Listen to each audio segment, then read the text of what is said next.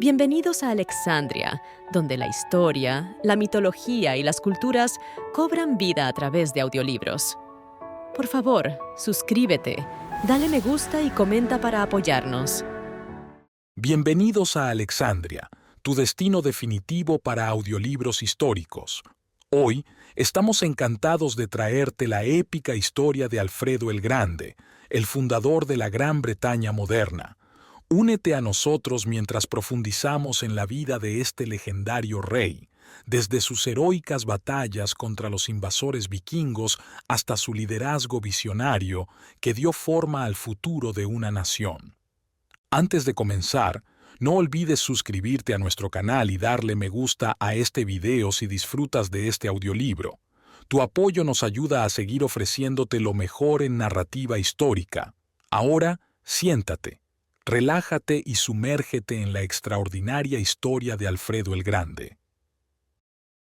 Capítulo 1. De troyanos a reyes, los orígenes míticos de Gran Bretaña. Alfredo el Grande es conocido por ser uno de los fundadores de la monarquía británica. No fue el primer gobernante, pero antes de él hubo algunos príncipes menos conocidos que gobernaron partes más pequeñas del reino. Gobernaban más como líderes tribales que como reyes ingleses. La monarquía británica ha tenido un impacto significativo en el mundo, y Alfredo el Grande jugó un papel en su establecimiento. Alfredo siguió el principio de los derechos hereditarios y dedicó su vida a establecer las bases sólidas sobre las cuales se ha construido el Imperio Británico. Según los relatos sobre su carácter y acciones, que creemos ser verdaderos, fue un estadista honesto, concienzudo, desinteresado y con visión de futuro. Si el sistema de sucesión hereditaria siempre hubiera producido tales líderes para la humanidad, el principio de la lealtad habría durado mucho más en el mundo. Esto habría ahorrado a grandes naciones, ahora repúblicas, una cantidad significativa de problemas y esfuerzos en la elección de sus gobernantes. Aunque el reinado del rey Alfredo puede parecer distante para nosotros hoy en día, ocurrió 800 años después de que comenzara la era cristiana. Tenemos registros históricos fiables del reino británico durante estos 800 años, hasta la época de Julio César. Más allá de eso, la historia está llena de relatos románticos y ficticios presentados como historia, que se remontan otros 800 años hasta la época de Salomón. Por lo tanto, una gran parte de la historia de esta notable isla precede a la época de Alfredo en lugar de seguirla. Sin embargo, en cuanto al interés y la importancia de la narrativa, los logros y contribuciones de Alfredo marcan el comienzo. Las historias de todas las naciones, tanto antiguas como modernas, siempre se remontan a regiones vagas de romance y fábula.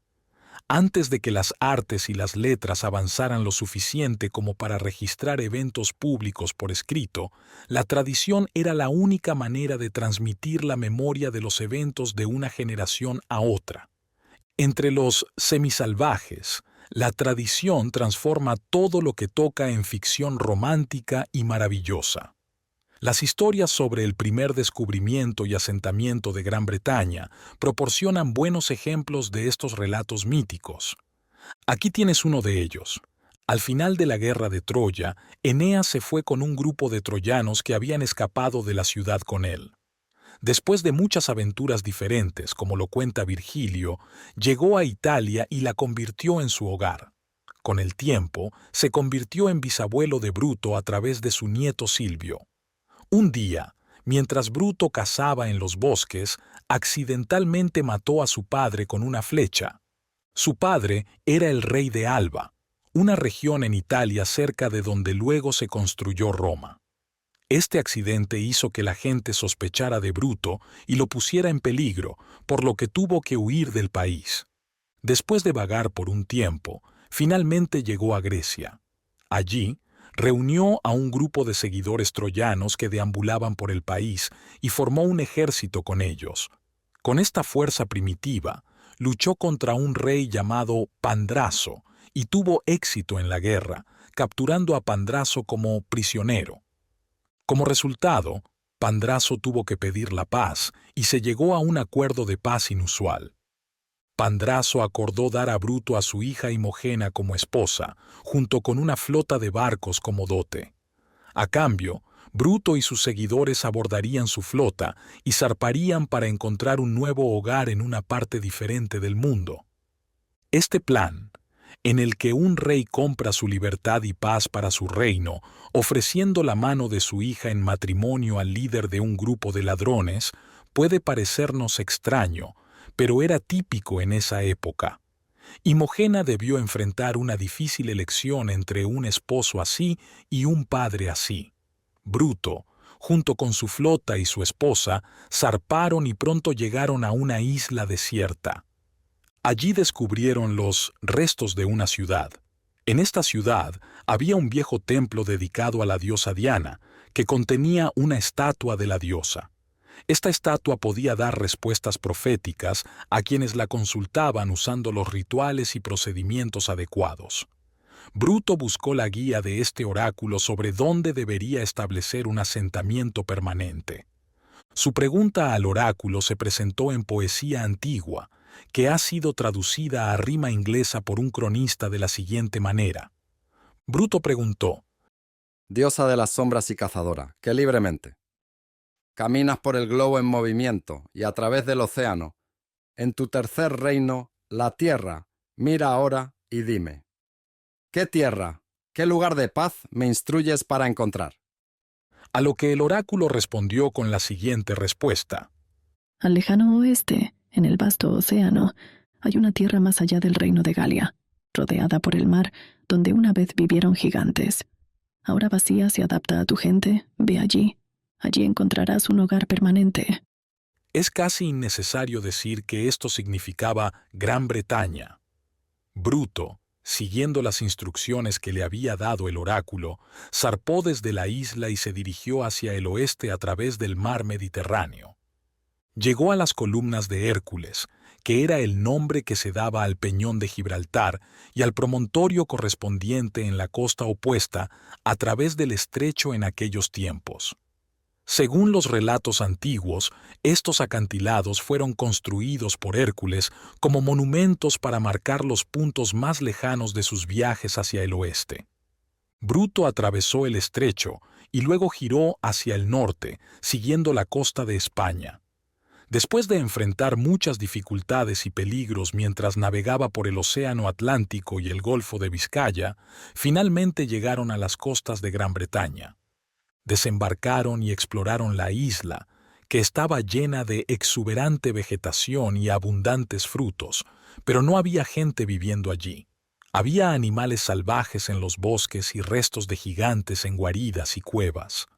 Estas criaturas eran muy diferentes de los humanos, como los lobos. Bruto y sus seguidores lucharon contra todos ellos. Obligaron a los animales salvajes a retirarse a las montañas de Escocia y Gales y mataron a los gigantes. Gog-Magog, el líder de los gigantes, fue arrojado por un acantilado al mar por uno de los seguidores de Bruto. La isla de Gran Bretaña está ubicada a una latitud similar a la de Labrador, que es conocida por su clima frío con abundante hielo y nieve. Sin embargo, los troyanos que exploraron esta isla descubrieron que era una región de verdor, fertilidad y belleza interminables.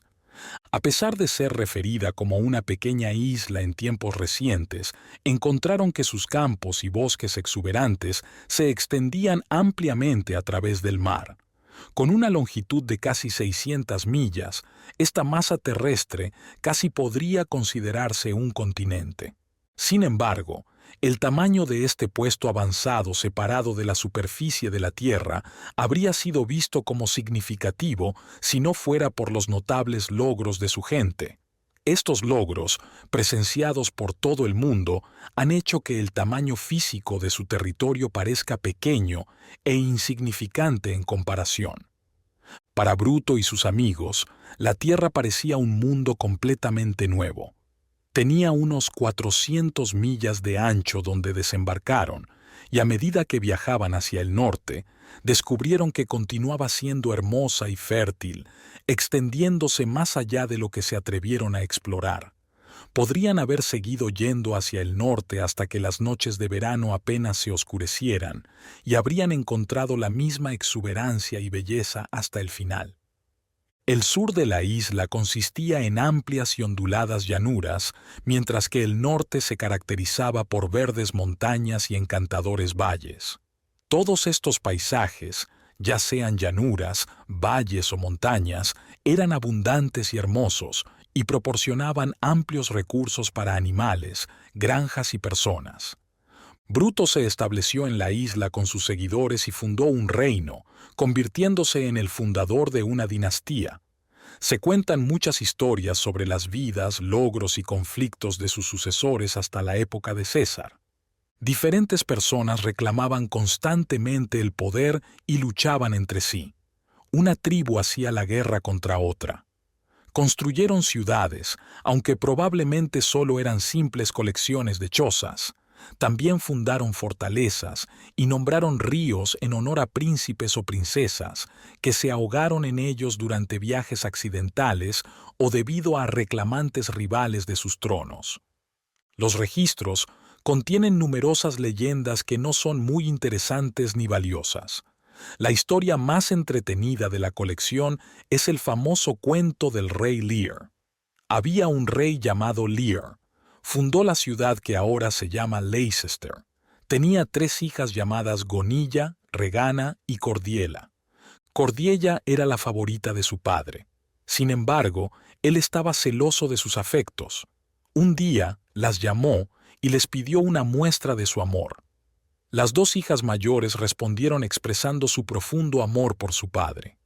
Afirmaron que su amor por él era más fuerte que cualquier otra cosa, y realmente significaban cada palabra que decían. Cordiela, todo este tiempo, permaneció tranquila y en silencio, y cuando su padre le preguntó cómo estaba, ella respondió: Padre, te amo como debería. ¿Qué más puede pedir un padre o prometer una hija? Aquellos que afirman lo contrario simplemente están adulando. El viejo e infantil rey estaba feliz con el amor mostrado por Gonilla y Regana. Creía que Cordiella, que era honesta, era desalmada y fría. Empezó a descuidarla cada vez más y eventualmente decidió no darle ninguna parte de su reino. En su lugar, dividió su reino entre las otras 2 y las casó con príncipes. Sin embargo, Cordiela fue elegida para ser la esposa de un príncipe francés que entendía que la verdad humilde y honesta era más confiable que las promesas vacías y extravagantes. El príncipe se casó con Cordiela, aunque ella no tenía dote, y la llevó con él al continente. El viejo rey renunció a su reino a sus hijas mayores.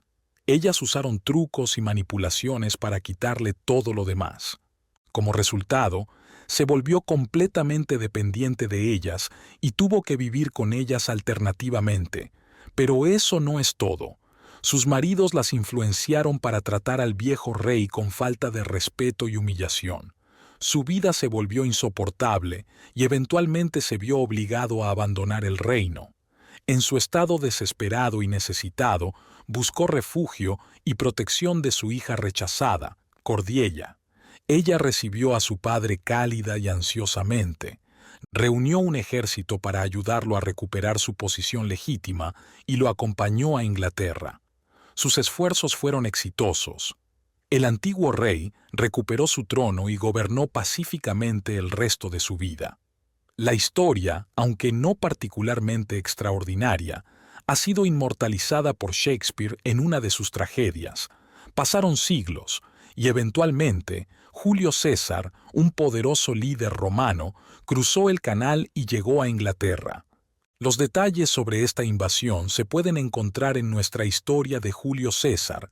Los romanos controlaron la isla en cierta medida durante 400 años.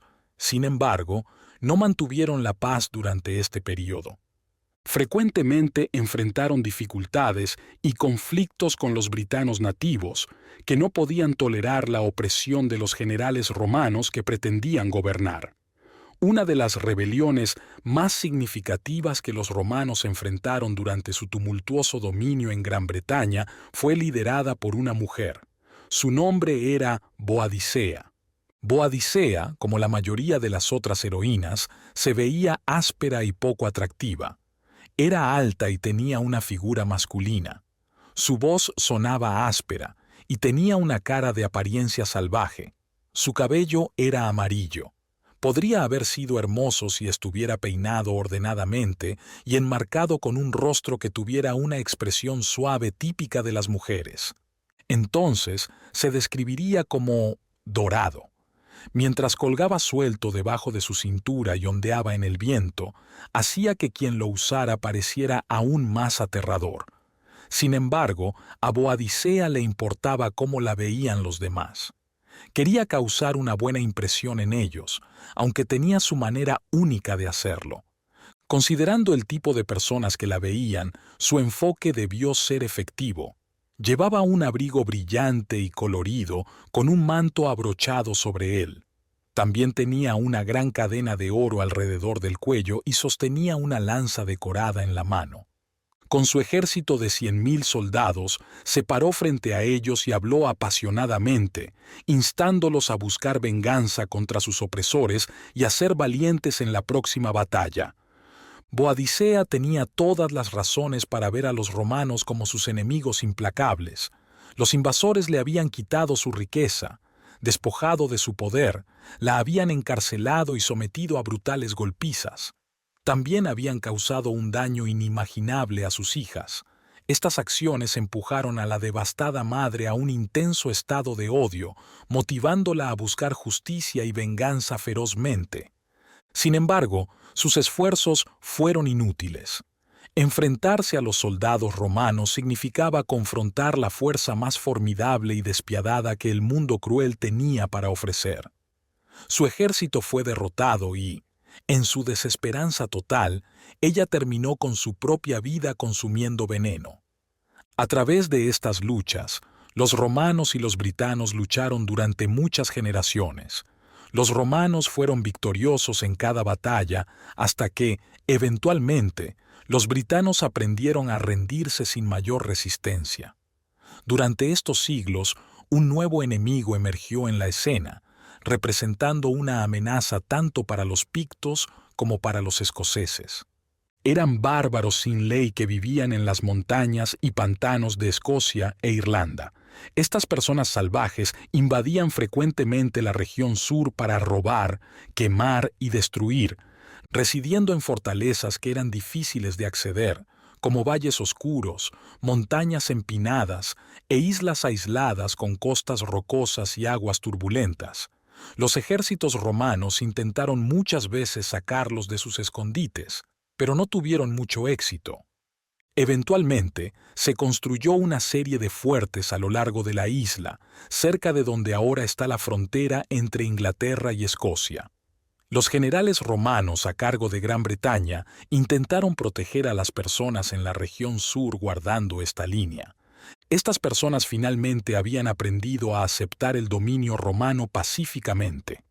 Uno de los eventos más memorables durante el tiempo en que los romanos gobernaron Gran Bretaña fue cuando uno de los emperadores visitó la parte norte de su reino. El nombre del emperador era Severo. Era poderoso y exitoso en su propio país, pero su vida se vio dificultada por un problema mayor. Sus hijos eran indisciplinados y constantemente peleaban entre ellos. Severo decidió llevarlos en un viaje a Gran Bretaña para separarlos de Roma. Su comportamiento inmoral los humillaba a ellos mismos y a su padre. Además, la intensa competencia y el odio que sentían el uno por el otro también jugaron un papel en esta decisión. Él esperaba que este cambio de escenario les ayudara a pensar de manera diferente e inspirara en ellos la búsqueda de objetivos más significativos. En el momento en que Severo emprendió esta expedición, era viejo y estaba muy enfermo. Sufría mucho de gota, por lo que no podía viajar normalmente y tuvo que ser transportado en una litera durante la mayor parte del camino. Cruzó el canal con su ejército y dejó a uno de sus hijos a cargo en la parte sur de la isla. Llevó al otro hijo y a una gran fuerza, decididos a internarse profundamente en Escocia y acabar efectivamente con la guerra contra los pictos y los escoceses. Tuvo algo de éxito, pero se necesitaba más. Sus soldados encontraron numerosos desafíos durante su misión. Quedaron atrapados en áreas húmedas y fangosas, cayeron en emboscadas y enfrentaron dificultades extremas y hambre como resultado de la escasez de agua y suministros de alimentos. Además, frecuentemente estaban rodeados por sus enemigos, obligándolos a participar en pequeñas batallas en grupo donde estaban en una desventaja significativa. Luego, además, el viejo y débil general estaba constantemente preocupado y angustiado por Bassianus, su hijo a quien había llevado con él al norte. La inmoralidad y agresividad de su carácter se mantenían igual a pesar de la nueva ubicación. Hacía planes y conspiraba contra el poder de su padre, incitaba rebeliones en el ejército, lideraba disturbios, y finalmente fue atrapado planeando matar a su padre. Severo, cuando se enteró de este terrible acto, llamó a su hijo para que viniera a su tienda. Colocó una espada frente a él y, mientras expresaba su decepción y enojo por el comportamiento irrespetuoso e ingrato de su hijo, Severo le gritó enojado: «Si deseas matarme, hazlo ahora. Aquí estoy, viejo, enfermo e indefenso. Tú eres joven y fuerte y puedes hacerlo fácilmente. Estoy listo. Da el golpe». Por supuesto, Bassianus tenía miedo de la reprimenda de su padre y se fue sin cometer el crimen al que había sido invitado. Sin embargo, su carácter permaneció igual. Este problema constante, junto con todas las otras dificultades que enfrentaba Severo, le impidieron conquistar completamente a sus enemigos en el norte. Hizo una especie de acuerdo de paz con ellos y se trasladó al sur, a la línea de puestos fortificados que se había establecido previamente. Decidió convertirla en una frontera permanente construyendo un muro en ella. Asignó a todo su ejército la tarea y se dice que completó la estructura en 1 o 2 años. Este muro es conocido en la historia como el Muro de Severo y fue tan fuerte y duradero que aún hoy se pueden ver algunos rastros de él. El muro se extendía a lo largo de la isla, desde el río Tyne hasta el Solway Frith, cubriendo una distancia de casi 70 millas. Tenía 12 pies de alto y 8 pies de ancho, hecho de mampostería robusta en ambos lados con piedra en el medio. Cuando cruzaba bahías o pantanos, se usaban pilotes como cimientos. Sin embargo, el muro por sí solo no era suficiente para la defensa. Estaba destinado a ser custodiado por soldados, sirviendo como una forma de requerir menos tropas para proteger el área. A lo largo del muro había grandes fortalezas llamadas estaciones donde se apostaban soldados. Estas estaciones también atraían a artesanos y trabajadores que construían pequeños pueblos a su alrededor. Entre las estaciones había fortalezas más pequeñas llamadas castillos, que servían como defensa y puntos de encuentro en caso de un ataque, pero no albergaban a un gran número de soldados. Luego, entre los castillos, había torres más pequeñas que se usaban como torres de vigilancia y puestos para los guardias. Así, todo el muro estaba defendido por hombres armados. Se decía que el número total de personas defendiendo este muro extraordinario era de 10,000. Había un foso ancho y profundo en el lado norte del muro para dificultar aún más el acceso al enemigo, y una carretera militar espaciosa y bien construida en el lado sur.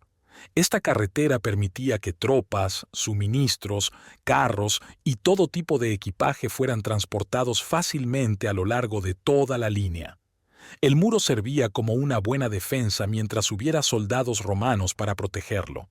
Sin embargo, después de unos 2 siglos, el propio Imperio Romano comenzó a debilitarse, incluso en su capital. Para proteger su capital de la destrucción, el gobierno tuvo que retirar a sus ejércitos de tierras distantes. El muro fue entonces dejado a los britanos, pero no pudieron defenderlo. Los pictos y escoceses aprovecharon esto y reanudaron sus ataques. Destruyeron los castillos, hicieron brechas en el muro e incluso usaron barcos para sortearlo y continuar su saqueo y destrucción. El pueblo de Gran Bretaña estaba en gran angustia y pedía repetidamente ayuda a los romanos. Recibieron alguna asistencia ocasional y temporal de los romanos. Sin embargo, eventualmente, toda esperanza de asistencia por parte de los romanos desapareció. Los britanos, al darse cuenta de que su situación era desesperada, no tuvieron más remedio que recurrir a una solución drástica, que será explicada en el próximo capítulo. Capítulo 2. El nacimiento del gobierno anglosajón. Algunas familias tienen una fuerte tradición de inteligencia y ambición que se mantiene durante muchas generaciones, mientras que otras tienden hacia la bondad y una profunda naturaleza emocional. Cualquiera que observe a las familias que conoce verá que los rasgos y similitudes familiares no son solo físicos, sino que también se extienden a las personalidades y habilidades de cada miembro de la familia. Otras, por otro lado, muestran inclinaciones naturales hacia una fuerza física y dureza excepcionales, así como habilidades para el esfuerzo muscular y la resistencia. A pesar de las diversas excepciones e irregularidades asociadas con estas diferencias, son profundas y duraderas cuando existen. No están influenciadas significativamente solo por factores externos. En cambio, están arraigadas en principios ocultos relacionados con el origen de la vida y la forma en que se transmite de padres a hijos, que los filósofos aún no han podido investigar completamente. Las mismas cualidades únicas que vemos en las familias también se observan en diferentes naciones y razas. Los fisiólogos creen que hay 5 razas principales con características físicas y mentales distintas. Estas características se transmiten de padres a hijos y pueden ser influenciadas por la educación y factores externos, pero no pueden cambiarse fundamentalmente. Comparar, por ejemplo, las razas india y africana. Cada una ha vivido en su continente durante mucho tiempo, experimentando diferentes climas e influencias externas. Son completamente diferentes entre sí en términos de apariencia física y creencias. Así como un lobo no puede convertirse en un perro al domesticarlo, o un perro no puede convertirse en un tigre al vivir en los bosques, estas razas no pueden cambiar entre sí. La diferencia es aún mayor entre estas razas y la raza caucásica. Esta raza podría llamarse la raza europea, pero algunas naciones de Asia y África también pertenecen a ella, como los persas, fenicios, egipcios, cartagineses y turcos. Todas las naciones de esta raza, ya sean europeas o africanas, comparten características físicas como la forma de la cabeza y el color de la piel. También son conocidas por su intelecto, energía, determinación y orgullo, que siempre han moldeado sus circunstancias. Es innegable que ha habido grandes ejemplos de humanidad dentro de la raza africana. Sin embargo, existe una clara y permanente diferencia constitucional entre ellos y la raza caucásica. Esto es evidente por el hecho de que ambas razas han habitado sus respectivos continentes durante 2000 años sin una influencia significativa de otros. Mientras que ninguna nación de la raza africana ha avanzado más allá de un bajo nivel de civilización, más de 50 civilizaciones distintas e independientes han surgido y florecido entre la raza caucásica. Durante miles de años, la raza caucásica ha mostrado consistentemente las mismas características y una fuerza inquebrantable en todas las situaciones. Siempre han logrado superar calamidades, guerras, enfermedades, hambrunas y oscuridad. No han permanecido en un estado de degradación o barbarie por largos periodos de tiempo. Actualmente, no hay pueblos bárbaros dentro de esta raza, y esto ha sido así durante siglos. Casi todos los grandes logros de la historia han sido alcanzados por este grupo de personas. Han traído fama a cada era y país en los que han sido parte a través de sus notables hechos, descubrimientos y logros impulsados por sus habilidades intelectuales. Como egipcios, construyeron las pirámides y erigieron enormes monolitos que permanecen perfectamente conservados incluso después de 30 siglos. Como fenicios, construyeron barcos, dominaron la navegación y exploraron todos los mares conocidos sin la ayuda de una brújula o carta náutica. Como griegos, crearon hermosos diseños arquitectónicos, esculpieron esculturas en mármol y escribieron poemas e historias que han sido admirados por el mundo desde entonces. Como romanos, tenían un ejército bien organizado que gobernaba sobre 50 naciones y 100 millones de personas. Fueron liderados por un líder supremo cuyas magníficas palacios y monumentos aún existen hoy en día. A lo largo de la historia, los romanos siempre se han destacado por su energía, actividad e inteligencia, independientemente del idioma que hablaban o del período en el que vivieron. Inventaron la imprenta y crearon registros permanentes del pasado en cada país que ocuparon. Exploraron los cielos y calcularon con precisión los movimientos celestiales complejos. Estudiaron minuciosamente la Tierra, organizando y clasificando la amplia variedad de plantas, animales y minerales encontrados en su superficie. Aprovecharon la energía del vapor y del agua en caída para producir alimentos y ropa de manera eficiente para la humanidad.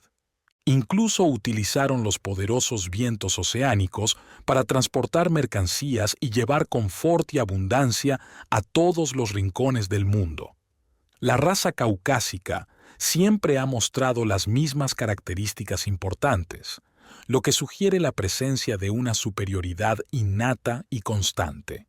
Sin embargo, también existen algunas diferencias entre las distintas ramas de esta raza, que pueden explicarse por circunstancias variables y variaciones constitucionales similares. Estas diversidades distinguen a una rama de otra, así como la raza caucásica en su conjunto es distinta de otras razas con las que la hemos comparado. Como anglosajones, nosotros mismos afirmamos que los anglosajones son superiores a todas las demás ramas de la raza caucásica. Los anglosajones comenzaron como piratas y ladrones, conocidos por sus actividades extremas y peligrosas. Su reputación de ser enérgicos, emprendedores y audaces en la batalla no es un desarrollo reciente. Incluso antes de la época de Alfredo, sus antepasados eran famosos y temidos en todas partes a las que iban, hace varios siglos. Todos los historiadores de esa época los describen como diferentes de sus vecinos en términos de su energía, fuerte carácter, habilidades mentales y físicas superiores y espíritu aventurero. Construyeron barcos y navegaron valientemente en las aguas del Mar del Norte o el Mar Báltico para conquistar o saquear. Al igual que sus descendientes en las islas británicas y a lo largo de las costas atlánticas, no les importaba la estación o el clima durante estos viajes. A menudo elegían navegar en tormentas para sorprender a sus enemigos. Construían pequeños botes utilizando mimbre y los cubrían con pieles. En estas frágiles flotas se aventuraban en las turbulentas aguas del Mar del Norte. Durante estas expediciones, todos participaban juntos y tenían un interés compartido. Los líderes trabajaban junto a los hombres, experimentando las mismas dificultades y peligros, mientras que los hombres participaban en la toma de decisiones y estrategias de los líderes. Su inteligencia, energía, coraje e ingenio los hacían exitosos en todo lo que intentaban. Si luchaban, ganaban. Si perseguían a sus enemigos, siempre los atrapaban. Si huían, siempre lograban escapar. Vestían ropas sueltas y llevaban el pelo largo colgando sobre sus hombros. Eran hábiles en la fabricación de armas que eran mejores que las de otros, lo que les daba una gran ventaja sobre otras naciones en ese momento. Había dos otras similitudes entre el tronco parental en su forma temprana y sus descendientes sociales hoy en día. Una era su fuerte creencia en la fidelidad en el matrimonio y su juicio severo de cualquier violación de la virtud femenina. Si una mujer rompía sus votos matrimoniales, se la obligaba a suicidarse ahorcándose. Su cuerpo era entonces quemado públicamente, y la persona que la ayudaba a cometer el crimen era ejecutada sobre las cenizas. Los antiguos anglosajones y sus descendientes modernos compartían un fuerte sentido de orgullo. Nunca podían tolerar algo como rendirse. Aunque a veces eran abrumados, nunca eran derrotados. Incluso cuando eran capturados y llevados como prisioneros, su espíritu inconquistable nunca podía ser verdaderamente sometido. Los romanos a veces obligaban a sus prisioneros a luchar como gladiadores para el entretenimiento del pueblo de la ciudad. En una ocasión, 30 anglosajones que habían sido capturados y estaban siendo retenidos para este propósito, eligieron estrangularse a sí mismos en lugar de aceptar este deshonor. Toda la nación mostraba consistentemente una determinación inquebrantable, enfrentando todo tipo de peligros y soportando numerosas dificultades en lugar de rendirse o someterse a cualquier autoridad, excepto a la que ellos mismos habían establecido para su beneficio. Sus descendientes, ya sea en Inglaterra o América, todavía poseen un espíritu similar. La llegada de un grupo de bárbaros feroces y decididos a una pequeña isla cerca del río Támesis se considera un evento significativo en la historia de Inglaterra. Este evento se celebra como el inicio de la grandeza y el poder británico. Antes de esto, la historia de Inglaterra se remonta a los conflictos entre los romanos y los britanos nativos, así como los ataques de los pictos y los escoceses. Sin embargo, después de la llegada de los anglosajones, todos estos pueblos nativos desaparecieron gradualmente y fueron reemplazados por los nuevos colonos. La monarquía actual se originó de sus raíces anglosajonas. Todo lo anterior a la llegada de este nuevo linaje es como la historia de las tribus nativas americanas antes de la llegada de los peregrinos ingleses. El desembarco de los peregrinos en Plymouth Rock se considera el punto de partida de la historia de la República Americana, mientras que la llegada de los aventureros anglosajones a la isla de Thanet marca el origen de la monarquía británica. Este evento es un hito significativo en el pasado distante, aunque ahora pueda parecer vago y lejano. Y, sin embargo, a pesar de que el evento tuvo un impacto tan significativo y consecuencias de largo alcance, parecía ser un acontecimiento pequeño e insignificante en ese momento. Inicialmente, solo había 3 barcos. Los informes difieren respecto a su tamaño y naturaleza. Algunos relatos mencionan que llevaban 300 hombres, mientras que otros sugieren que el número de personas que llegaron en el primer desembarco fue de 3.000. Sin embargo, esto puede parecer imposible porque ningún barco construido en esa época podría llevar tal número de personas. Podemos asumir, por lo tanto, que el número mencionado incluye a aquellos que llegaron en expediciones anteriores y fueron agrupados por el historiador. Alternativamente, es posible que varios otros barcos o transportes acompañaran a los 3 barcos que la historia conmemora específicamente como los primeros en llegar. Sabemos muy poco sobre la forma y el tamaño de los barcos que estos marineros usaban para navegar los mares británicos en tiempos antiguos. Se llamaban sewles, aunque el nombre a veces se escribe como seals, y de otras maneras en los registros antiguos. Estos barcos eran bastante grandes y robustos, capaces de soportar condiciones adversas en el mar. Enfrentaban valientemente cualquier tipo de tormenta o peligro, ya fuera durante el invierno o el verano, en las turbulentas aguas del Mar del Norte. Los nombres de los comandantes que dirigieron la expedición que desembarcó por primera vez se han conservado y han ganado fama generalizada, como era de esperar.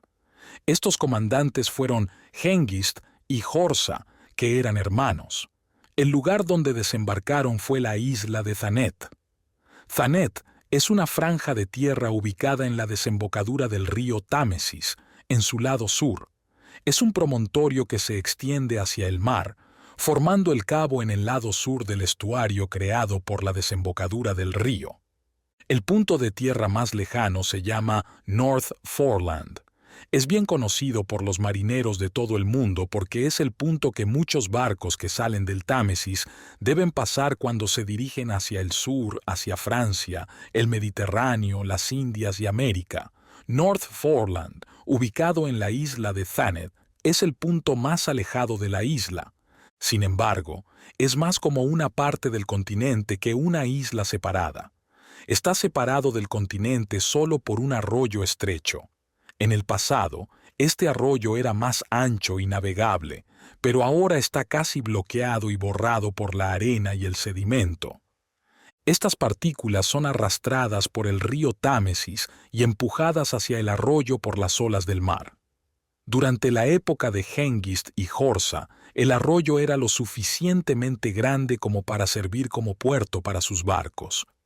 Llegaron a una ciudad llamada Ebbs Fleet, que ahora se encuentra más tierra adentro. Existe cierta incertidumbre sobre por qué Hengist y Horsa llegaron por primera vez a la costa inglesa. No está claro si vinieron en una expedición pirata, si fueron llevados a la costa por el mal tiempo, o si fueron invitados por el rey británico. Es indudable que grupos de anglosajones habían visitado antes en situaciones similares y luego, después de breves incursiones tierra adentro, regresaban a sus barcos y se iban. Sin embargo, en este caso, encontraron una situación política única y extraordinaria en el país al que habían llegado. Esta situación los llevó a prolongar su estancia y eventualmente establecer una fuerte presencia en la tierra. Como resultado, ellos y sus seguidores y descendientes se convirtieron en los gobernantes absolutos del país y han mantenido el control hasta el día de hoy. Las razones de su poder duradero fueron las siguientes. El rey de Gran Bretaña durante este tiempo se llamaba Vortigern.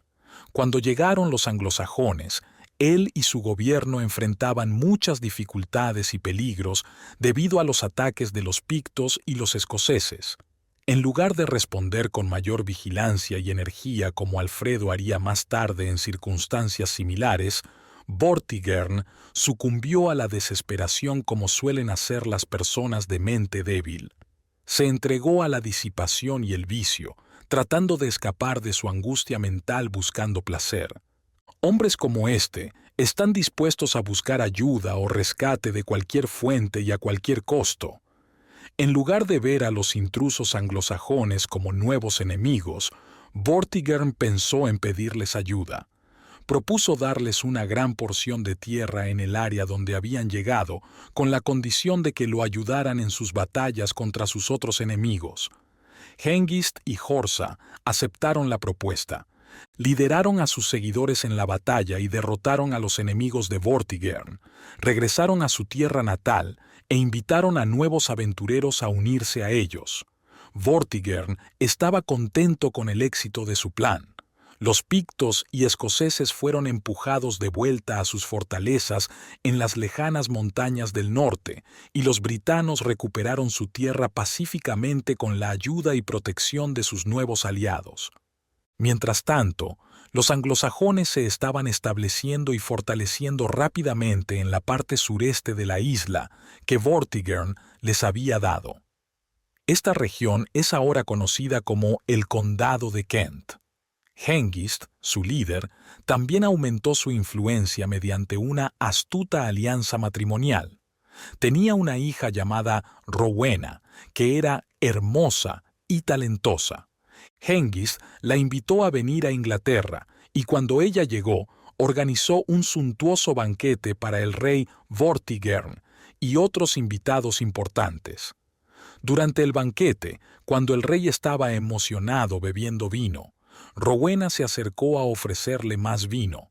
El rey quedó impresionado por su belleza y gracia, como Hengist había previsto.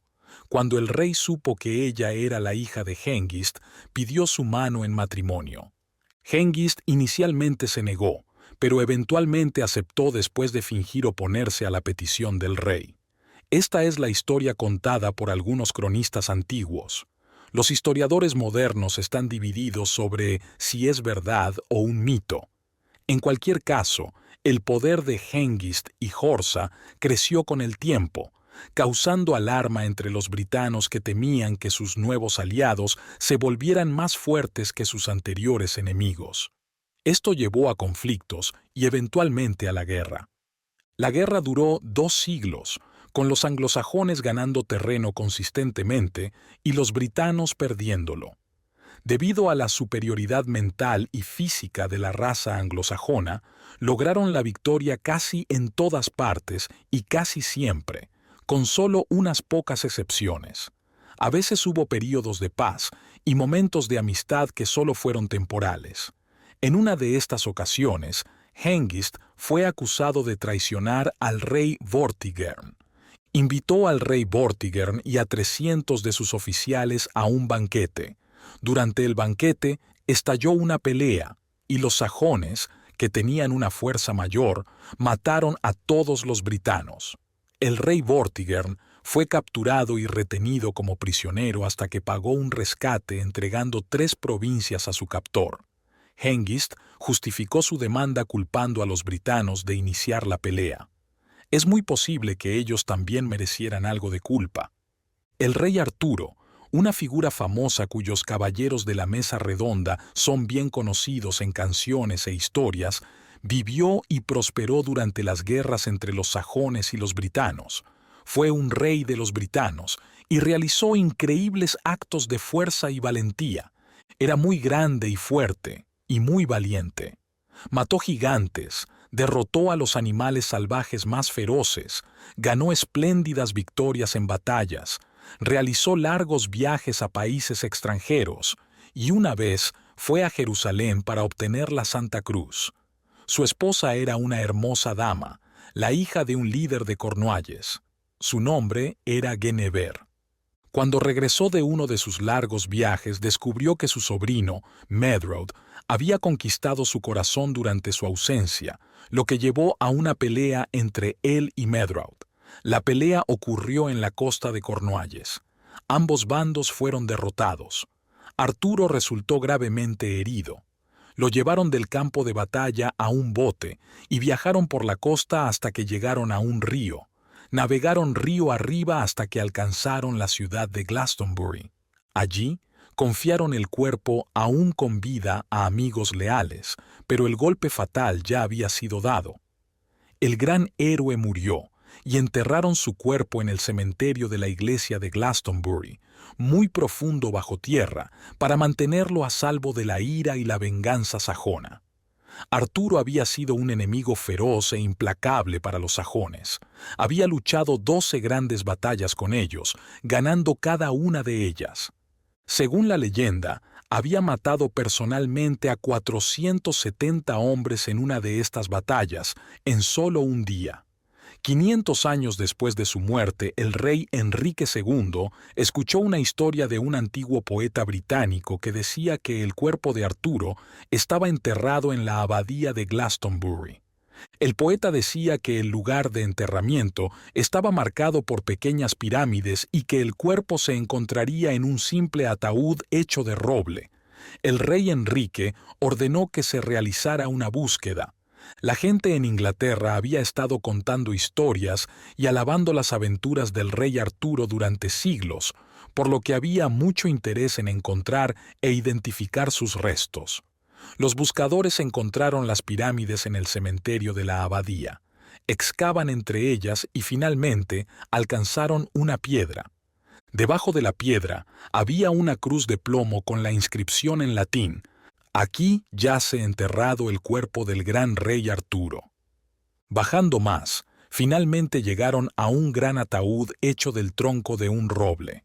Dentro del ataúd había un esqueleto humano de tamaño inusualmente grande.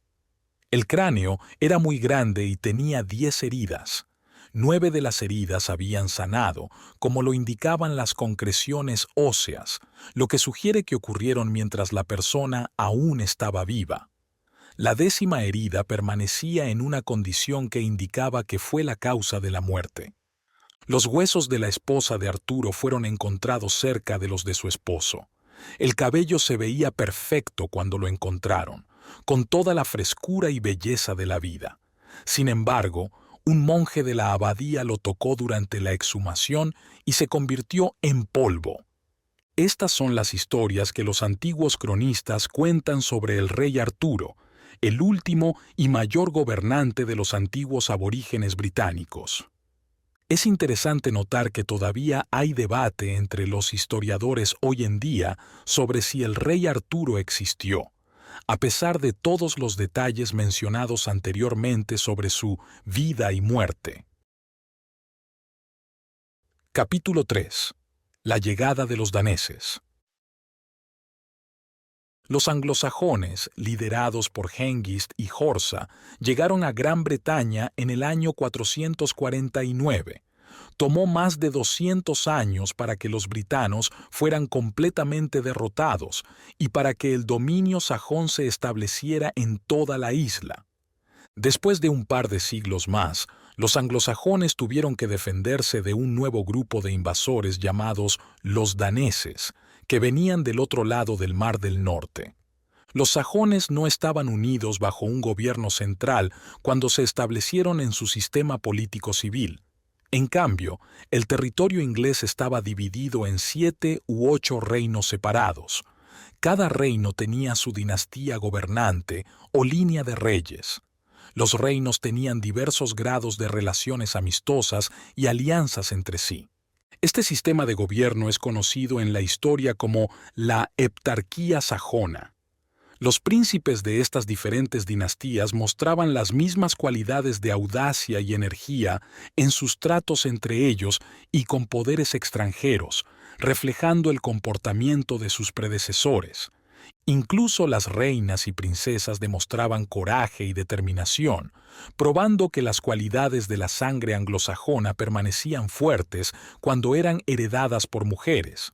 Por ejemplo, hay una notable historia sobre una de estas princesas sajonas. Había un rey en Europa, cuyas tierras estaban ubicadas entre el Rin y el Mar del Norte, que quería casarla con su hijo, Radiger. La princesa aceptó y el acuerdo se finalizó. El rey pronto murió, pero antes de fallecer, cambió de opinión sobre el matrimonio de su hijo. Resulta que se había casado con una segunda esposa, que era hija de un poderoso rey de los francos, un fuerte pueblo del continente. Dado que su hijo heredaría inesperadamente el trono debido a la inminente muerte de su padre, necesitaba el apoyo inmediato de una poderosa alianza. Así que el rey le aconsejó renunciar a casarse con la princesa sajona y en su lugar formar una conexión con los francos, tal como él lo hizo. El príncipe aceptó este plan y, después de la muerte de su padre, se casó con su madrastra, quien era la antigua esposa de su padre. Aunque esta unión sería considerada extremadamente inusual hoy en día, no parecía ser vista como algo extraordinario en aquel entonces. La princesa anglosajona estaba muy enojada por esta ruptura de la promesa de su pretendiente. Reunió un ejército y preparó una flota, y navegó con la fuerza que había reunido a través del Mar del Norte para enfrentar al infiel Radiger. Su flota entró en la desembocadura del Rin, y sus soldados desembarcaron, con ella liderándolos. Dividió su ejército en 2 partes. Una parte se quedó con ella como guardia en su campamento, que estableció cerca de donde desembarcó. La otra parte fue enviada a buscar y atacar a Radiger, que estaba reuniendo sus fuerzas en estado de alarma debido a la amenaza repentina e inesperada. Con el tiempo, este grupo regresó y dijo que habían encontrado y luchado contra Radiger y lo habían vencido completamente. Volvieron celebrando su victoria, pensando que el amante infiel había sido bien castigado por lo que hizo. La princesa, en lugar de estar feliz con su éxito, les dijo que volvieran y capturaran a Radiger como prisionero. Siguieron sus órdenes y después de perseguirlo, finalmente lo capturaron en un bosque y lo llevaron al campamento de la princesa. él rogó por su vida e intentó explicar por qué rompió el contrato hablando de su situación desesperada y los últimos deseos de su padre. La princesa dijo que estaba dispuesta a perdonarlo si ahora se deshacía de su rival y cumplía lo que había prometido hacer por ella. Radiger aceptó esta solicitud.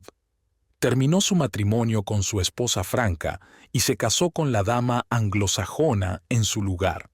Aunque el pueblo anglosajón continuó mostrando el mismo espíritu y energía notables en todo lo que hacían, y generalmente lograban el mismo nivel de éxito que habían tenido desde el principio, eventualmente encontraron un oponente formidable en los daneses. Sin embargo, es importante notar que el término daneses en la historia no se refiere exclusivamente a personas de Dinamarca. Provenían de varios lugares a lo largo de los mares del norte y Báltico. Vivían en el mar en lugar de la tierra. Eran un grupo de marineros valientes y feroces, igual que los anglosajones 2 siglos antes. Hay muchas historias increíbles sobre su valentía y sus hábitos agresivos. Se quedaban alrededor de las bahías a lo largo de las costas de Suecia y Noruega, y las islas que bloquean la entrada al mar Báltico. Estaban organizados en grandes grupos, cada uno dirigido por un líder llamado Rey del Mar, porque sus territorios pertenecían mayormente al mar. Construían o compraban sus barcos en la costa y buscaban refugio entre las islas y bahías durante las tormentas, pero se enorgullecían de nunca vivir en casas ni experimentar las comodidades o placeres de la tierra de ninguna manera. Iban a todas partes para conquistar y robar, y estaban orgullosos de sus acciones violentas e injustas. Se consideraba honorable unirse a su grupo. Líderes y nobles que vivían en la tierra enviaban a sus hijos a unirse a estas bandas de piratas para ganar poder, riqueza y fama. Esto se veía como una forma de lograr éxito y reconocimiento. De la misma manera que hoy en día los oficiales militares o navales respetables servirían a un gobierno extranjero de buena reputación. Además de los poderosos líderes de estos grupos, muchos jefes menores comandaban barcos individuales o pequeños escuadrones. Estos eran generalmente los hijos menores de gobernantes o jefes, mientras que sus hermanos mayores se quedaban en casa para heredar el trono o la propiedad familiar. Al igual que hoy en día en Europa, se consideraba vergonzoso que los miembros de familias nobles se dedicaran a trabajos honorables. Podían saquear y matar sin deshonra, pero no podían trabajar. Robar y matar les traía gloria, mientras que hacer el bien o ser útil de alguna manera les traía vergüenza. Estos hijos menores también se iban al mar a una edad muy temprana. A menudo eran enviados a la edad de 12 años para que se acostumbraran a las duras condiciones y peligros de sus luchas, así como a las tormentas invernales. Esto los preparaba para las demandas físicas que el mar requiere de aquellos que se atreven a aventurarse en él. Cuando regresaban, eran recibidos con respeto y honor o ignorados y deshonrados, dependiendo de cuánto botín y despojos hubieran traído de vuelta. Durante los meses de verano, los propios reyes preparaban y equipaban fuerzas navales para expediciones similares. Navegaban a lo largo de las costas del mar, buscando áreas desprotegidas para atacar.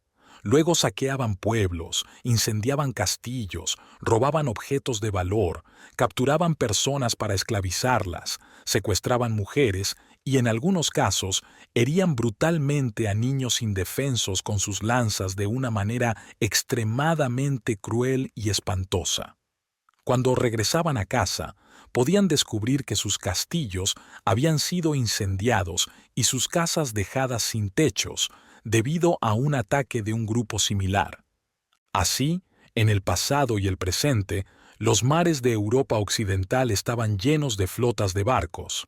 Sin embargo, en aquellos días, los barcos no se dedicaban al comercio pacífico, transportando mercancías, y no estaban tripulados por marineros inofensivos. En cambio, estaban cargados de armas y tripulados por peligrosos piratas, que eran temidos y despreciados por todos. Uno de los primeros reyes del mar que se hizo lo suficientemente conocido como para ser recordado en la historia fue Ragnar Lodbrok. Ganó fama a través de sus hazañas, que coincidían con su carácter rudo e incivilizado.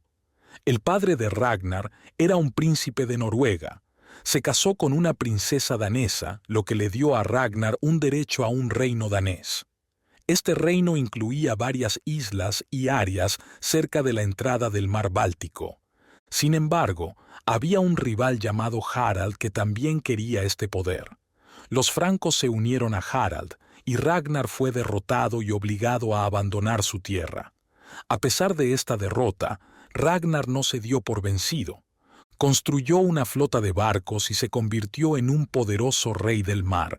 Dirigió sus fuerzas navales con determinación, energía y planificación cuidadosa, lo que permitió que su poder creciera rápidamente. Ganó control sobre otros reyes del mar y estableció un fuerte imperio marítimo. Emprendió viajes cada vez más lejanos. Finalmente, para vengarse de los francos por ayudar a su enemigo en casa, atravesó el estrecho de Dover y descendió por el Canal de la Mancha hasta la desembocadura del Sena. Subió por este río hasta Rouen y desembarcó allí, causando mucho miedo y pánico en todo el país. Desde Rouen, marchó a París sin enfrentar ninguna oposición ni encontrar defensa para la capital. Sus soldados destruyeron el monasterio de Saint-Germain cerca de la ciudad. Entonces, el rey de los francos, dándose cuenta de que no tenía otra opción, pagó una gran suma de dinero para comprar a Ragnar y su banda. Con el dinero y otras cosas que habían tomado, Ragnar y su grupo regresaron a sus barcos en Rouen y navegaron de regreso a sus lugares habituales entre las bahías e islas del mar Báltico. Esta hazaña hizo famoso el nombre de Ragnar Lodbrok. También le ayudó a ganar más poder. Más tarde atacó España e incluso se atrevió a luchar contra los anglosajones en Gran Bretaña, tal como los anglosajones habían luchado contra los pueblos nativos siglos atrás. Sin embargo, Ragnar encontró que las espadas y lanzas anglosajonas que encontró al desembarcar en Inglaterra eran mucho más formidables que las que enfrentó en el lado sur del canal. Finalmente fue derrotado en la batalla. Aquí están los detalles. En la preparación para su ataque a la costa inglesa, sabía que enfrentaría enemigos formidables. Construyó 2 enormes barcos, más grandes de lo habitual y completamente armados y equipados. Los llenó con hombres cuidadosamente seleccionados y navegó a lo largo de la costa escocesa, buscando un lugar adecuado para desembarcar. Las montañas e islas de Escocia frecuentemente experimentan fuertes vientos y tormentas. Los barcos de Ragnar fueron atrapados en una de estas tormentas y fueron arrastrados a la costa. Los barcos se perdieron, pero los hombres lograron escapar a tierra firme. Sin inmutarse por este revés, Ragnar los organizó y los reunió como un ejército, y marchó más tierra adentro para enfrentar cualquier fuerza opositora. Su camino lo llevó a Northumbria, el reino sajón más septentrional. Allí, rápidamente se encontró con una fuerza mucho más grande y poderosa, comandada por el rey Ella. Sin embargo, con su característica valentía temeraria, avanzó audazmente para enfrentarlos. Según los informes, rompió las líneas enemigas 3 veces, liderando su pequeño grupo y abriéndose paso directamente a través de ellas. Sin embargo, finalmente fue superado. Sus hombres fueron asesinados y él fue capturado. Desafortunadamente, nuestros antepasados trataban a sus prisioneros de manera muy cruel. Llenaron una guarida con serpientes venenosas y obligaron al pobre Ragnar a entrar en ella. Las serpientes venenosas lo mataron con sus mordeduras. Fue ella, el rey de Northumbria, quien ordenó y llevó a cabo este castigo. La expedición de Ragnar terminó sin lograr ningún resultado duradero en la historia anglosajona. Sin embargo, es notable como la primera de una serie de invasiones de los daneses, o normandos, que venían de varias costas de los mares Báltico y del norte. Estas invasiones finalmente causaron problemas significativos para los anglosajones. En un momento, las conquistas danesas representaron una seria amenaza de erradicar y derrocar completamente el poder anglosajón de la isla. Probablemente habrían tenido éxito si no fuera por las acciones sabias, valientes, astutas y altamente hábiles de la persona discutida en esta historia, como se explicará completamente en los capítulos siguientes. Ragnar no fue el único normando que intentó desembarcar en Inglaterra y saquear a los anglosajones, incluso en su tiempo. Aunque no hay registros históricos detallados de esa época, hemos heredado muchas leyendas, baladas y crónicas antiguas que relatan los diversos eventos que ocurrieron. A partir de estos relatos, parece que los reyes del mar comenzaron a atacar las costas inglesas y otras orillas accesibles durante este tiempo. Algunas de estas invasiones fueron bastante formidables. Al principio, estos viajes solo se realizaban en verano. Los saqueadores recogían su botín y regresaban a sus tierras en otoño, pasando el invierno en las bahías e islas allí. Eventualmente, se volvieron más atrevidos. En el otoño del año 851, un gran grupo de ellos desembarcó en la isla de Thanet, donde los sajones habían desembarcado siglos atrás. Tranquilamente establecieron sus campamentos de invierno en suelo inglés. Lograron quedarse allí durante todo el invierno y estaban listos para acciones aún más audaces en la primavera. Crearon una gran alianza y reunieron una flota de 350 barcos, galeras y botes. Navegaron valientemente por el Támesis, saqueando Londres en el camino. Luego marcharon hacia el sur a Canterbury y también la saquearon. Desde allí, entraron en uno de los reinos anglosajones conocido como Mercia. La gente de la tierra no pudo ofrecer una resistencia significativa a su viaje de saqueo. Finalmente, se formó un poderoso grupo de anglosajones y se envió a confrontar a los daneses. La batalla tuvo lugar en un bosque lleno de robles y los daneses fueron derrotados. Sin embargo, esta victoria solo proporcionó un alivio temporal a los reinos anglosajones.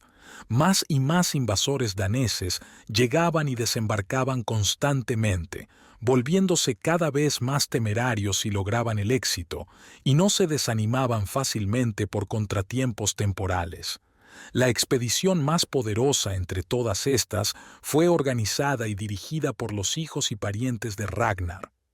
Los parientes del desafortunado líder, impulsados tanto por el deseo de botín como por una sed salvaje de venganza, se embarcaron en esta audaz misión. Pasaron una cantidad considerable de tiempo reuniendo una gran flota y convenciendo a tantos líderes como fuera posible para unirse a ellos en este esfuerzo.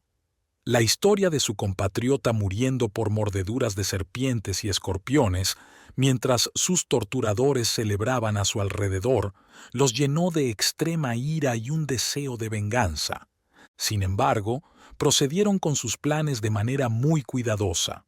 No se apresuraron en nada. Permitieron suficiente tiempo para la reunión y organización de la confederación. Cuando todo estuvo preparado, descubrieron que había 8 reyes y 20 condes en la alianza, en su mayoría parientes y camaradas de Ragnar. Los 2 líderes más importantes entre ellos eran Guthrum y Juba. Juba era uno de los hijos de Ragnar.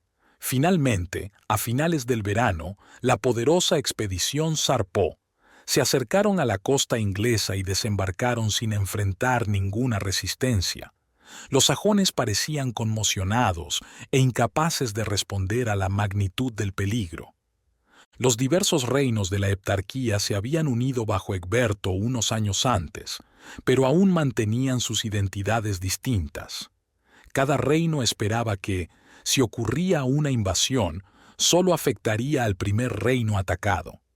Dado que estos reinos a menudo competían y eran hostiles entre sí, no se unieron para enfrentar lo que resultó ser una amenaza compartida.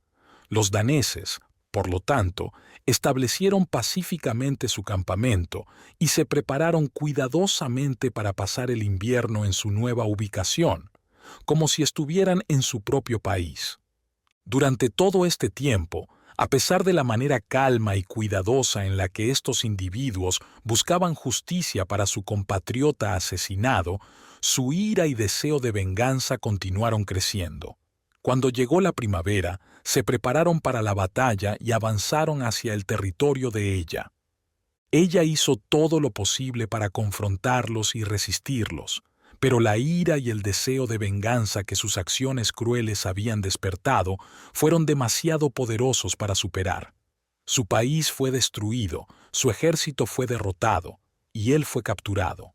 La dolorosa y aterradora muerte de Ragnar, asesinado por serpientes, fue vengada a través de torturas aún más horribles infligidas en el cuerpo mutilado de ella. Los detalles de estas torturas son demasiado terribles para explicarlos en su totalidad. Después de cumplir con su expedición, se esperaba que dejaran la isla y regresaran a sus hogares daneses. Sin embargo, no mostraron ninguna intención de hacerlo. En su lugar, comenzaron una campaña de destrucción y conquista en toda Inglaterra, que duró varios años. Quemaron y atacaron regiones que les resistían. Capturaron y ocuparon ciudades tratándolas como propias. Un reino tras otro fue conquistado. El reino de Wessex parecía ser el último en pie, y eso se convirtió en el foco del conflicto. Ethelred era el rey. Los daneses invadieron sus tierras para atacarlo. En la batalla que siguió, Ethelred murió. Su hermano Alfredo, el personaje principal de esta historia, se convirtió en el nuevo rey y tuvo que asumir los deberes y la autoridad de liderar el reino durante un tiempo muy difícil y peligroso para la nación. Las acciones de Alfredo durante la emergencia, que involucraron salvar a su país de los peligros y establecer las bases de su grandeza y gloria, le han valido una alta estima de las naciones de todo el mundo y han asegurado que su nombre sea recordado por la eternidad. Capítulo 4. Familia, fe y fundamentos. Los comienzos de Alfredo. Antes de comenzar a hablar sobre el liderazgo de Alfredo, retrocedamos y hablemos sobre su vida temprana. Alfredo era como Washington en el sentido de que tenía una combinación única de cualidades. Era tanto un líder militar habilidoso como tenía fuertes principios morales y religiosos. Estaba muy comprometido con sus deberes. Esta combinación de cualidades no es muy común entre las personas famosas, pero en el caso de Alfredo se puede explicar por sus experiencias de vida tempranas. Fue su hermano Ethelred a quien sucedió de inmediato. El padre de Alfredo se llamaba Ethelwolf, y los intereses y la mentalidad posteriores de Alfredo probablemente fueron influenciados por los antecedentes y la personalidad de su padre. Ethelwolf fue criado en un monasterio en Winchester, que era una institución importante para la educación y la devoción religiosa en ese momento. Las creencias y obligaciones relacionadas con la religión que la gente tenía hace 1000 años eran muy diferentes de lo que se acepta ahora. Sin embargo, en ese momento, junto con mucha superstición, también había una cantidad significativa de dedicación genuina y sincera a los principios cristianos y un fuerte deseo de vivir de una manera que honrara a Dios, la religión y el bienestar de la humanidad. Los establecimientos monásticos estaban presentes en todas partes, protegidos por su sacralidad de la violencia y las guerras que devastaban todo fuera del alcance de la cruz. Las personas reflexivas, serias e intelectuales buscaban refugio en estos establecimientos, mientras que los inquietos, rudos y turbulentos continuaban perturbando y aterrorizando al mundo con sus interminables disputas. Dentro de los monasterios, la gente estudiaba, escribía y leía.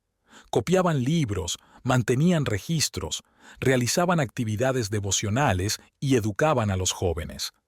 En resumen, realizaban las funciones intelectuales de la vida civil en sus retiros cerrados y apartados.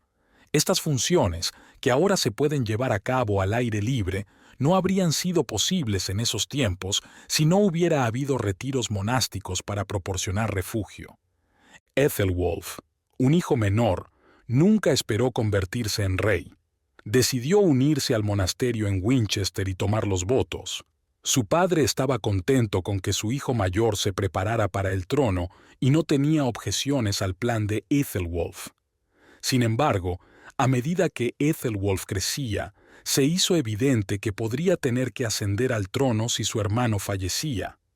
Esto llevó a todos los involucrados a desear su liberación de sus votos monásticos. Se acercaron al Papa y solicitaron una dispensa, que fue concedida. Ethelwulf luego se convirtió en general del ejército. Eventualmente, su hermano falleció y Ethelwulf se convirtió en rey. Durante su reinado, mantuvo el carácter pacífico, tranquilo y serio que lo llevó a unirse al monasterio. Este carácter probablemente se fortaleció y confirmó por sus experiencias y hábitos allí. Tenía un ministro capaz, enérgico y belicoso que manejó sus asuntos de manera efectiva durante muchos años. Mientras tanto, Ethelwulf dejó los asuntos públicos a su ministro y se centró en sus propios intereses. Visitó monasterios, persiguió el aprendizaje, apoyó a la Iglesia y viajó a Roma. Durante este tiempo, su reino, que ya había absorbido la mayoría de los otros reinos de la heptarquía, se volvió aún más estable. Sin embargo, la situación empeoró después de la llegada de los daneses, como se describió en el último capítulo, y toda la tierra enfrentó un peligro extremo e inmediato. Sin embargo, la situación no se volvió completamente desesperada hasta después de la muerte de Ethelwulf, lo cual se explicará más adelante. Ethelwulf se casó con una mujer que tenía una personalidad gentil, tranquila y seria, que coincidía con la suya. Alfredo era el hijo menor, y como suele ser el caso con el más joven, era el favorito.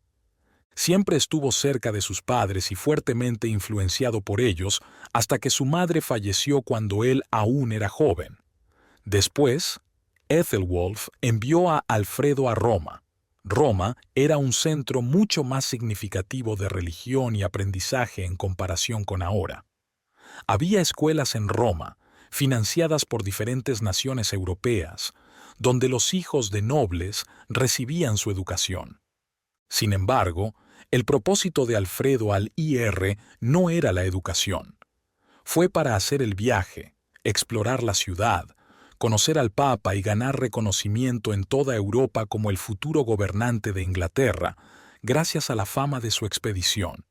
Ethelwulf tenía la intención, en ese momento, de pasar por alto a sus hijos mayores y designar a Alfredo, el más joven, como su sucesor al trono. El viaje se realizó con gran pompa y desfile. Una gran comitiva de nobles y eclesiásticos acompañó al joven príncipe, y se le dio una espléndida recepción en las diversas ciudades de Francia por las que pasó en su camino. Tenía solo 5 años, pero su posición y sus perspectivas lo convirtieron, aunque tan joven, en una persona de gran distinción. Después de pasar un corto tiempo en Roma, regresó a Inglaterra. 2 años después, Ethelwulf, el padre de Alfredo, decidió ir a Roma él mismo. Su esposa había muerto, sus hijos mayores habían crecido, y su aversión natural por las responsabilidades y el trabajo duro de gobernar parecía haberse incrementado por las preocupaciones y peligros causados por los ataques de los daneses y por su propia avanzada edad. Después de hacer los arreglos necesarios para el reino, poniendo a sus hijos mayores a cargo, llevó al más joven, Alfredo, que ahora tenía 7 años, con él. Cruzaron el canal y desembarcaron en el continente, en su camino hacia Roma. Todos los arreglos para este viaje se realizaron a una escala grandiosa y espléndida. Era una época ruda y algo incivilizada, y se había avanzado muy poco en términos de aspectos pacíficos e industriales de la vida. Sin embargo, cuando se trataba de las artes relacionadas con la guerra, todo lo que involucraba el movimiento de ejércitos, la grandeza de las procesiones reales, la decoración de caballos, la armadura y uniformes de los soldados y el espectáculo de los eventos militares, se había logrado un nivel significativo de progreso. El rey Ethelwolf utilizó todos los recursos disponibles para hacer su viaje impresionante. Tenía un gran grupo de asistentes y seguidores, y trajo valiosos regalos para el Papa. El rey Carlos de Francia, cuyas tierras Ethelwolf tenía que cruzar, lo recibió con gran honor. Carlos tenía una hija llamada Judith. A pesar de su avanzada edad, Ethelwolf se enamoró de la joven. Ethelwolf, después de una breve visita a Francia, viajó a Roma. Su llegada y visita atrajeron mucha atención. Como rey de Inglaterra, era una persona muy importante, y llegó con un gran grupo de personas y de manera grandiosa. Tenía un gran interés en las autoridades e instituciones religiosas de Roma, y ellos también estaban muy interesados en él.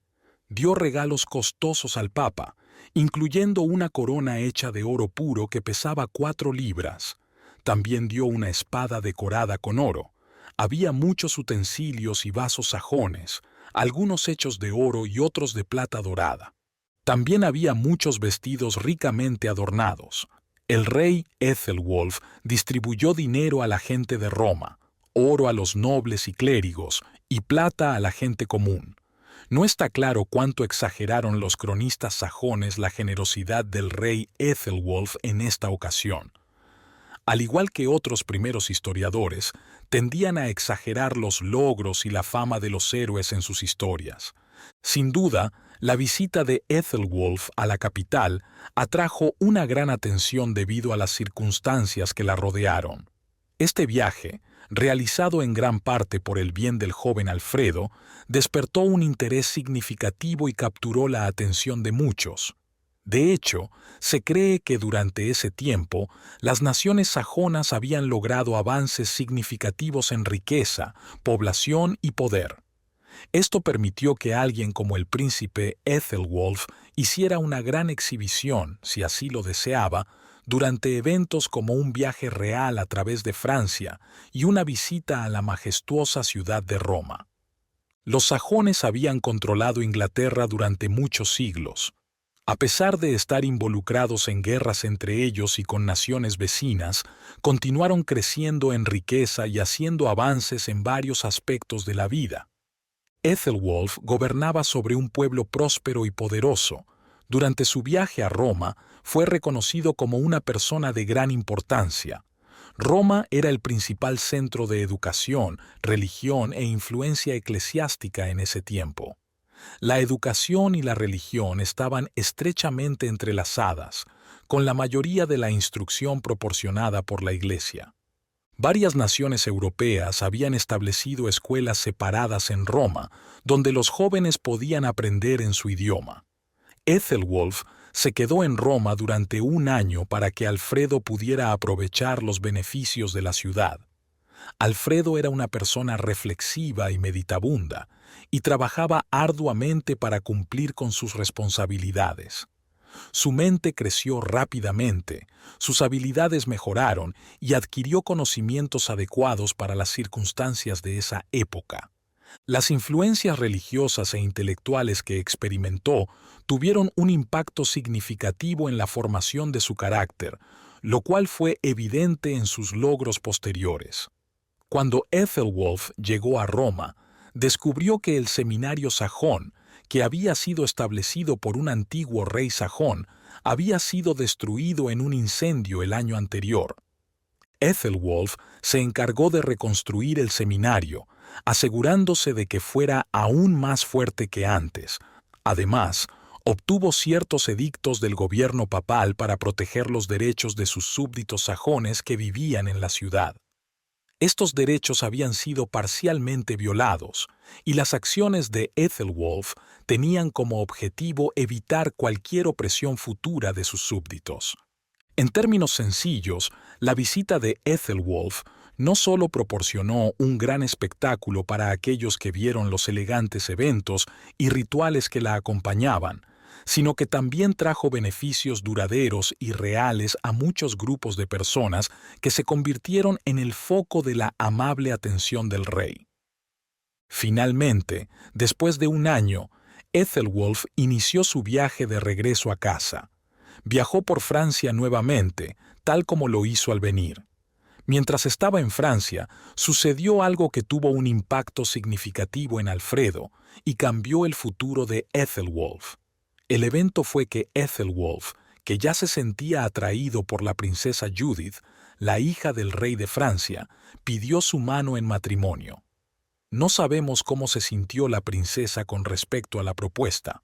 Los matrimonios entre personas de su estatus se determinaban por importantes razones políticas o las preferencias personales de individuos poderosos, con poca consideración por las opiniones o deseos de la persona cuya felicidad se vería más afectada por el resultado.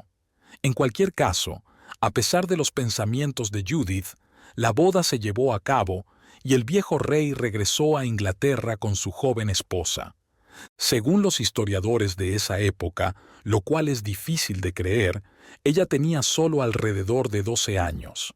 El nombre sajón de Judith era Leoteta.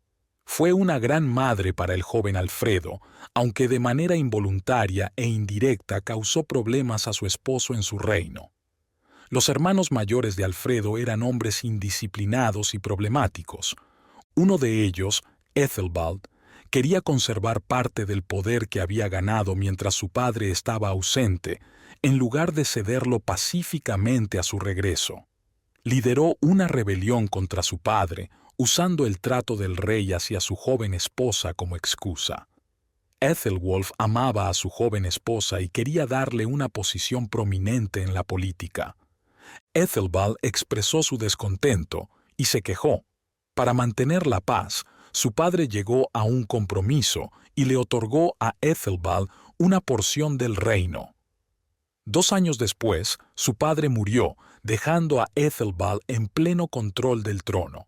Ethelbald fue aún más lejos en su comportamiento irrespetuoso hacia su padre al convencer a la viuda de su padre, Judith, para que se casara con él. Durante este tiempo, Alfredo tenía entre 8 y 12 años. Era un niño inteligente y observador que había aprendido mucho sobre el mundo a través de los viajes que realizó con su padre. Viajaron por Inglaterra, Francia e Italia. Judith estaba muy interesada en su crecimiento.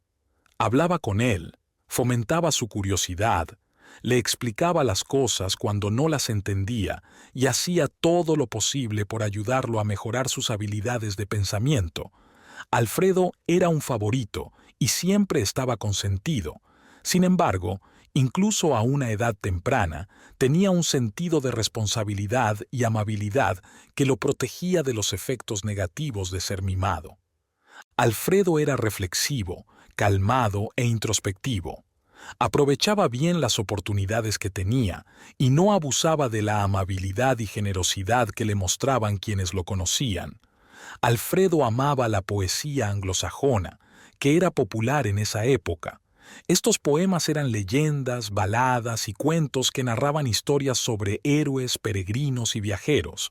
Para Alfredo, estos poemas eran tan importantes como los poemas de Homero lo eran para Alejandro. Disfrutaba escuchándolos, oyéndolos recitar y memorizándolos. Para memorizarlos, tenía que depender de escuchar los poemas repetidos por otros porque él mismo no podía leerlos. Y, sin embargo, ya tenía 12 años. Puede sorprender al lector, quizás, al ser informado de esto, después de todo lo que se ha dicho sobre la atención que se le dio a la educación de Alfredo y cuánto había progresado, que no pudiera siquiera leer. Pero en esos días, leer no se consideraba una habilidad esencial para todos como lo es ahora. Se veía como una habilidad técnica que solo aprendían aquellos que la usarían para su profesión.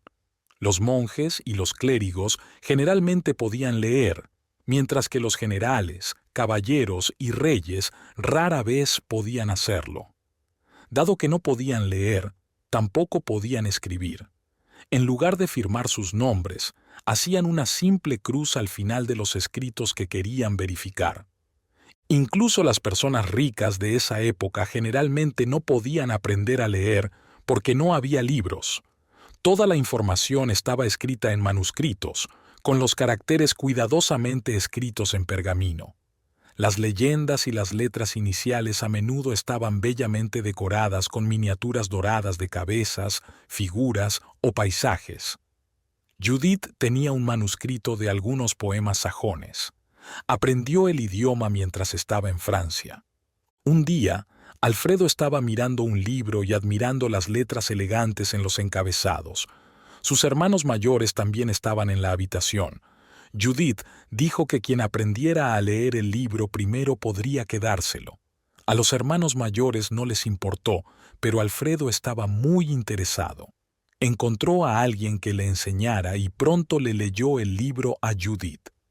Ella se alegró por él y le dio el libro, tal como lo había prometido. Alfredo rápidamente desarrolló un amor por los libros a través de sus estudios del idioma anglosajón. Luego se interesó en aprender latín. Los eruditos de diferentes países europeos estaban conectados en ese tiempo, al igual que ahora. Se comunicaban en latín porque era el único idioma que todos entendían. Los escritos más respetados por las personas educadas de todas las naciones eran los poemas, historias y otras obras creadas por los famosos autores de la antigua Roma. También había muchos escritos sobre teología, política eclesiástica y derecho, que eran muy respetados y estaban escritos en latín. Los monjes copiaban estas obras en abadías y monasterios, y los eruditos dedicaban sus vidas a estudiarlas. No era necesariamente el deber de un joven príncipe explorar este campo, ya que estaban destinados al trono, pero Alfredo tenía un fuerte deseo de hacerlo. Sin embargo, no lo persiguió porque no había un maestro calificado disponible en la corte en ese momento. A pesar de su naturaleza estudiosa, Alfredo también era físicamente activo, ágil y fuerte.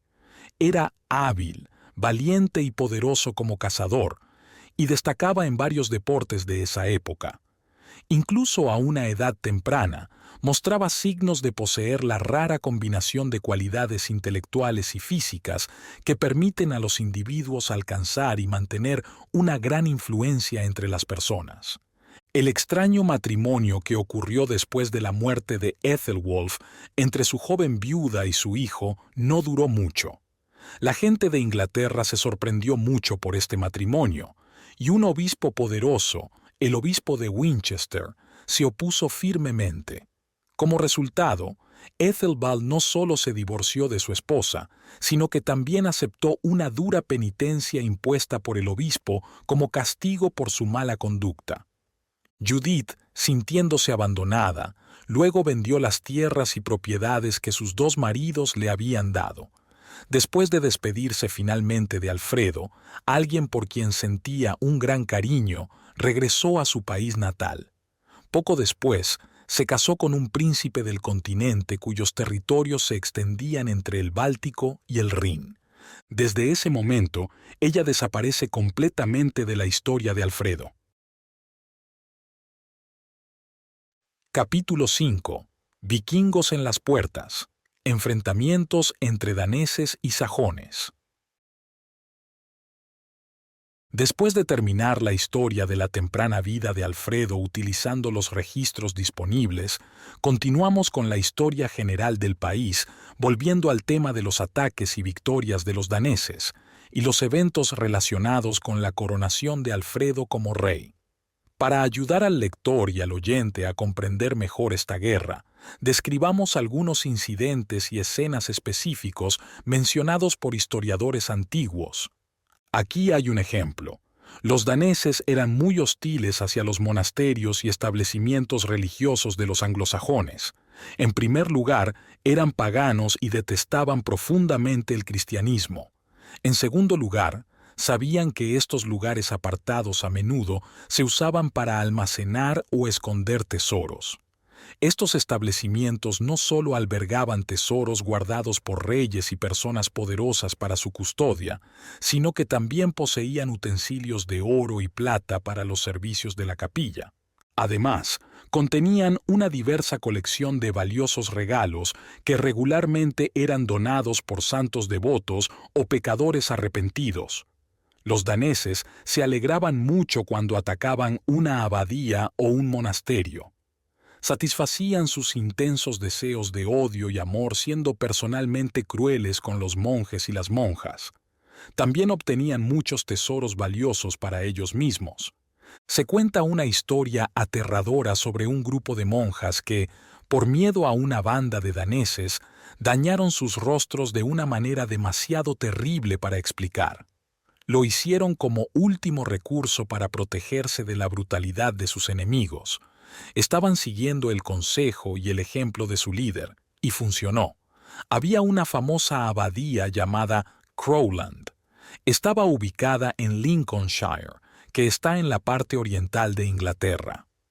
Hay una gran bahía llamada The Wash en la costa oriental. Está rodeada por una amplia área de tierra baja y pantanosa. La tierra es drenada por largos canales y cruzada por caminos construidos sobre terraplenes. Se construyen diques a lo largo de los bordes de los arroyos, y los molinos de viento trabajan incansablemente para bombear agua de los campos a los canales que la llevan. Crowland está ubicada donde se encuentran dos ríos, fluyendo lentamente a través de esta región plana pero hermosa y verde. Los restos de la antigua abadía todavía se mantienen en pie, construidos sobre pilotes que fueron clavados en el suelo pantanoso. Ahora son un conjunto de ruinas muy interesantes. El año antes de que Alfredo se convirtiera en rey, la abadía estaba en su apogeo. En una ocasión, proporcionó 200 hombres. Estos hombres, dirigidos por un monje llamado Friar Joly, se unieron a los ejércitos ingleses para luchar contra los daneses. El ejército inglés era demasiado pequeño a pesar de su desesperado intento de hacerlo más fuerte. Se mantuvieron en un grupo apretado todo el día, usando sus escudos para protegerse de las flechas de los soldados enemigos a pie y sus picas para defenderse de la caballería. Durante la noche los daneses parecieron rendirse en la lucha. Sin embargo, en cuanto los sajones que habían estado confinados y cautelosos empezaron a sentirse un poco más seguros y se dispersaron, sus enemigos implacables regresaron y lanzaron ataques en grupos separados con aún mayor intensidad que antes. Los sajones intentaron con todas sus fuerzas, pero no lograron defenderse ni huir. A medida que sus compañeros eran asesinados, los supervivientes se subían sobre los cadáveres para obtener una ligera ventaja. Finalmente, casi todos fueron asesinados. Algunos individuos lograron escapar a un bosque cercano y permanecieron escondidos allí durante todo el día siguiente. Cuando oscureció, continuaron su viaje hacia la abadía, donde informaron a las personas preocupadas sobre la destrucción del ejército. También les advirtieron del peligro inminente al que ahora se enfrentaban. Se desarrolló una escena terrible y aterradora. Los mensajeros asustados contaron su historia, exhaustos y desgastados, en la entrada de la capilla, donde los monjes estaban rezando. Los pasillos se llenaron de gritos de miedo y desesperación. El abad, llamado Teodoro, actuó de inmediato para lidiar con la situación. Decidió mantener solo a unos pocos monjes ancianos y a un pequeño número de niños en el monasterio. Creía que su completa indefensión disuadiría a los daneses de ser crueles o buscar venganza. El pequeño grupo restante, compuesto por unas 30 personas, fue colocado en un barco y enviado río abajo, ya que la mayoría de los hermanos ya había partido con el fraile Joly para unirse a la gran batalla. Al principio, puede parecer extraño enviar a los fuertes y capaces mientras se mantenía a los débiles y vulnerables ante el peligro. Sin embargo, los monjes sabían muy bien que la resistencia era inútil y que su mejor oportunidad de seguridad residía en parecer completamente indefensos. Los tesoros también fueron enviados con todos los hombres. Rápidamente reunieron todos los objetos valiosos, como reliquias, joyas y platos de oro y plata que se podían llevar fácilmente, y los pusieron en un barco. Los empacaron tan seguros como pudieron en su prisa y nerviosismo. Los barcos navegaron río abajo hasta que llegaron a un lugar remoto, donde vivía un ermitaño o una especie de persona solitaria. Los hombres y los tesoros fueron confiados a él. Ocultó a los hombres en los matorrales y otros escondites en el bosque y enterró los tesoros. Mientras tanto, después de que los barcos y el grupo de monjes que estaban con ellos dejaron la abadía, el abad Teodoro y los monjes ancianos restantes se apresuraron a esconder los tesoros restantes. Dejaron atrás toda la platería y una valiosa mesa de altar, junto con numerosas vestimentas sagradas y costosas usadas por los sumos sacerdotes en sus ceremonias, ya que estos artículos eran difíciles de transportar. El abad y los monjes se escondieron en lugares seguros, se pusieron sus túnicas sacerdotales y se reunieron en la capilla para rezar. Pensaron que estar en un lugar tan sagrado los protegería de los soldados cristianos, pero estaban equivocados. Los paganos daneses no se preocuparon por la santidad de la capilla. Inmediatamente mataron al abad en el altar y continuaron masacrando a todos los demás en la abadía, a pesar de que eran débiles e indefensos. Solo una persona sobrevivió. Este niño, de unos 10 años, se llamaba Turgar. Era un niño de buen aspecto, y uno de los líderes daneses lo notó durante la lucha y sintió lástima por él. El nombre del líder era Conde Sidrok. Sidrok rescató a Turgar del peligro inmediato y le dio un atuendo danés. Le dijo a Turgar que se deshiciera de su ropa y se mantuviera cerca de él, fingiendo ser un danés. Aliviado y esperanzado por la protección, el niño siguió a Sidrok a todas partes y su vida fue salvada. Después de matar a todos los demás, los daneses buscaron tesoros ocultos en el monasterio, rompiendo tumbas en el proceso. Tomaron todo lo que pudieron encontrar y prendieron fuego a los edificios que tenían partes de madera. Luego se fueron, dejando que los cuerpos se quemaran lentamente en una pira funeraria masiva y aterradora. Desde Crowland, los invasores fueron con Turgar a otra abadía grande y rica cercana, que saquearon y destruyeron, tal como hicieron con la abadía en Crowland. Sidrok hizo de Turgar su asistente, manteniéndolo siempre cerca. Después de completar su segunda conquista, cargaron los objetos valiosos que habían tomado de ambas abadías en carretas y se dirigieron al sur. El conde Sidrok estaba a cargo de algunas de estas carretas, que estaban en la parte trasera de la línea de marcha. Mientras cruzaban un vado, una de las carretas traseras se atascó en el fondo fangoso, y los caballos se enredaron y se inquietaron mientras trataban de sacarla. Sidrok estaba completamente concentrado en este problema, y Turgar logró escabullirse sin ser notado. Se escondió en un bosque cercano y, con impresionante inteligencia y cautela para un niño de su edad, encontró el camino de regreso a los restos quemados de su hogar en la abadía de Crowland. Los monjes que se habían ido a esconder en la celda del Anacoreta habían regresado y estaban trabajando entre las ruinas quemadas, tratando de salvar lo que pudieran y reuniendo los restos carbonizados de sus compañeros monjes para su entierro.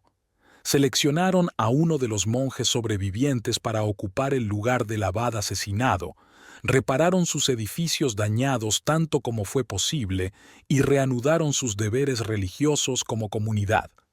Muchas de las historias que los cronistas antiguos cuentan sobre esos tiempos son románticas e increíbles. Pueden haber surgido de incidentes y eventos exagerados que ocurrieron y luego se transmitieron de generación en generación de manera oral hasta que fueron registrados por historiadores. La historia del martirio del rey Edmundo es un ejemplo de esto. Edmundo era una especie de rey sobre una de las naciones anglosajonas llamadas los Anglos del Este, que habitaban la parte oriental de la isla. Según la historia, su particular hostilidad hacia Edmundo fue provocada de la siguiente manera. Había un hombre danés audaz y aventurero llamado Lothbrok. Un día, tomó su halcón en el brazo y salió solo en un bote en el mar Báltico o en los estrechos que lo conectan con el océano alemán. Tenía la intención de ir a una isla específica para cazar. Los halcones son un tipo de ave de presa que la gente solía entrenar en esos días para atacar y derribar pájaros en el aire. La cetrería era una forma de caza muy pintoresca y emocionante. Lothbrok estaba en camino para cazar aves silvestres que se reunían en grandes cantidades en los acantilados y costas de las islas en el mar. Sin embargo, fue atrapado en una tormenta antes de llegar a su lugar de caza, y su bote fue empujado mar adentro. Lothbrok, que tenía experiencia en manejar aventuras tanto en el mar como en la tierra, manejó hábilmente todo tipo de emergencias. Mantuvo con éxito su bote en el rumbo correcto y sacaba continuamente el agua que entraba. Después de ser llevado a través del océano alemán, finalmente llegó a la costa inglesa, con su halcón todavía posado en su brazo, sano y salvo. Sabía que estaba en un país con los enemigos más peligrosos de su nación y raza, así que trató de esconderse en lugar de anunciar su llegada. Sin embargo, fue descubierto después de unos pocos días, vagando solo en un bosque, y fue llevado, junto con su halcón, ante el rey Edmundo. Edmundo quedó complacido con su apariencia y confiado en su comportamiento. No pudo evitar asombrarse de cómo había llegado a la costa inglesa. Debido a esto, le perdonó la vida. Cuando Edmundo se dio cuenta de cuán conocedor y hábil era Lothbrok como cazador, lo contrató y lo trató con respeto y honor. Lothbrok también tenía un galgo, lo que le permitía cazar con el rey tanto en tierra como en el aire. El galgo estaba profundamente devoto a su amo. El cazador principal del rey en ese momento era Beorn. Beorn se puso muy celoso de Lothbrok debido a su mayor poder, habilidad y honorable reputación. Un día, cuando estaban cazando solos con sus perros, Beorn mató a Lothbrok y escondió su cuerpo en un matorral. Beorn regresó a casa con sus perros, mientras el galgo de Lothbrok se quedó atrás, guardando tristemente el cuerpo de su amo. Cuando le preguntaron por el paradero de Lothbrok, Beorn afirmó que había ido al bosque el día anterior y no sabía qué le había pasado. Mientras tanto, el galgo permaneció junto al cuerpo de su amo hasta que tuvo hambre y tuvo que irse a buscar comida. Fue a casa, comió rápidamente y luego regresó al bosque. Hizo esto durante varios días. Su extraño comportamiento llamó la atención de algunas personas de la casa del rey y lo siguieron. Fue entonces cuando encontraron el cuerpo de su amo asesinado. El rey encontró a Beorn culpable del asesinato sin mucha dificultad.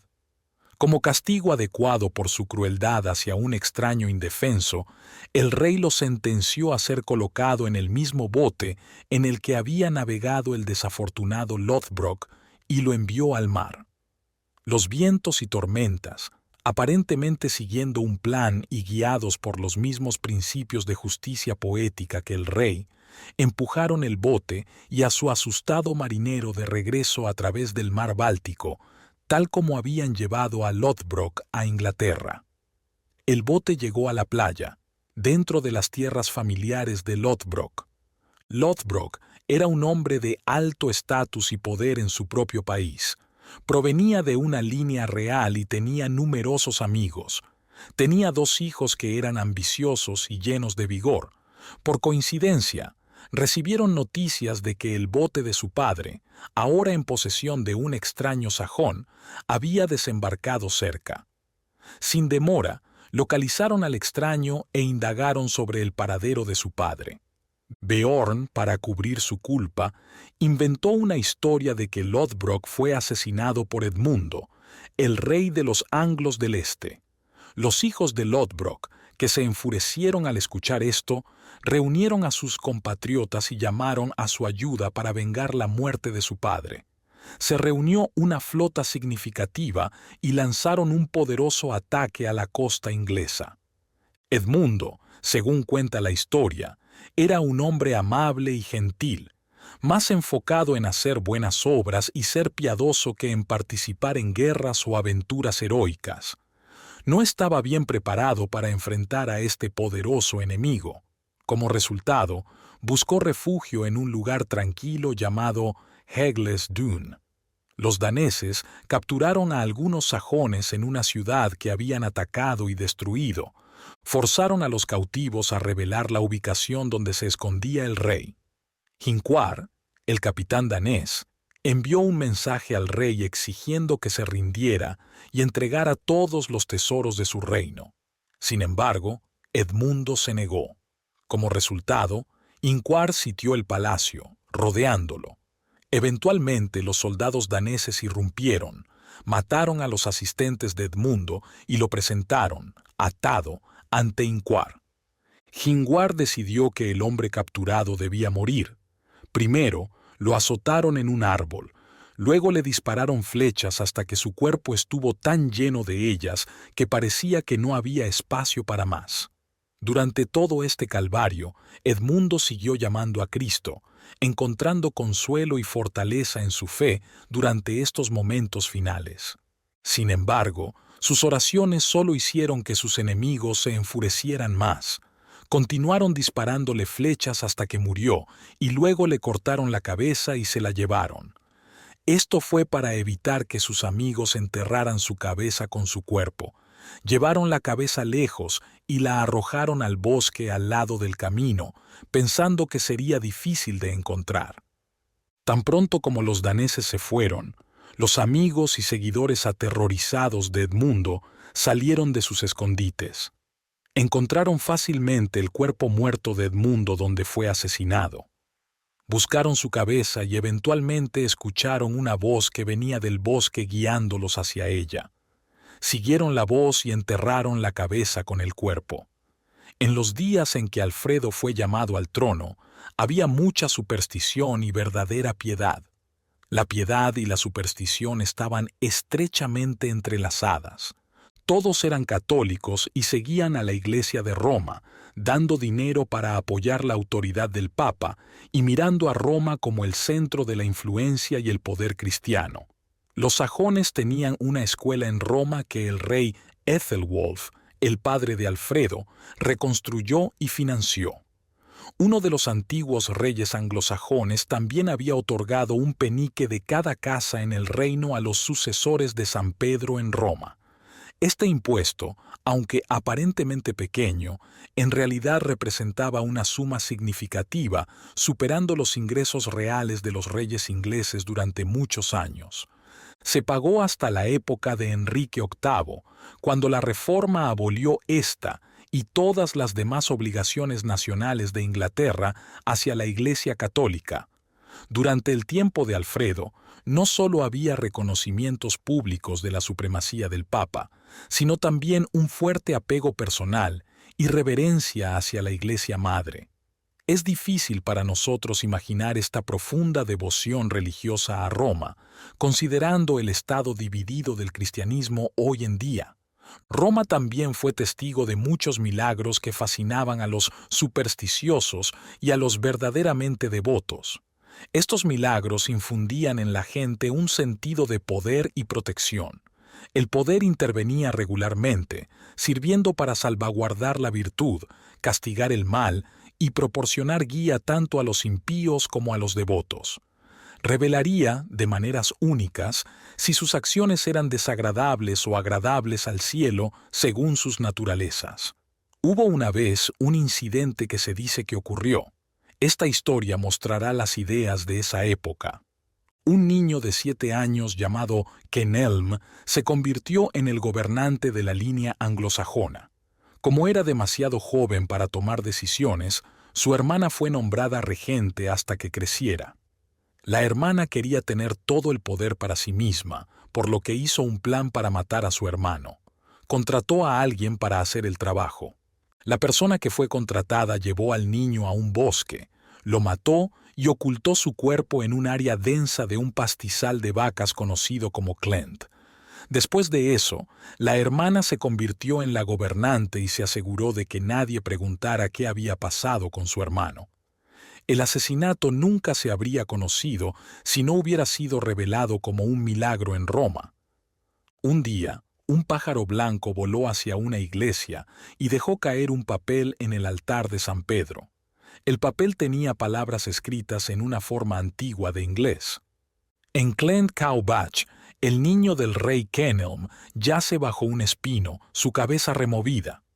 En un momento, nadie pudo leer la escritura. Eventualmente, una persona anglosajona lo vio y lo tradujo al latín, haciéndolo comprensible para el Papa y otros. El Papa luego envió una carta a las autoridades en Inglaterra, quienes buscaron y encontraron el cuerpo.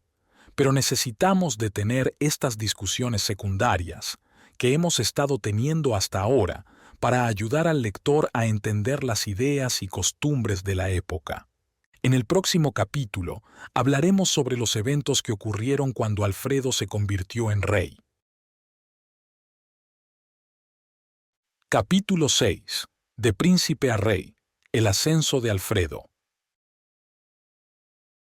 Durante la batalla en la que fue asesinado el hermano de Alfredo, Etelredo, Alfredo luchó junto a él. Alfredo, quien sucedió a Etelredo en el trono, era un joven valiente y enérgico en ese momento.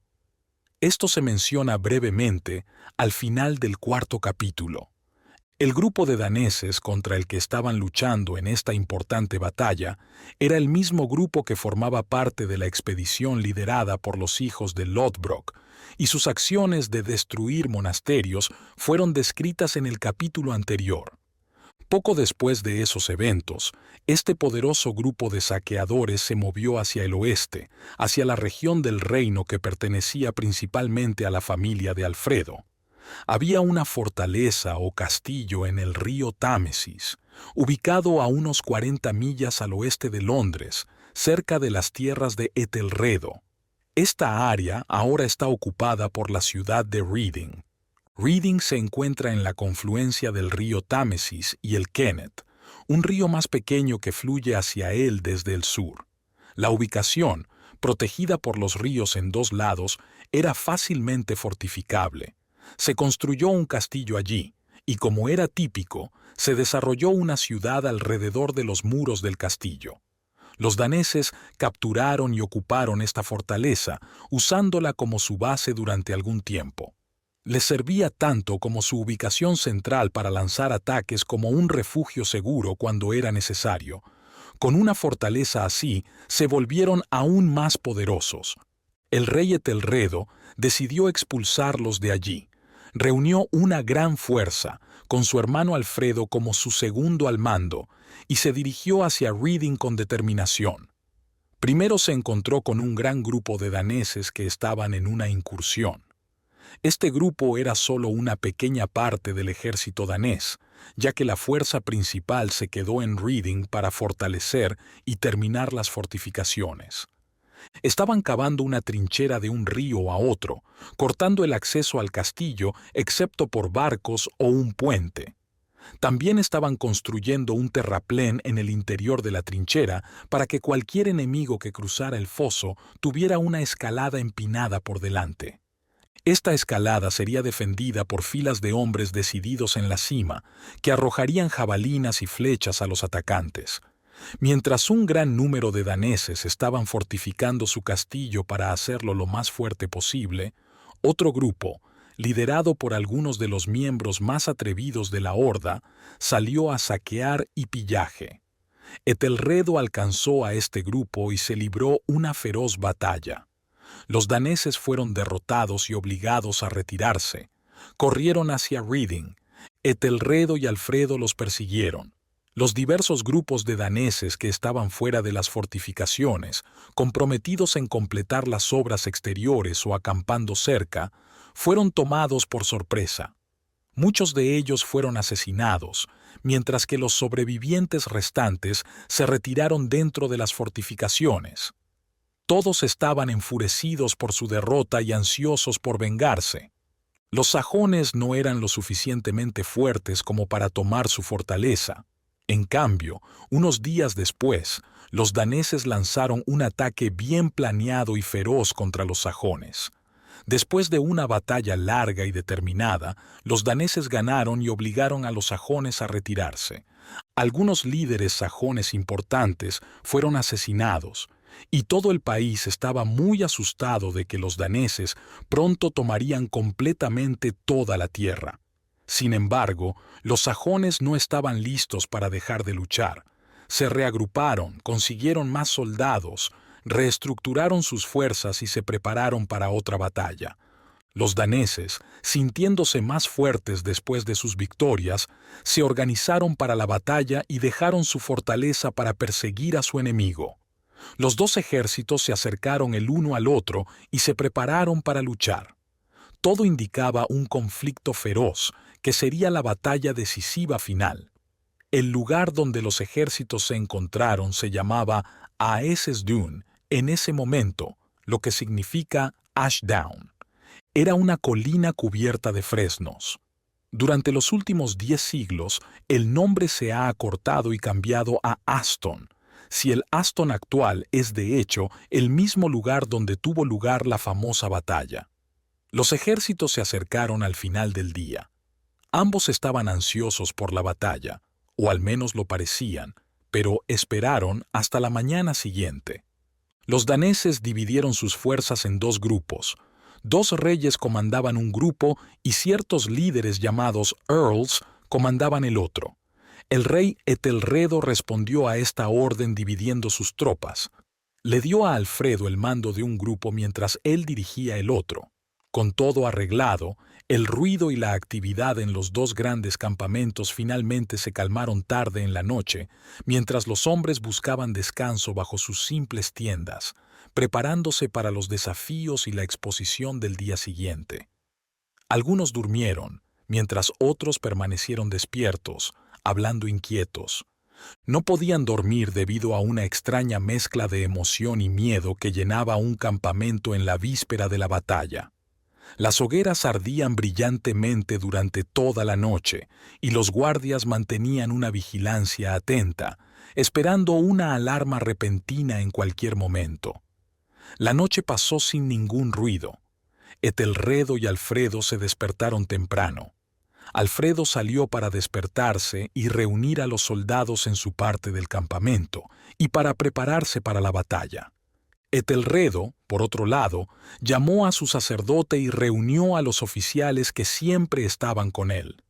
Luego realizaron un servicio religioso en su tienda, siguiendo los rituales y tradiciones establecidos por la Iglesia Católica, incluso en esos primeros tiempos. Alfredo quería actuar de inmediato, pero Etelredo creía que era necesario primero pasar tiempo buscando la protección divina antes de ejercer la fuerza humana. Etelredo parece haber heredado de su padre, incluso más que Alfredo, un fuerte compromiso con la devoción religiosa, particularmente en la estricta y fiel observancia de las prácticas religiosas. En este caso, había una razón específica para observar fielmente las formas del servicio divino, ya que la guerra se veía en gran parte como un conflicto religioso. Los daneses eran paganos, los sajones eran cristianos. Al atacar los territorios de Etelredo, los invasores despiadados tenían un fuerte odio por el nombre de Cristo y mostraban una particular hostilidad hacia cualquier edificio, organización o práctica asociada con el cristianismo. Los sajones creían que al resistir a los invasores, no solo estaban luchando por su tierra y sus vidas, sino también defendiendo el reino de Dios. Se veían a sí mismos como campeones de la causa de Dios y confiaban en que Dios los protegería en la batalla o los recompensaría en el cielo si morían como mártires por su servicio y gloria. Con esta perspectiva en mente, Etelredo no salió a la batalla temprano en la mañana. En cambio, reunió a sus oficiales en su tienda y la convirtió en una reunión religiosa. Por otro lado, Alfredo, lleno de pasión y entusiasmo, estaba motivando a sus hombres, inspirándolos con palabras alentadoras y liderando con el ejemplo. Energéticamente hizo todos los preparativos necesarios para el próximo conflicto. De hecho, Alfredo, a pesar de que su hermano era el rey y él solo un teniente general, siempre se hacía cargo de las operaciones militares debido a su energía excepcional, determinación y habilidad, incluso en esta etapa temprana de su vida. Sus hermanos, mientras sostenían el cetro, dependían en gran medida de su sabiduría y valentía para defenderlo. Etelredo podría haberse sentido más tranquilo escuchando las oraciones del sacerdote en su tienda, sabiendo que la organización y la guía de una parte significativa de la fuerza estaban en manos capaces. Los dos campamentos de Alfredo y Etelredo parecían estar algo separados el uno del otro. Alfredo se estaba molestando por la demora de Etelredo. Preguntó por la razón detrás de esto. Le informaron que Etelredo estaba en misa y había declarado que no dejaría su tienda hasta que el servicio terminara. Mientras tanto, Alfredo tomó el control de una pequeña colina, lo que ahora le daría una ventaja en la batalla. Un solitario árbol de espino marcaba el lugar. Los daneses avanzaron para atacarlo, asumiendo que, dado que no tenía el apoyo de la división del ejército de Etelredo, sería fácilmente abrumado y obligado a retirarse. Alfredo se sintió muy ansioso y preocupado cuando Etelredo tardó mucho en llegar. Sin embargo, Alfredo luchó con gran determinación y valentía. La lucha alrededor del árbol de espino duró un tiempo, y a medida que avanzaba la mañana, se volvía incierto cómo terminaría. Finalmente, Etelredo terminó sus oraciones y se unió a la batalla con sus tropas, ayudando a su hermano que estaba luchando. Esto rápidamente resolvió la pelea. Los daneses fueron superados en número y huyeron. Se dispersaron en diferentes direcciones, tratando de encontrar la mejor manera de escapar de sus perseguidores. Eventualmente, todos decidieron dirigirse hacia su fortaleza en Reading. Fueron perseguidos y asesinados sin piedad por el ejército de Alfredo y Etelredo mientras intentaban escapar. Un gran número de ellos murió. Los supervivientes lograron retirarse, se atrincheraron dentro de sus murallas y comenzaron a centrar sus esfuerzos en reparar y fortalecer sus defensas. Esta victoria cambió temporalmente toda la situación y tuvo consecuencias significativas, una de las cuales fue que indirectamente llevó a Alfredo al trono. Los relatos de los escritores de la época difieren en explicar la causa o el método de lograr la victoria. Algunos la atribuyen a la confianza y calma en Dios de una persona al enfrentar desafíos o peligros, mientras que otros enfatizan la importancia de sus propios esfuerzos fuertes y decididos. Alfredo confió en sus fuertes ataques y poderosos golpes con armas de acero contra sus enemigos paganos alrededor del árbol de espino en el campo. Etelredo puso su confianza en rezar por una protección efectiva del cielo en su tienda. Los relatos de la historia difieren en cuanto a quién debería atribuirse la victoria. Algunos dicen que Alfredo ganó con su espada, mientras que otros afirman que los esfuerzos de Alfredo fueron en vano y fue salvado de la derrota y destrucción por la intervención de Etelredo, quien trajo la bendición del cielo. Los diferentes relatos de estos antiguos eventos, que se encuentran actualmente en viejas crónicas, varían significativamente. Difieren no solo en términos de opiniones y perspectivas, sino también en términos de detalles fácticos. Incluso la ubicación exacta de esta batalla, a pesar de lo que mencionamos sobre Aston posiblemente derivando de Aesdune, no es completamente segura. Otra ciudad cercana, llamada Ashbury, también afirma ser el sitio de la batalla. Una razón para creer que esta es la ubicación correcta es porque hay ruinas de un antiguo monumento aquí. Según la tradición, este monumento fue construido para recordar a un líder danés que fue asesinado por Alfredo. Hay otro monumento único cerca llamado el Caballo Blanco, que también se dice que fue hecho para celebrar las victorias de Alfredo. El caballo blanco es un simple dibujo de un caballo, hecho al quitar la hierba de la empinada ladera de una colina para revelar la roca calcárea blanca debajo. La forma de la roca expuesta se asemeja a un caballo, aunque algunas personas piensan que también podría confundirse con un perro. El nombre de El Caballo Blanco se ha transmitido desde tiempos antiguos y la colina donde está tallado se llama la Colina del Caballo Blanco. Algunos anticuarios ingeniosos creen haber encontrado evidencia de que esta enorme escultura fue creada para celebrar el triunfo logrado por Alfredo y Etelredo sobre los daneses en el antiguo Aesesdune. Independientemente de las diversas perspectivas sobre el impacto de las acciones de Alfredo y la fe de Etelredo en la derrota de los daneses en esta batalla, las consecuencias fueron significativas para todos los involucrados. Etelredo sufrió una herida, ya sea durante esta batalla o en conflictos menores subsecuentes, lo que le causó sufrimiento y eventualmente lo llevó a fallecer después de unos meses. La decisión y valentía de Alfredo durante la batalla, así como su determinación para liderar las operaciones subsiguientes mientras el poder de Etelredo disminuía, lo hicieron aún más respetado por sus compatriotas. A medida que se acercaba la muerte de Etelredo, la gente comenzó a ver a Alfredo como su sucesor legítimo. Aunque había hijos de los hermanos mayores de Alfredo que podrían haber heredado el trono según los principios hereditarios tradicionales, la nación creía que la situación era demasiado crítica y las amenazas para su país eran demasiado inmediatas como para colocar a un niño en el trono.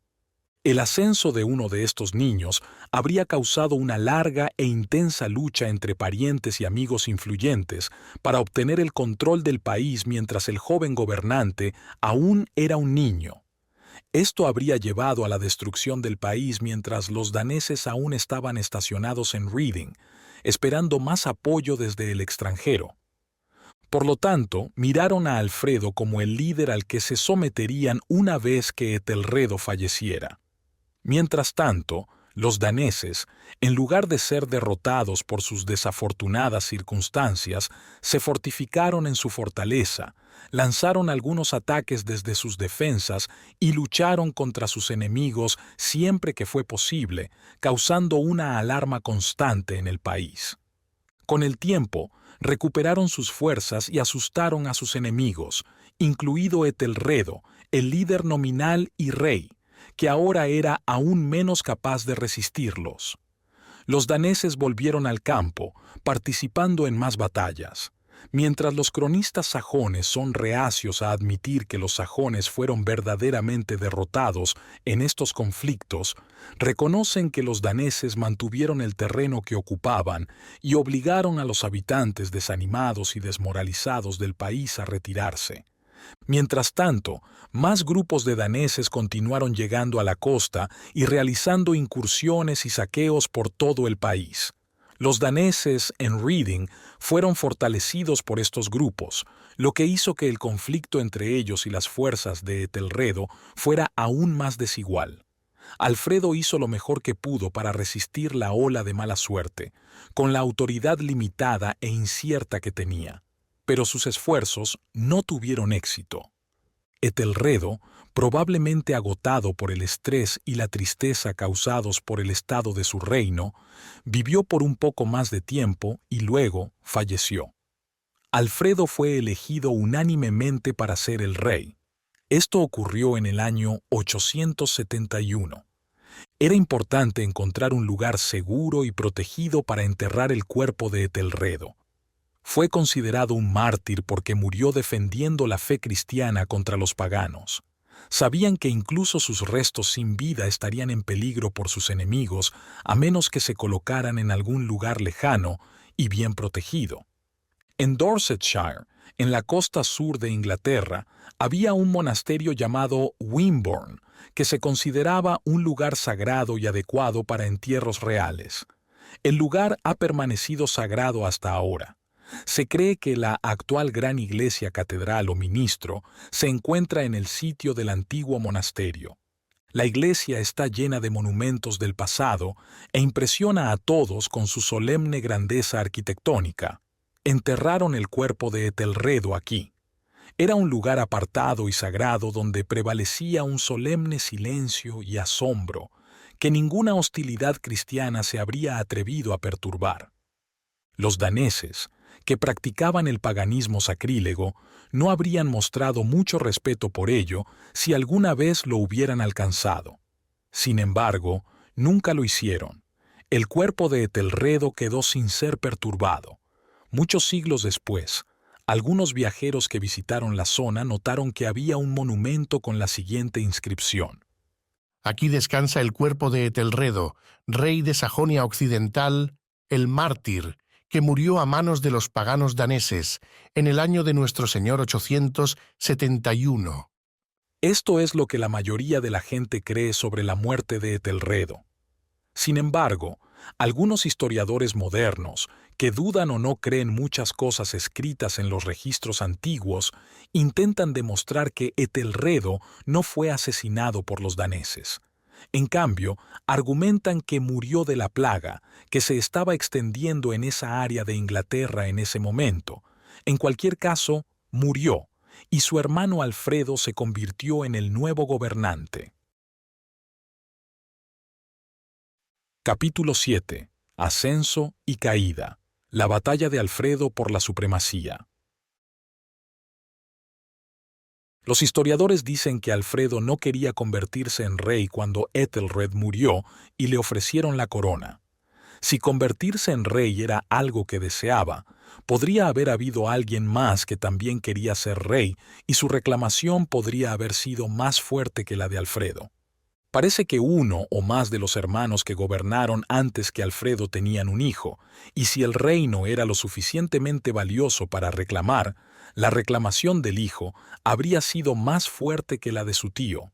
En términos de derechos hereditarios, un hijo siempre tiene mayor prioridad que un hermano, siempre y cuando los derechos puedan seguir siendo transmitidos. Los nobles, líderes y personas poderosas en el reino de Wessex, que era el reino específico que provenía de los ancestros de Alfredo, se unieron para animar a Alfredo a convertirse en rey. Su padre lo había elegido para ser el próximo rey en su testamento, aunque no está claro cuánta influencia debería tener un monarca en decidir el futuro de su reino a través de un testamento. Alfredo finalmente cedió a estas peticiones y decidió asumir el papel de rey. Primero fue a Wimborne para participar en las ceremonias funerarias de su hermano fallecido. Luego viajó a Winchester, que está ubicada en el sur de Inglaterra, para ser coronado y ungido como rey. Winchester era un centro religioso significativo, incluso en sus primeros días. Sirvió como la capital del reino de los sajones occidentales por un tiempo. Tuvo gran importancia y la coronación de Alfredo tuvo lugar allí, acompañada de ceremonias impresionantes y solemnes. Es interesante notar que los lugares considerados sagrados por las instituciones religiosas en aquellos tiempos, en su mayoría, han mantenido su sacralidad hasta hoy. Winchester ahora es famosa en toda Inglaterra por su magnífica catedral y la vasta institución religiosa ubicada allí. Los ingresos y gastos anuales de este establecimiento superan con creces los de muchos estados en los Estados Unidos. Los ingresos del obispo solo eran el doble del salario del presidente de los Estados Unidos durante muchos años. Como resultado, el obispo de Winchester es ampliamente conocido en Inglaterra por su riqueza, poder eclesiástico, el esplendor arquitectónico de la catedral y la riqueza e importancia del colegio de eclesiásticos bajo su liderazgo. Alfredo fue coronado en Winchester. Después de la ceremonia, reunió sus fuerzas y se enfrentó nuevamente a los daneses. El país estaba en un estado terrible. Los daneses habían expandido sus posiciones, tomado control de ciudades e incluso reclamado tierras. Parecían estar planeando quedarse en el reino de Alfredo de manera permanente. Los sajones estaban desorganizados y desmoralizados, con poca esperanza de resistir a sus problemáticos invasores. Ya sea que perdieran o ganaran, sus conquistadores no mostraban piedad ni moderación. Derrotar a una horda solo conducía a un ataque inmediato de otra, que era aún más determinada y despiadada. Alfredo logró reunir las fuerzas restantes y prepararse para una nueva ronda de combates. La primera gran batalla tuvo lugar en Wilton, solo un mes después de convertirse en rey. La batalla fue feroz. Al principio, las tropas de Alfredo estaban ganando y parecía que él ganaría. Pero eventualmente los daneses cambiaron el rumbo y Alfredo y sus tropas se vieron obligados a retirarse. Ambos bandos sufrieron grandes pérdidas y no pudieron continuar luchando. En lugar de luchar de nuevo, los dos comandantes decidieron negociar. Juba era el nombre del jefe danés. Al final, hizo un tratado con Alfredo. Según el tratado, Juba acordó abandonar los dominios de Alfredo y dejarlo vivir en paz.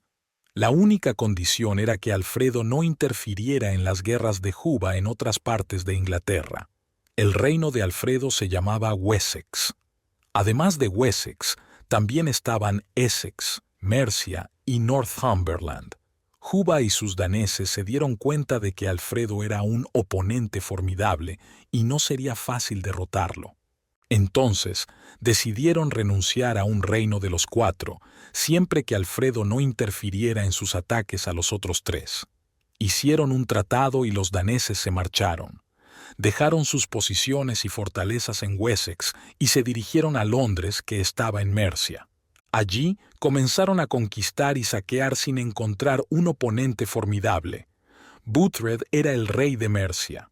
No podía luchar contra Juba y sus daneses solo, y tampoco podía obtener ayuda de Alfredo.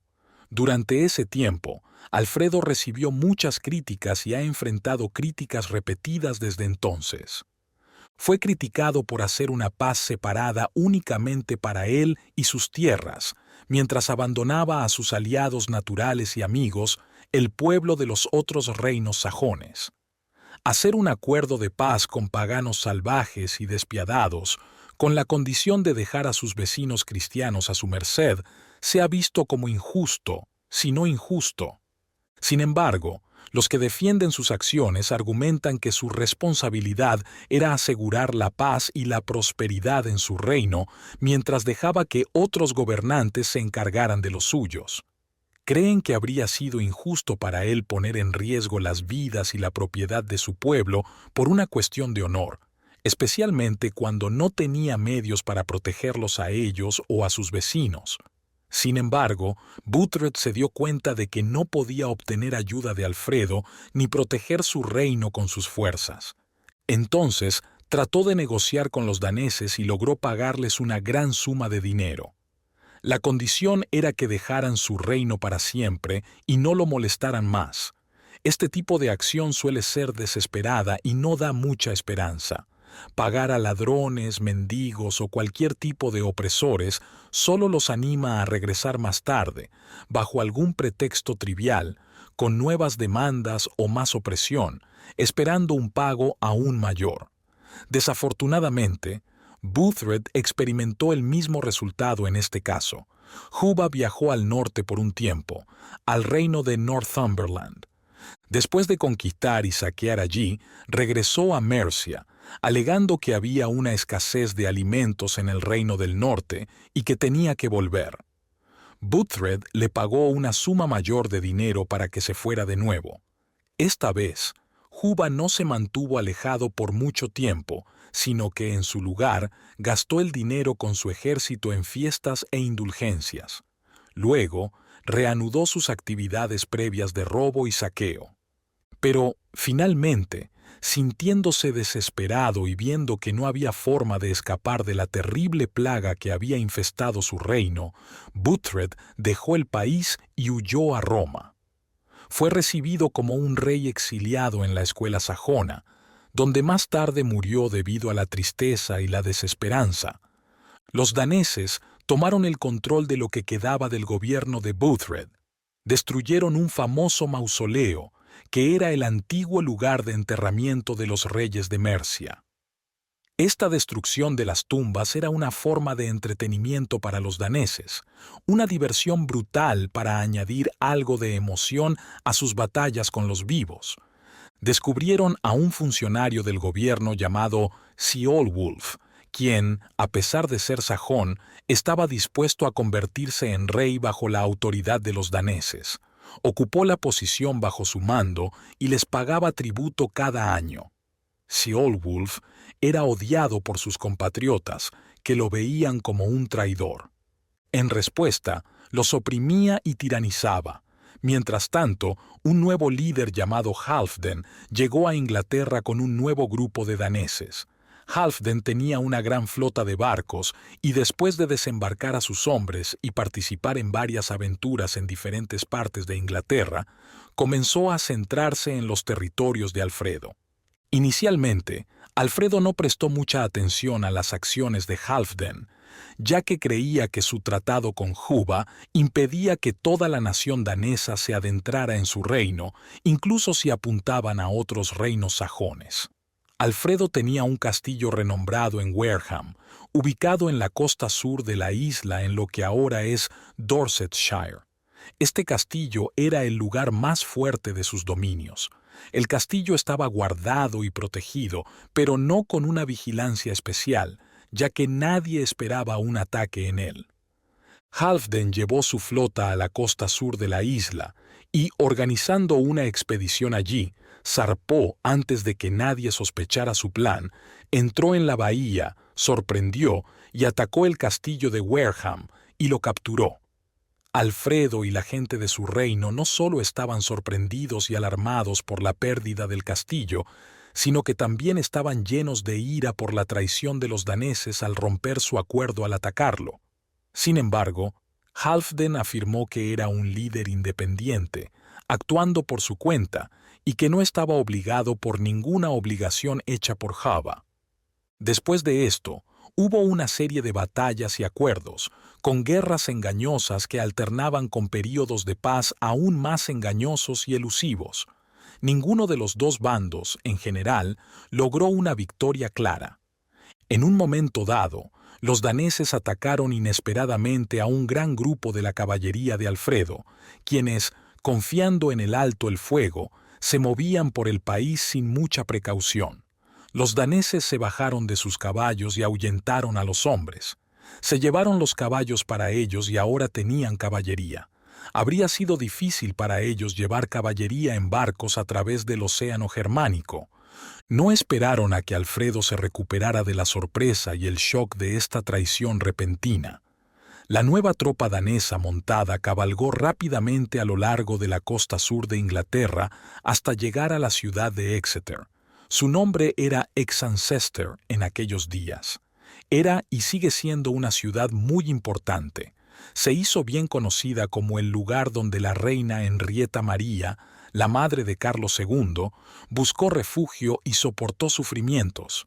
Perder este lugar fue un revés significativo para Alfredo, proyectando una sombra oscura sobre su futuro. Le dio a sus enemigos el control sobre toda la costa sur de su reino y señaló una época de calamidad desesperada e irreversible para todo el país.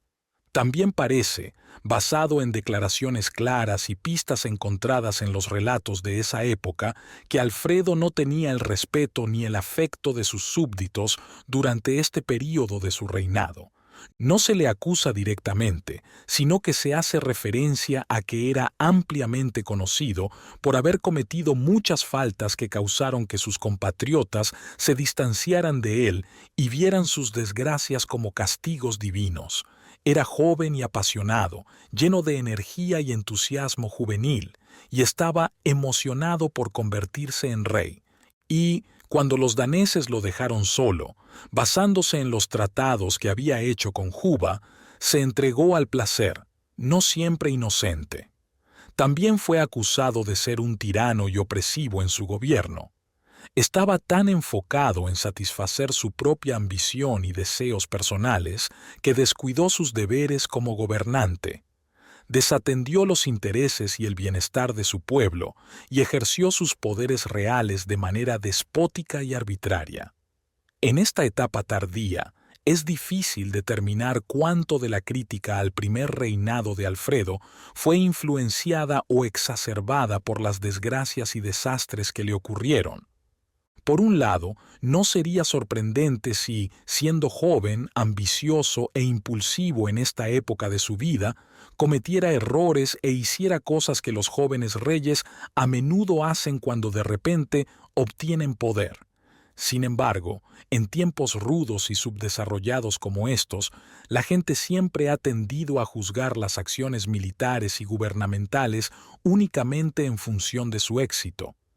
Entonces, cuando vieron que los planes de Alfredo fracasaban uno tras otro y su país sufría a pesar de sus esfuerzos por evitarlo, era natural que se enfocaran y exageraran sus faltas y culparan de todas sus desgracias nacionales a ellas. Había una persona llamada Sanniot que estaba relacionado con y aconsejaba a Alfredo. El abad de Crowland escribió más tarde un libro sobre la vida de Sanniot. En ese libro se menciona que Sanniot criticaba frecuentemente a Alfredo por su comportamiento pecaminoso y le advertía sobre las graves consecuencias si no cambiaba. Las palabras de Sanniot eran fuertes, pero estaban justificadas debido a las acciones descuidadas e irregulares de Alfredo. Un día, al dirigirse al rey, Sanniot dijo: Te enorgulleces de tu poder y persistes obstinadamente en tus errores. Sin embargo, te espera un severo castigo. Te insto a que sigas mi consejo, cambies tu comportamiento y gobiernes a tu pueblo con justicia y amabilidad, en lugar de crueldad e injusticia. Al hacerlo podrás prevenir los inminentes castigos divinos si aún hay tiempo.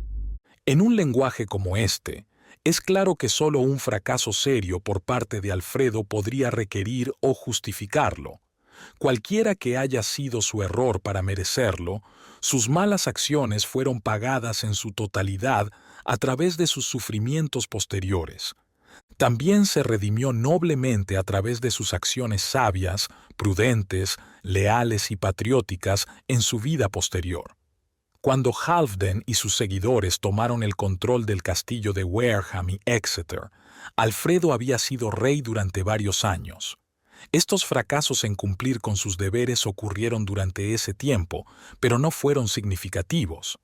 Sin embargo, ahora Alfredo se alarmó ante el peligro inminente que no solo amenazaba el bienestar de su pueblo, sino también su reino y su vida.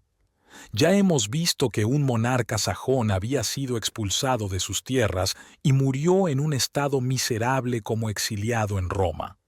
Esto motivó a Alfredo a trabajar seriamente para recuperar su influencia perdida entre su gente y ganar de nuevo su apoyo. Como primer paso, reunió a un gran grupo de líderes importantes y nobles del reino. Les habló y enfatizó el peligro urgente que amenazaba su país. Les instó a unirse fuertemente y activamente con él para luchar contra su enemigo común. Les dijo que necesitaban hacer grandes sacrificios, renunciando a su comodidad, tranquilidad y riqueza para resistir con éxito el peligro inminente. Les llamó a tomar las armas y les pidió que contribuyeran con el dinero necesario para financiar una fuerte prosecución de la guerra. Estos discursos, junto con la pasión y determinación de Alfredo, funcionaron. La nación despertó y comenzó a hacer nuevos esfuerzos, y por un tiempo pareció que el país podría ser salvado. Entre las otras acciones que Alfredo tomó durante esta emergencia estuvo la construcción y equipamiento de una flota de barcos para enfrentarse a los daneses en el agua. El objetivo era encontrarse y atacar a nuevos grupos de invasores que se rumoreaba que venían a lo largo de la costa sur para unirse a los daneses existentes en la isla. Construir una marina es un desafío principalmente porque es más difícil encontrar marineros entrenados que construir barcos. Para tripular su pequeña flota, Alfredo tuvo que reclutar marineros extranjeros de los puertos, algunos de los cuales eran considerados incivilizados. Incluso logró convencer a piratas para que se unieran a su servicio, ofreciéndoles pago y permitiéndoles quedarse con cualquier botín que capturaran del enemigo. Estos esfuerzos de Alfredo para construir y tripular una flota son considerados los primeros pasos que sentaron las bases para el inmenso poder naval británico que vemos hoy. Cuando la flota estuvo lista para zarpar, mucha gente se reunió en las costas, observando ansiosamente sus movimientos, esperando que tuviera éxito en sus batallas contra oponentes más experimentados. Alfredo tuvo éxito en sus primeras incursiones con sus barcos. Se encontró con una flota de barcos daneses en el canal y los derrotó. Además, su flota capturó uno de los barcos más grandes del enemigo. En lo que sería considerado cruel según los estándares actuales, lanzaron a los marineros y soldados que encontraron a bordo al mar y se quedaron con el barco. A pesar de todo, Alfredo no logró una victoria clara y decisiva sobre sus enemigos. Eran demasiados, estaban demasiado dispersos y firmemente establecidos en diferentes partes de la isla, algunas de las cuales habían controlado durante muchos años. Pasó el tiempo, se libraron batallas, se firmaron tratados de paz, se hicieron juramentos, se intercambiaron rehenes y luego, después de un breve período de descanso, las hostilidades se reanudarían, con cada lado acusando al otro de traición. Entonces, los pobres rehenes serían asesinados, primero por una parte y luego, en represalia, por la otra.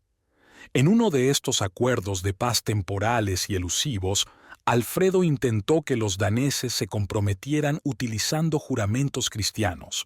Los daneses tenían una forma habitual de comprometerse cuando querían hacer una promesa religiosa solemne, que era jurar sobre un adorno especial que llevaban en los brazos llamado brazalete. No sabemos exactamente cómo era, pero está claro que lo consideraban como algo sagrado y quizás de significancia idolátrica. Jurar sobre este brazalete era el compromiso más serio que podían hacer. Sin embargo, Alfredo no estaba satisfecho con esta práctica pagana, así que les hizo jurar sobre reliquias cristianas al confirmar un tratado. Se creía que estas reliquias eran memoriales de la crucifixión de Jesús o partes de los cuerpos de santos muertos que se conservaban milagrosamente. Los cristianos de esa época creían que estas reliquias eran sagradas, similar a cómo sus enemigos paganos sentían respecto a sus brazaletes. Alfredo no podía imaginar que estos convenios engañosos, que romperían fácilmente su palabra prometida, pudieran estar atados por lo que detestaban y despreciaban. Tal vez él creía que aunque no era más probable que cumplieran el nuevo juramento que el antiguo, su violación cuando sucediera, aún sería considerada una falta significativa. Pensaba que su causa se fortalecería aún más cuando enfrentaran el desagrado específico y severo del cielo por sus acciones. Los jefes daneses rara vez eran completamente conquistados o expulsados permanentemente del reino. Con el tiempo, el ejército de Alfredo se hizo más pequeño y su reino más débil. Se quedó sin recursos, perdió a sus amigos y sus pueblos y castillos fueron capturados. Finalmente, alrededor de 8 años después de ser coronado como el rey del reino sajón más fuerte en Winchester, terminó en extrema pobreza y dificultades. Capítulo 8. El rey oculto. La reclusión de Alfredo. A pesar de los desastres y calamidades que parecían estar envolviendo el reino de Alfredo, no perdió toda esperanza y continuó luchando contra obstáculos aparentemente insuperables. En situaciones desesperadas, las personas a menudo descubren una determinación desesperada que supera el mero coraje y puede actuar como un potente sustituto de la fuerza. Quizás Alfredo podría haber salvado finalmente sus asuntos de la ruina completa, pero, desafortunadamente, ocurrió un nuevo evento que extinguió cualquier esperanza restante y selló su destino. Este evento ocurrió cuando llegó un nuevo grupo de daneses. Se decía que eran más numerosos, más feroces y más codiciosos que cualquier grupo anterior. Los otros reinos sajones ya habían sido saqueados intensamente. Por lo tanto, el reino de Wessex de Alfredo se convirtió en el objetivo más atractivo. Después de realizar conquistas y saqueos en otras áreas de la isla, abrumaron las fronteras de Alfredo como una inundación. Parece que cualquier esperanza de resistirlos se abandonó rápidamente. Los ejércitos sajones fueron derrotados. Alfredo había perdido toda influencia y control sobre los líderes y los hombres. Los jefes y nobles huyeron. Algunos abandonaron el país por completo, mientras que otros se escondieron en los mejores lugares que pudieron encontrar. Alfredo mismo tuvo que hacer lo mismo. Unos pocos asistentes leales, ya sea más fieles o más preocupados por su seguridad y eligiendo mantenerse cerca de su rey, lo siguieron.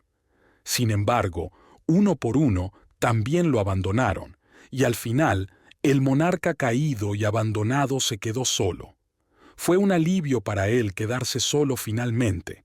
Las personas que se quedaron con él se convirtieron en una carga en lugar de protegerlo. Eran demasiado pocos para luchar y demasiados para esconderse fácilmente. Alfredo decidió separarse de ellos porque creía que era razonable priorizar su seguridad. Se casó a los 20 años, pero su esposa no estaba con él en ese momento. Sin embargo, más tarde se unió a él en un lugar de escondite diferente. Era más fácil esconderla a ella que a él porque los daneses no la buscarían tan intensamente como buscarían a su enemigo más poderoso, que ahora estaba derrotado y huyendo. Alfredo, por lo tanto, después de liberarse de todos menos uno o dos amigos fiables y leales, viajó hacia el oeste a través de bosques, áreas vacías y desiertos para distanciarse lo más posible de los enemigos que lo perseguían. Finalmente, llegó a las fronteras más occidentales de su reino, a un lugar que se hizo famoso porque sirvió como su escondite durante algún tiempo. Este lugar se llamaba Athelney. Athelney, sin embargo, apenas merecía su nombre, ya que era simplemente un pequeño área de tierra seca en medio de un pantano. Porque el pasto crecía allí en los claros entre los árboles, un humilde vaquero lo había reclamado y construido su cabaña allí. La granja del vaquero era pequeña, de solo unas 2 acres. Estaba rodeada por una gran área pantanosa con árboles y arroyos. Parche de musgo cubrían ciénagas y pantanos peligrosos. Incluso en la parte más seca del verano, solo las cabras y las ovejas podían aventurarse en estas áreas. Era casi imposible para una persona navegar por allí, excepto por el camino secreto del vaquero a su isla. Alfredo, sin embargo, ahora se sentía atraído por los obstáculos y desafíos que habrían desanimado a cualquiera. Continuó con aún más entusiasmo mientras los matorrales del pantano se volvían más intrincados y difíciles de navegar, ya que estos desafíos prometían frenar o desalentar a cualquiera que pudiera perseguirlo. Logró encontrar su camino hacia la cabaña del vaquero y pidió un lugar para quedarse. Las personas que viven en áreas aisladas siempre son acogedoras. El vaquero amablemente acogió al fugitivo cansado, proporcionándole comida y refugio. Alfredo se quedó como invitado allí durante un período significativo de tiempo. La historia cuenta que después de unos días, el vaquero le preguntó quién era y cómo había terminado deambulando en una condición tan angustiosa y desdichada.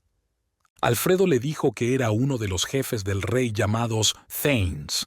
Explicó su condición diciendo que el ejército de Alfredo había sido derrotado por los daneses, y él, junto con los otros generales, había sido obligado a huir. Suplicó al vaquero que mantuviera su identidad en secreto hasta que las cosas cambiaran y pudiera unirse a la lucha de nuevo.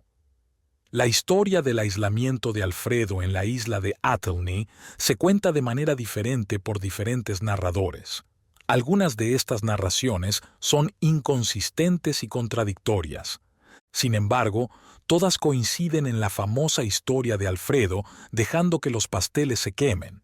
El mismo vaquero veía a Alfredo como un hombre de rango disfrazado, aunque no sabía que era el rey.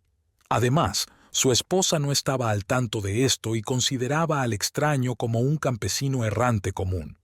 Para mantener esta idea, Alfredo fue tomado al servicio del vaquero y se le asignaron varias tareas en la casa y la granja.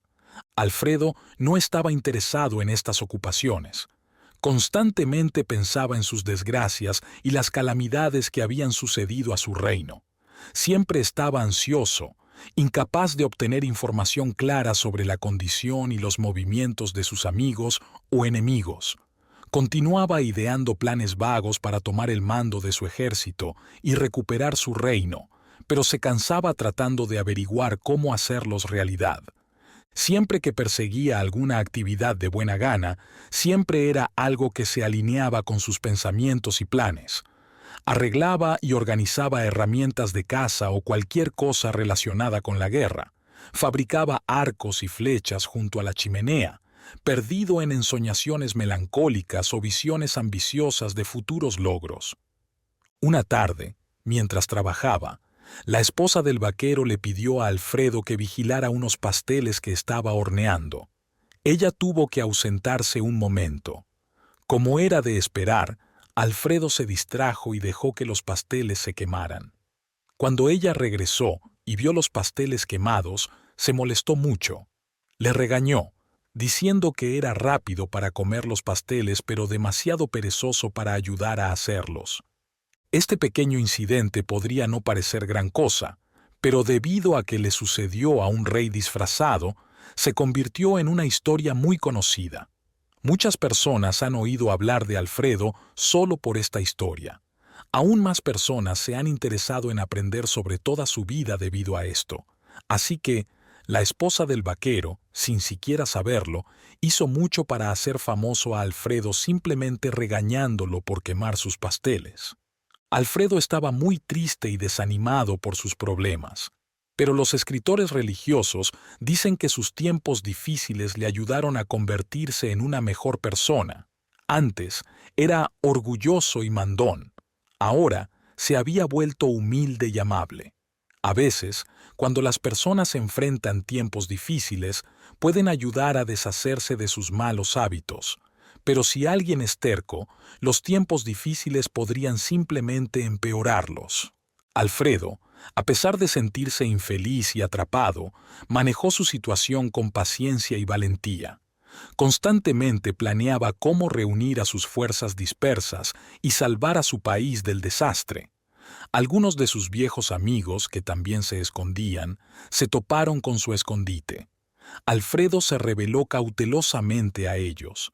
Estaban felices de ver a su líder nuevamente y comenzaron a reunirse alrededor de esta área, ya que no había daneses cerca. Al principio eran tímidos, pero a medida que pasaba el tiempo y no eran molestados, se volvieron más audaces y comenzaron a usar este lugar como su base principal. Alfredo dejó de fingir y mostró su verdadero ser. La noticia de su descubrimiento se difundió secretamente entre sus leales seguidores sajones, que se habían estado escondiendo.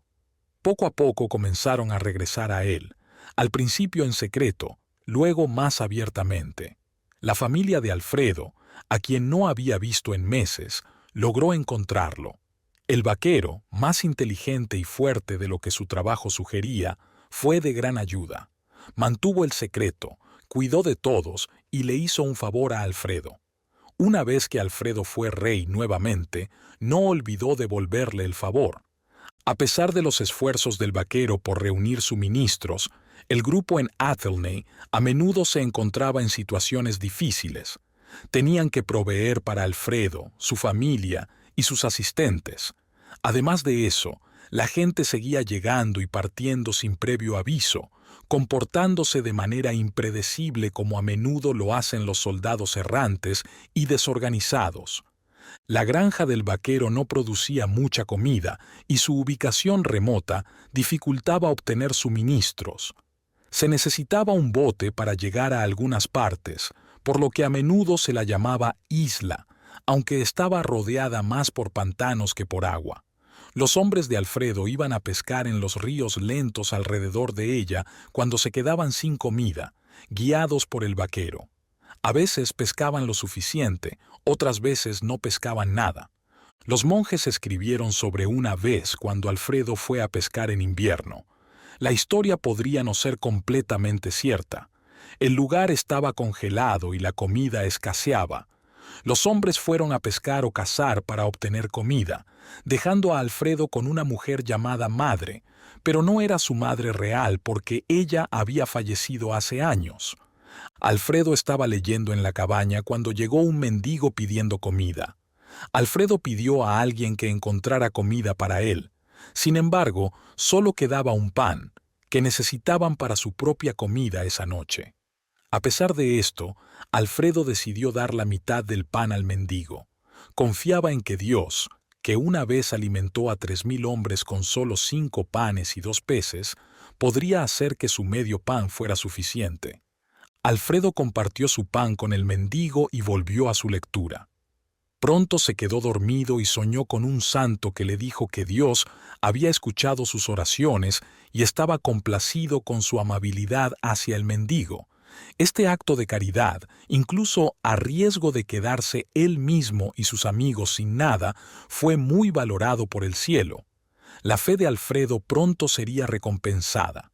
Estaba a punto de recuperar su reino y alcanzar mayor riqueza y poder que antes. La señal de que esta profecía se haría realidad era que el grupo de caza regresaría esa noche con mucha comida. Alfredo se despertó esperanzado y emocionado. El grupo de caza regresó lleno de alegría y comida. Su éxito, junto con el sueño y ayudar al mendigo, hicieron que todos se llenaran de esperanza. Comenzaron a hacer planes para luchar, fortalecerían su posición en la isla y reunirían una fuerza. Atacarían pequeños grupos de daneses y enviarían gente por todo el reino para reunir a las fuerzas sajonas restantes. En resumen, intentarían recuperar el país de los daneses y devolver al rey legítimo al trono. Aceleraron sus planes debido a algo que ocurrió cerca de Athelney, pero esa es una historia para el próximo capítulo.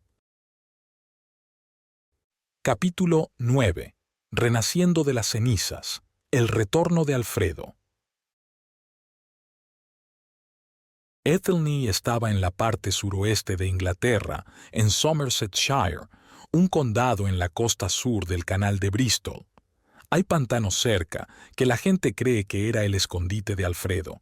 Solía haber una granja en esta área llamada Athelney, pero no está claro si este es el lugar original. Se encontró un collar de oro con las palabras «Alfredo me mandó hacer cerca» y ahora está en un museo inglés. Algunas personas creen que han encontrado la colina exacta donde vivió el hombre que ayudó a Alfredo, pero no podemos estar seguros. La zona alguna vez estuvo marcada por pantanos, bosques y ríos de lento movimiento, pero después de 1000 años de cambios y agricultura se ve muy diferente. Este lugar, inicialmente un refugio escondido, se convirtió en un campamento militar oculto en unos meses. Como se mencionó en el último capítulo, tenía las características de una fuerte posición defensiva. El grupo de Alfredo construyó un muro, un puente sobre el agua y 2 torres para proteger el puente. Aunque estas defensas eran simples, eran efectivas. Proporcionaron una verdadera protección y aumentaron la moral del grupo. Ya no se sentían como fugitivos escondiéndose por seguridad, sino como una guarnición en crecimiento, preparándose para contraatacar al enemigo. Alfredo aceleró sus planes cuando un gran grupo de daneses, liderado por Java, comenzó a conquistar y saquear en Gales. Athelney estaba en un condado llamado Somersetshire. Cerca, en las costas del canal de Bristol, había un castillo llamado Castillo Kenwith en Devonshire. El duque de Devonshire había reunido un gran grupo aquí, listo para ayudar a Alfredo. Con todo listo, Juba movió sus tropas a las costas del norte del canal. Reunió botes y barcos, cruzó el canal y desembarcó en Devonshire. El duque, llamado Odun, no era lo suficientemente fuerte para luchar, así que él y sus hombres se escondieron en el castillo. Juba llegó al castillo y comenzó a planear su próximo movimiento. Juba era el último hijo vivo de Ragnar Lodbrok, un hombre conocido por su determinación, energía y hazañas. Su grupo de guerreros era famoso por llevar una bandera mágica llamada el Reafán o el Cuervo. Esta bandera, tejida por las 3 hermanas de Juba, tenía un cuervo bordado en ella. Se creía que tenía poderes mágicos tanto por los daneses como por los sajones. Se creía que el cuervo en la bandera predecía el resultado de cualquier batalla en la que se llevara. Si el resultado iba a ser malo, se quedaba quieto, pero si la victoria estaba cerca, movía sus alas.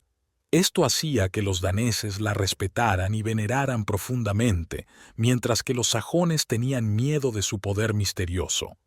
Este llamado milagro es simple de explicar. En sociedades como la de los daneses semibárbaros, las personas supersticiosas pueden engañar fácilmente sus mentes. Pueden creer que las alas del pájaro en una bandera bordada se mueven o están quietas, según deseen, cuando la bandera se lleva a la batalla y ondea al viento. El castillo Kenwith estaba en una colina rocosa y protegido por un muro sajón. Juba sabía que sería difícil atacarlo directamente. El castillo no tenía mucha agua ni comida y había muchas personas dentro. Juba pensó que tendrían que rendirse pronto debido al hambre y la sed si solo esperaba. Tal vez el cuervo no movió sus alas cuando Juba llegó al castillo, insinuando problemas si atacaba. Así que Juba decidió no atacar, sino rodear el castillo con su ejército y barcos, esperando matarlos de hambre. Colocó a sus tropas y barcos en su lugar y se sentó en su tienda a esperar. Odún no tuvo que esperar tanto como pensaba. Al darse cuenta de que su situación era peligrosa y no podía quedarse en su castillo, decidió atacar. Así que, una noche, cuando el enemigo no podía verlos, preparó a su ejército para atacar repentinamente el campamento de los daneses. Esperaron hasta el amanecer cuando todo estaba listo. El ataque sorpresa necesitaba ocurrir en la noche para tener el máximo efecto, pero, si querían ganar, también necesitarían luz del día para aprovechar al máximo. Así que, Odún eligió el amanecer para su intento. Esto le dio oscuridad para la sorpresa y luz para la victoria. Su sincronización fue excelente, los planes fueron bien ejecutados y el ataque sorpresa fue un gran éxito. Los daneses, todos dormidos excepto por sus guardias, fueron despertados abruptamente por los fuertes y aterradores gritos de los sajones mientras se precipitaban en el campamento de los daneses. Los daneses rápidamente agarraron sus armas, pero el ataque repentino causó tal miedo y caos que pronto perdieron la esperanza. Odún y su grupo fueron directamente a la tienda de Juba, donde lo sorprendieron y lo mataron allí mismo. También encontraron la bandera sagrada en la tienda de Juba, lo que los hizo muy felices.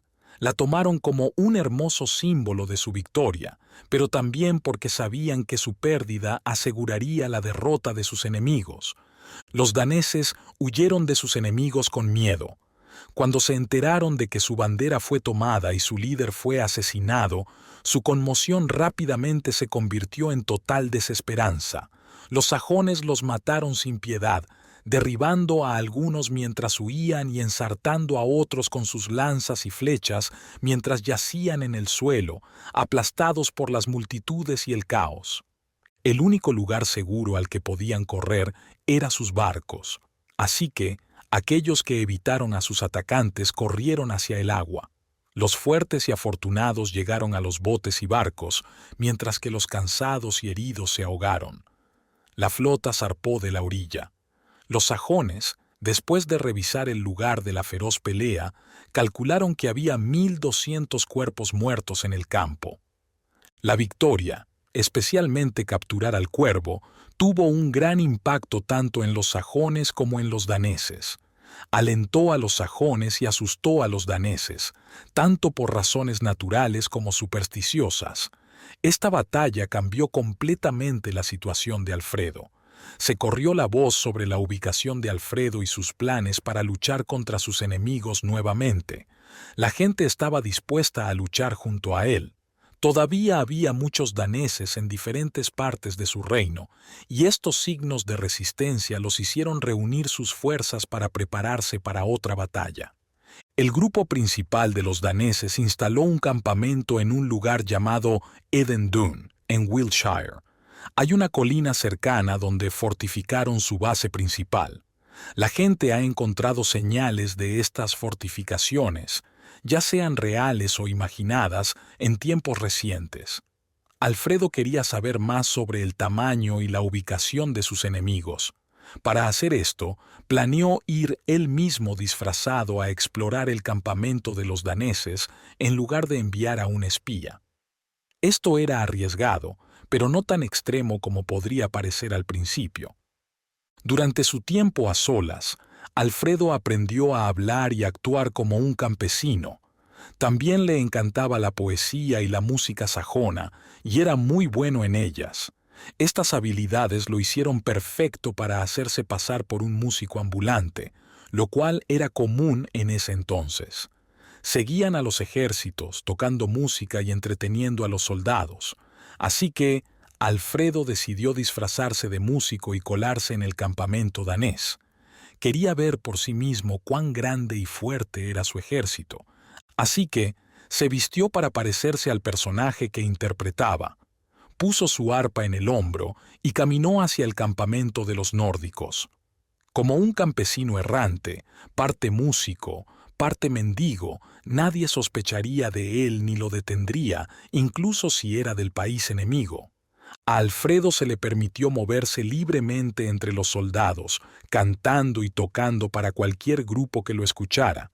Parecía interesado solo en ganar una pequeña cantidad de dinero, pero estaba estudiando cuidadosamente las tropas y sus arreglos.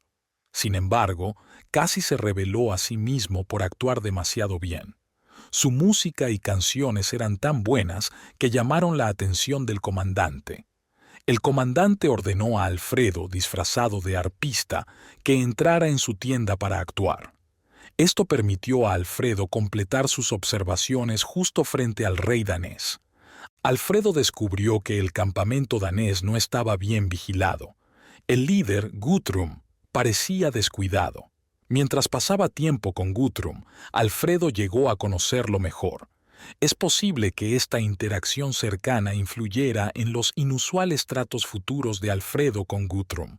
Guthrum fue muy amable con el supuesto arpista. Le gustaban mucho sus canciones y su música. Alfredo, ocultándose como un humilde desconocido, también intrigó a Guthrum. A pesar de los esfuerzos de Alfredo por ocultarlo, su personalidad e intelecto únicos lo hacían interesante y encantador. De todos modos, Guthrum recibió a Alfredo calurosamente. Su agradable encuentro social fue solo el comienzo de una amistad más fuerte y genuina que más tarde se desarrolló entre ellos como líderes aliados. Alfredo había traído a una persona de Athelney, un tipo de ayudante, para llevar su arpa y acompañarlo. Incluso si solo fuera un viajero, necesitaría a alguien a su lado. Pero para un espía, disfrazarse y entrar en el campamento de enemigos feroces como los daneses, tener un amigo de apoyo parecía necesario. Después de inspeccionar el campamento de Guthrum y planear secretamente su ataque, Alfredo se fue tranquilamente con su arpa y su ayudante, fingiendo buscar un nuevo lugar para tocar su música. Una vez que estuvo fuera de vista, dio la vuelta y regresó a Athelney de manera segura. Ahora era primavera, el momento perfecto para comenzar su misión. El primer paso de Alfredo fue enviar mensajeros de confianza a los condados cercanos. Se reunirían con sus amigos en sus castillos. Los mensajeros debían decir a cualquier líder sajón que encontraran que Alfredo seguía vivo y se estaba preparando para luchar contra los daneses nuevamente. Se les pidió que se reunieran en un lugar específico en un bosque con tantos seguidores como pudieran llevar. Aquí, Alfredo terminaría de reunir un ejército y discutiría los planes con ellos. Debían reunirse en un gran bosque de sauces llamado Selwood Forest. Tenía 15 millas de largo y 6 millas de ancho. Había un lugar conocido llamado la Piedra de Egberto. Ahí es donde se llevaría a cabo la reunión. Los mensajeros debían invitar a cada líder a este lugar en el día establecido. Debían llevar tantos soldados como pudieran, pero hacerlo en silencio. De esta manera, podrían prepararse para su ataque planeado sin alertar a Guthrum. Los mensajeros encontraron que los líderes sajones estaban ansiosos por unirse a los planes de Alfredo. Algunos de ellos escuchaban por primera vez que él estaba vivo, Estaban felices de saber que su antiguo espíritu y energía estaban regresando. Todo parecía apoyar este plan. El largo y triste invierno había terminado, y la llegada de la primavera trajo su energía y entusiasmo habituales. Las noticias de la victoria de Odún sobre Juba y la captura del cuervo sagrado se habían extendido por todas partes, despertando la emoción. Esto despertó un deseo entre todos los líderes y guerreros sajones de enfrentarse nuevamente a sus antiguos enemigos. Así que, las personas que conocían el secreto rápidamente aceptaron la invitación de Alfredo. O tal vez, es mejor decir que siguieron su orden. Rápidamente prepararon sus fuerzas y fueron al lugar planeado en Selwood Forest. Alfredo estaba listo para su llegada. Pasaron 2 días conociéndose, celebrando y felicitándose. A medida que ganaban más confianza con el aumento de sus números, llenaban su tiempo con diversión y celebraciones. Jugaban juegos y disfrutaban de música marcial. El bosque resonaba con los sonidos de cuernos, trompetas, armas chocando y gritos de alegría. Incluso los más cautelosos no podían contener su emoción. Mientras tanto, Guthrum y sus fuerzas estaban estacionados en Edendune. Esta era su principal base militar. Sin embargo, muchos daneses no eran soldados. Estas personas habían seguido a los ejércitos, se habían apoderado de tierras conquistadas y habían comenzado a cultivar. Parecían estar planeando quedarse permanentemente. Estos colonos estaban dispersos por todo el reino. Los sajones locales no podían deshacerse de ellos porque los ejércitos daneses todavía estaban presentes. Estos ejércitos estaban listos para luchar si alguna fuerza sajona intentaba desafiarlos. Guthrum, que lideraba el ejército más grande, sabía que los sajones se estaban emocionando más. Escuchó que se estaban moviendo hacia Selwood Forest. Pensó que algo grande iba a suceder, pero no sabía que sucedería tan pronto. Así que se quedó en su campamento en Edendune, planeando su campaña de verano, pero no estaba listo para un ataque repentino. Cuando todo estuvo listo, Alfredo lideró las fuerzas reunidas en la piedra de Egberto. Hay un lugar ahora llamado Brixton cerca, que podría ser el mismo, solo con un nombre cambiado con el tiempo. Alfredo se dirigió hacia el campamento de Guthrum. Solo avanzó parte del camino el primer día, planeando acercarse más al enemigo al día siguiente. Hizo esto con éxito y acampó la noche siguiente en un lugar llamado Aeglea, en una colina donde podía ver la posición del enemigo desde lejos. Esa noche, tuvo un sueño especial mientras dormía en su tienda. Vio a su pariente, San Neot, que lo había reprendido por sus pecados cuando era un joven rey, en su sueño. San Neot le dijo que no tuviera miedo del gran ejército de no creyentes que enfrentaría al día siguiente. Le dijo que Dios había perdonado sus pecados y ahora estaba listo para protegerlo. Las dificultades que enfrentó fueron un castigo por su anterior orgullo y arrogancia, pero había compensado sus errores a través de sus sufrimientos, y estos lo habían llevado a una vida más humilde y religiosa. Así que ahora podía entrar en la batalla sin miedo, sabiendo que Dios iba a ayudarlo a derrotar a todos sus oponentes. El rey compartió su sueño con su ejército a la mañana siguiente. Esto aumentó la emoción y la confianza de todos. Rápidamente empacaron su campamento y comenzaron la marcha, anticipando con entusiasmo la victoria, sabiendo que pronto enfrentarían al enemigo. Capítulo 10. La caída de Guthrum. La oferta única de Alfredo. Motivado por su sueño y el entusiasmo de sus seguidores, Alfredo llevó a sus tropas hacia el campamento enemigo. Planeaba sorprenderlos. A pesar de que Guthrum había oído algunos rumores de un movimiento sajón, la llegada inesperada de este gran y bien organizado ejército lo dejó atónito. Él controlaba la colina cerca de Edendune, como se mencionó anteriormente. Su base principal estaba aquí, con las defensas más fuertes en la cima. Sin embargo, la mayoría de sus tropas estaban en la llanura, desplegadas en gran número. Alfredo detuvo a sus hombres para prepararse para la batalla. Dio un breve discurso.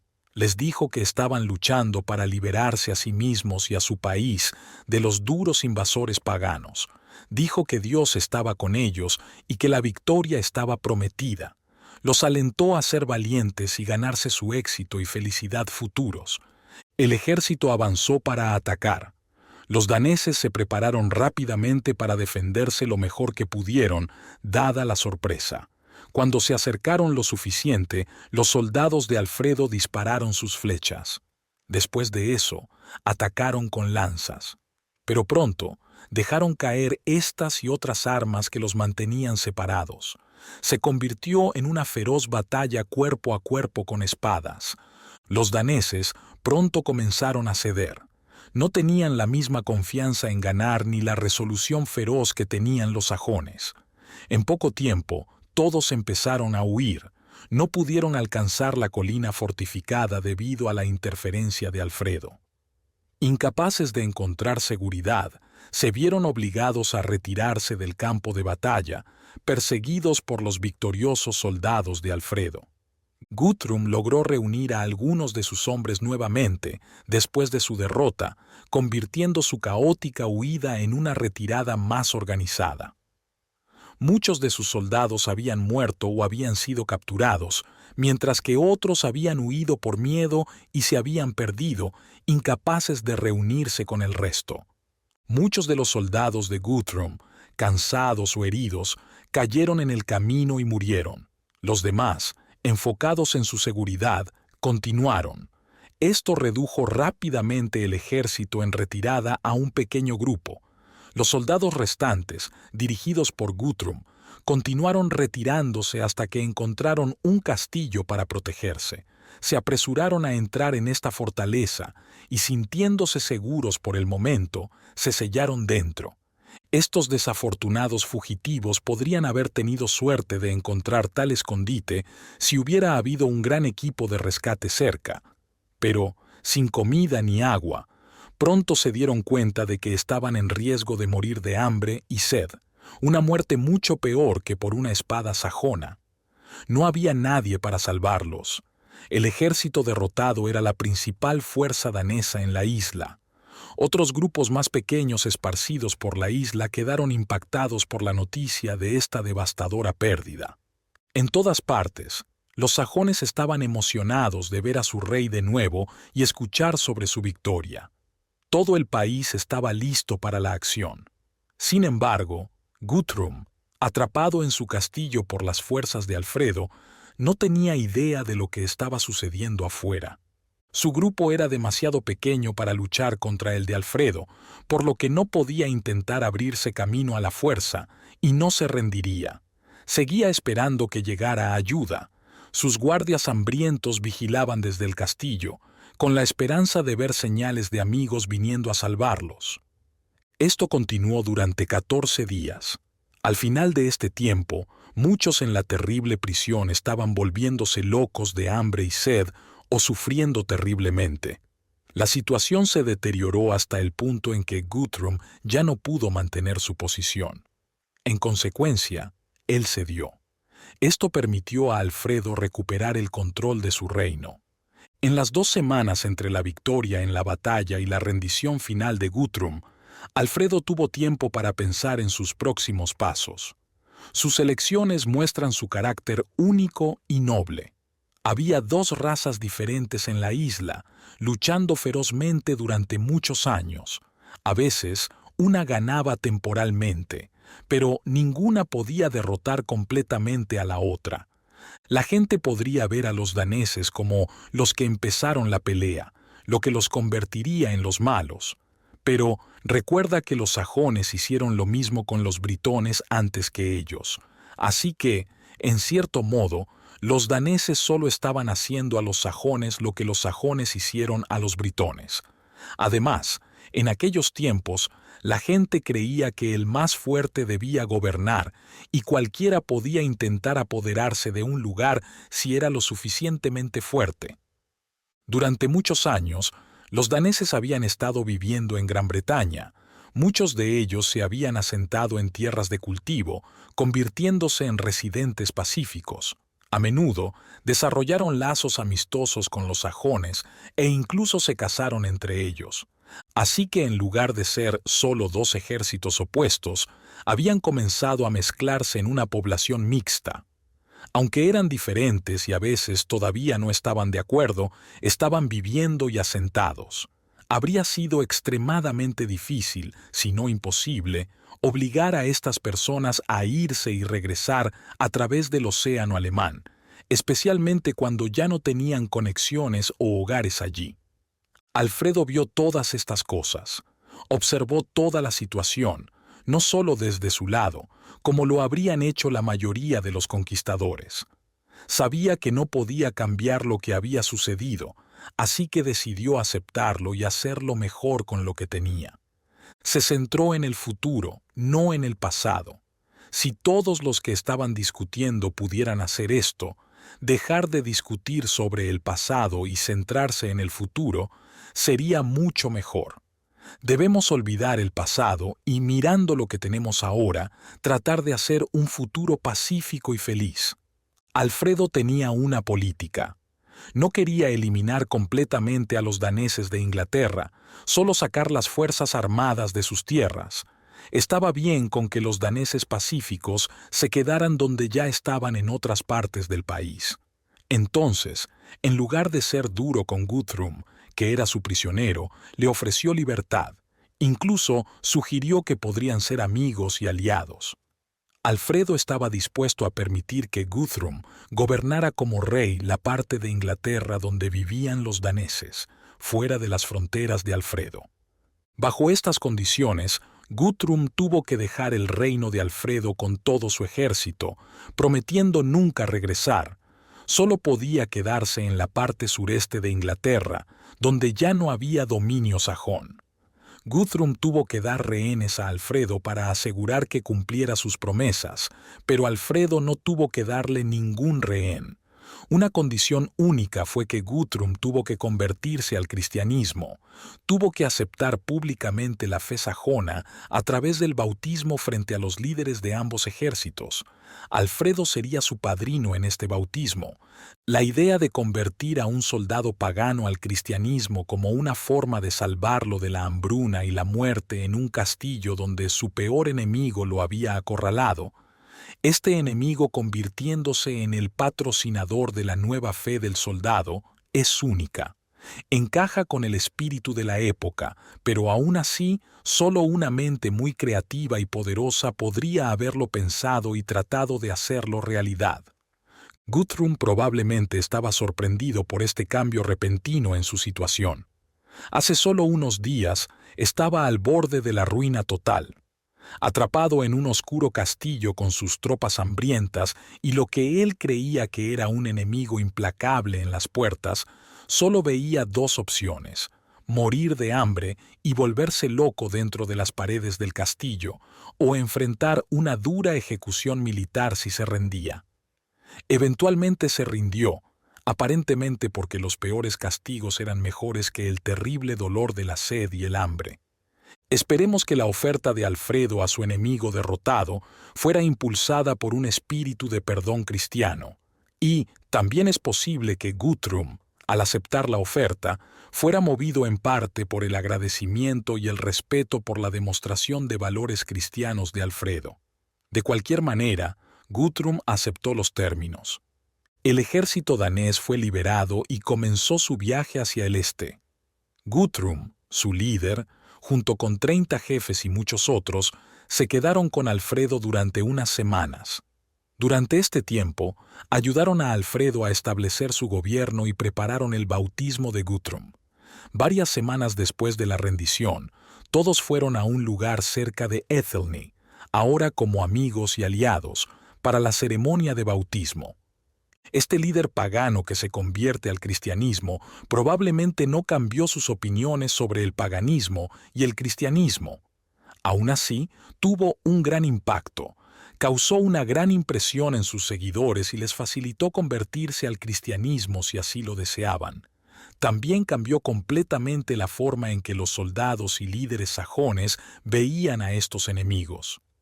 La gente estaba mayormente molesta porque eran paganos que no les gustaban sus prácticas religiosas. El próximo bautismo de Guthrum cambiaría esto. Que Alfredo guiara a Guthrum para ser bautizado se veía como una victoria más grande e importante que cuando derrotó a sus ejércitos en Edendún, no solo en Inglaterra, sino también en Francia y Roma.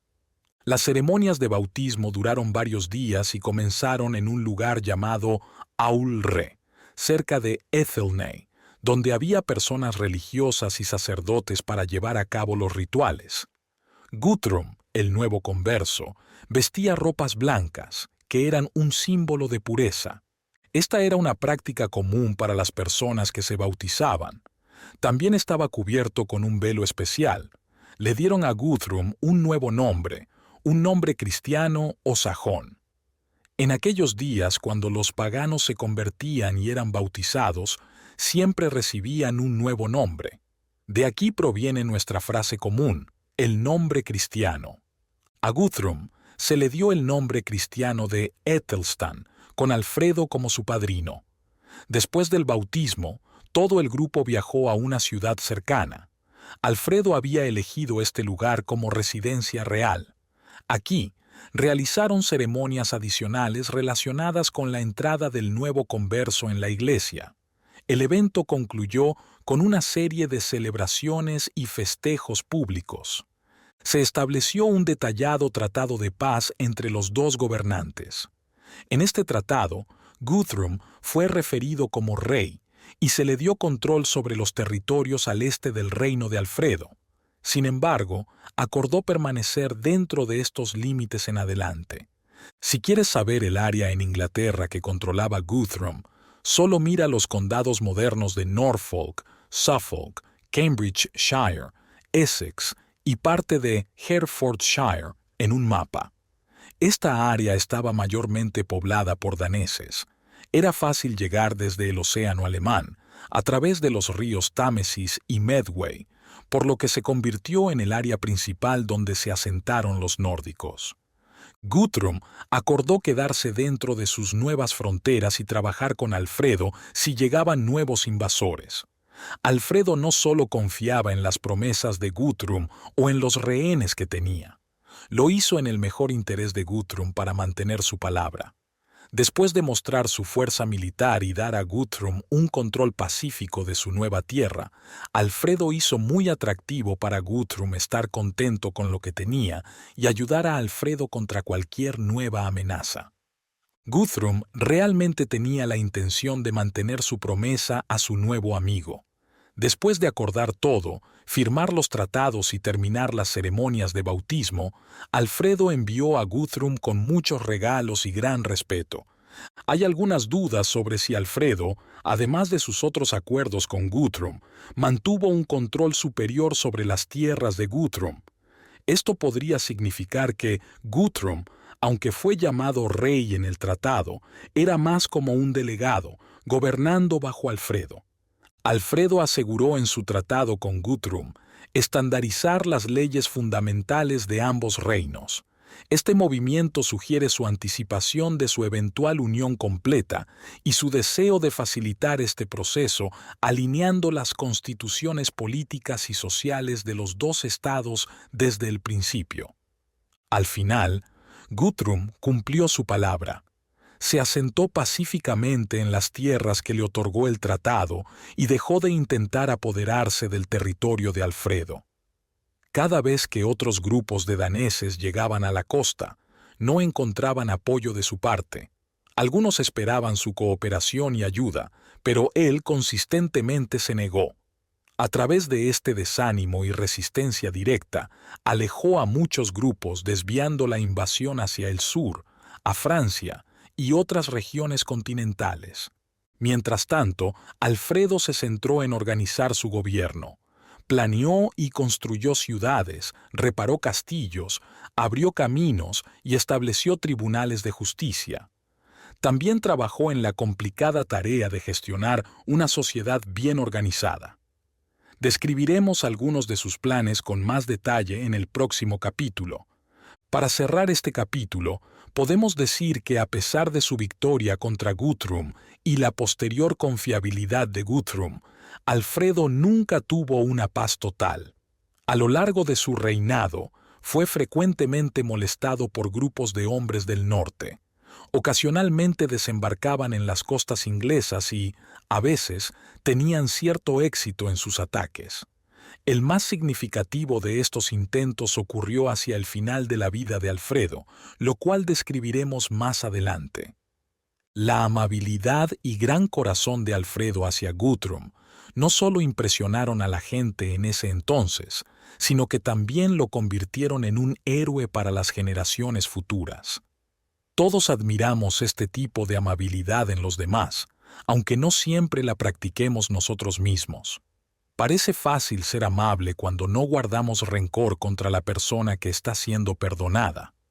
Pero es mucho más difícil cuando tenemos que perdonar a alguien que nos ha hecho daño. Si crees que actuarías como Alfredo, intenta ver si puedes perdonar a tus enemigos. Estos podrían ser personas que han alterado tus planes, hablado mal de ti o te han lastimado. Ver lo difícil que es dejar ir nuestros resentimientos y perdonar nos muestra cuán especial fue la amabilidad de Alfredo hacia Guthrum. Alfredo era conocido por su amabilidad. La gente contaba muchas historias sobre cómo ayudaba a los necesitados. Una vez, cuando estaba cazando, escuchó el llanto de un niño. El sonido venía del nido de un águila en un árbol alto. El águila había llevado al niño para comérselo. Alfredo salvó al niño y cuando no pudo encontrar a los padres del niño, lo acogió. Le dio una buena educación y lo cuidó. Esta historia podría no ser cierta, pero muestra lo que la gente pensaba de Alfredo. Capítulo 11. Fundamentos del aprendizaje. El reinado iluminado de Alfredo. El rey Alfredo es principalmente conocido por su bondad y sus esfuerzos por promover la paz, el aprendizaje y el bienestar de su pueblo. Hizo esto a pesar de estar acostumbrado a la guerra desde joven y vivir en una época de conflicto constante. Todo a su alrededor podría haberlo convertido simplemente en un héroe militar. Sin embargo, comprendió que la verdadera grandeza estaba en crear un poder duradero mediante la organización de la sociedad de la mejor manera posible. Sabía que la inteligencia, el orden, la justicia y el sistema en las instituciones de un país son los verdaderos elementos de su grandeza, así que actuó basándose en esta comprensión. Ciertamente, tenía buenos materiales con los que trabajar. Tenía al pueblo anglosajón, que era capaz de entender e implementar sus planes.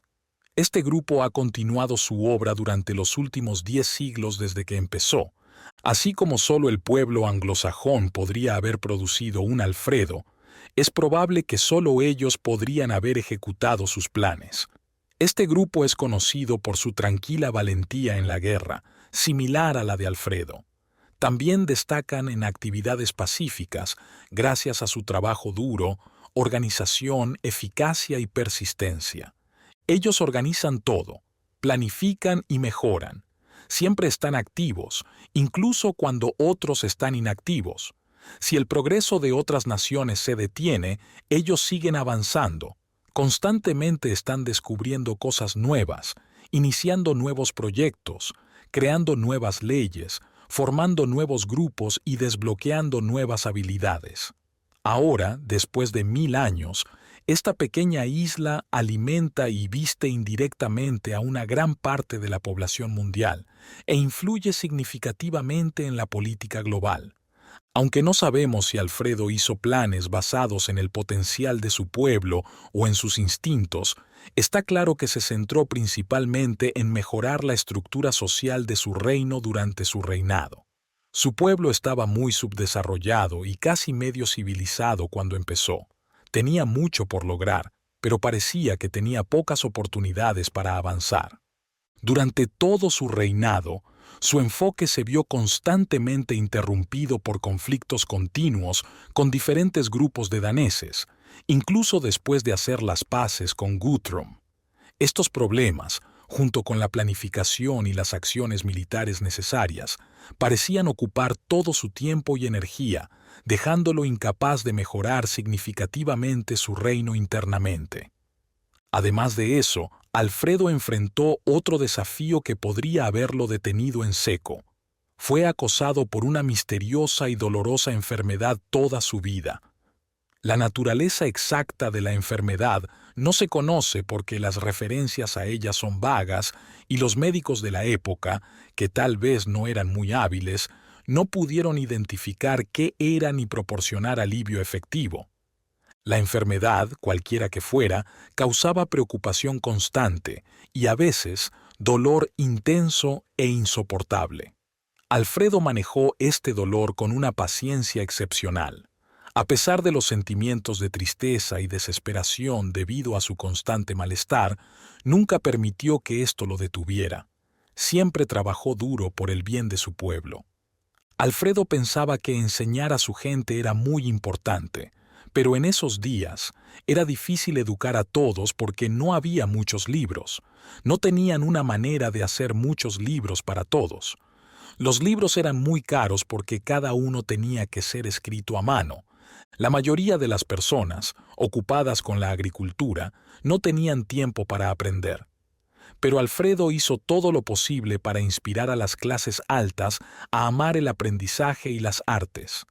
Lideró con el ejemplo, estudiando mucho incluso cuando estaba ocupado gobernando. Un buen ejemplo de esto es cómo aprendió latín. Alfredo tenía un amigo llamado Acer, que era muy inteligente y religioso. Acer era un obispo en Gales. Alfredo escuchó sobre la inteligencia y habilidades de Acer y lo invitó a visitar su corte. A Alfredo le gustó Acer y le pidió que dejara sus importantes posiciones en Gales y viniera a su reino. Alfredo prometió darle incluso mejores posiciones. Acer no estaba seguro de qué hacer. Alfredo sugirió que Acer pasara la mitad del año en Inglaterra y la otra mitad en Gales. Acer respondió que necesitaba discutir esto con sus monjes y clérigos en casa antes de tomar una decisión. Sin embargo, prometió regresar a ver a Alfredo dentro de 6 meses para darle su respuesta final. Después de una estadía de 4 días en la corte de Alfredo, se fue. Después de esperar 6 meses sin el regreso de Acer, Alfredo envió a alguien a Gales para investigar. Descubrieron que Acer estaba enfermo. Sin embargo, los amigos de Acer sugirieron que aceptara la oferta de Alfredo de pasar la mitad del año en Inglaterra. Creían que este arreglo permitiría a Acer proteger mejor sus monasterios en Gales a través de su influencia con Alfredo. Así que Acer fue a Inglaterra y durante 6 meses cada año fue el amigo cercano y maestro de Alfredo. Eventualmente, Alfredo lo puso a cargo de algunos grandes lugares religiosos en Inglaterra. Un día, alrededor de 8 o 9 años después de que Alfredo ganara la batalla contra Guthrum y asegurara su reino, él y Acer estaban hablando en el Palacio Real. Acer usó una frase en latín que a Alfredo le gustó mucho una vez que se la explicaron. Le pidió a Acer que la escribiera en su libro. Luego, sacó un pequeño libro de su bolsillo. Este libro, lleno de oraciones y piezas devocionales, era algo que siempre llevaba consigo. Al igual que todos los libros de esa época, estaba escrito a mano. Acer quería escribir una cita en latín, pero no encontró un lugar. Le sugirió a Alfredo crear un nuevo libro para citas en latín y sus significados en anglosajón si Alfredo quería. A Alfredo le gustó la idea. El obispo hizo un pequeño libro que se llenó lentamente con citas bíblicas en latín y pensamientos breves y poderosos de poetas romanos y padres de la Iglesia. Alfredo escribió el significado de cada cita con sus propias palabras justo al lado. A menudo llevaba el libro consigo y lo estudiaba todo el tiempo. Estaba interesado en agregar más contenido. Este libro le ayudó a aprender mucho sobre el idioma rápidamente. fue el punto de partida de su profundo conocimiento del idioma que adquirió más tarde. Alfredo trabajó arduamente para ayudar a su pueblo a aprender y crecer. Escribió y tradujo libros. Estos libros se ponían a disposición copiándolos y compartiéndolos con aquellos que podían leer.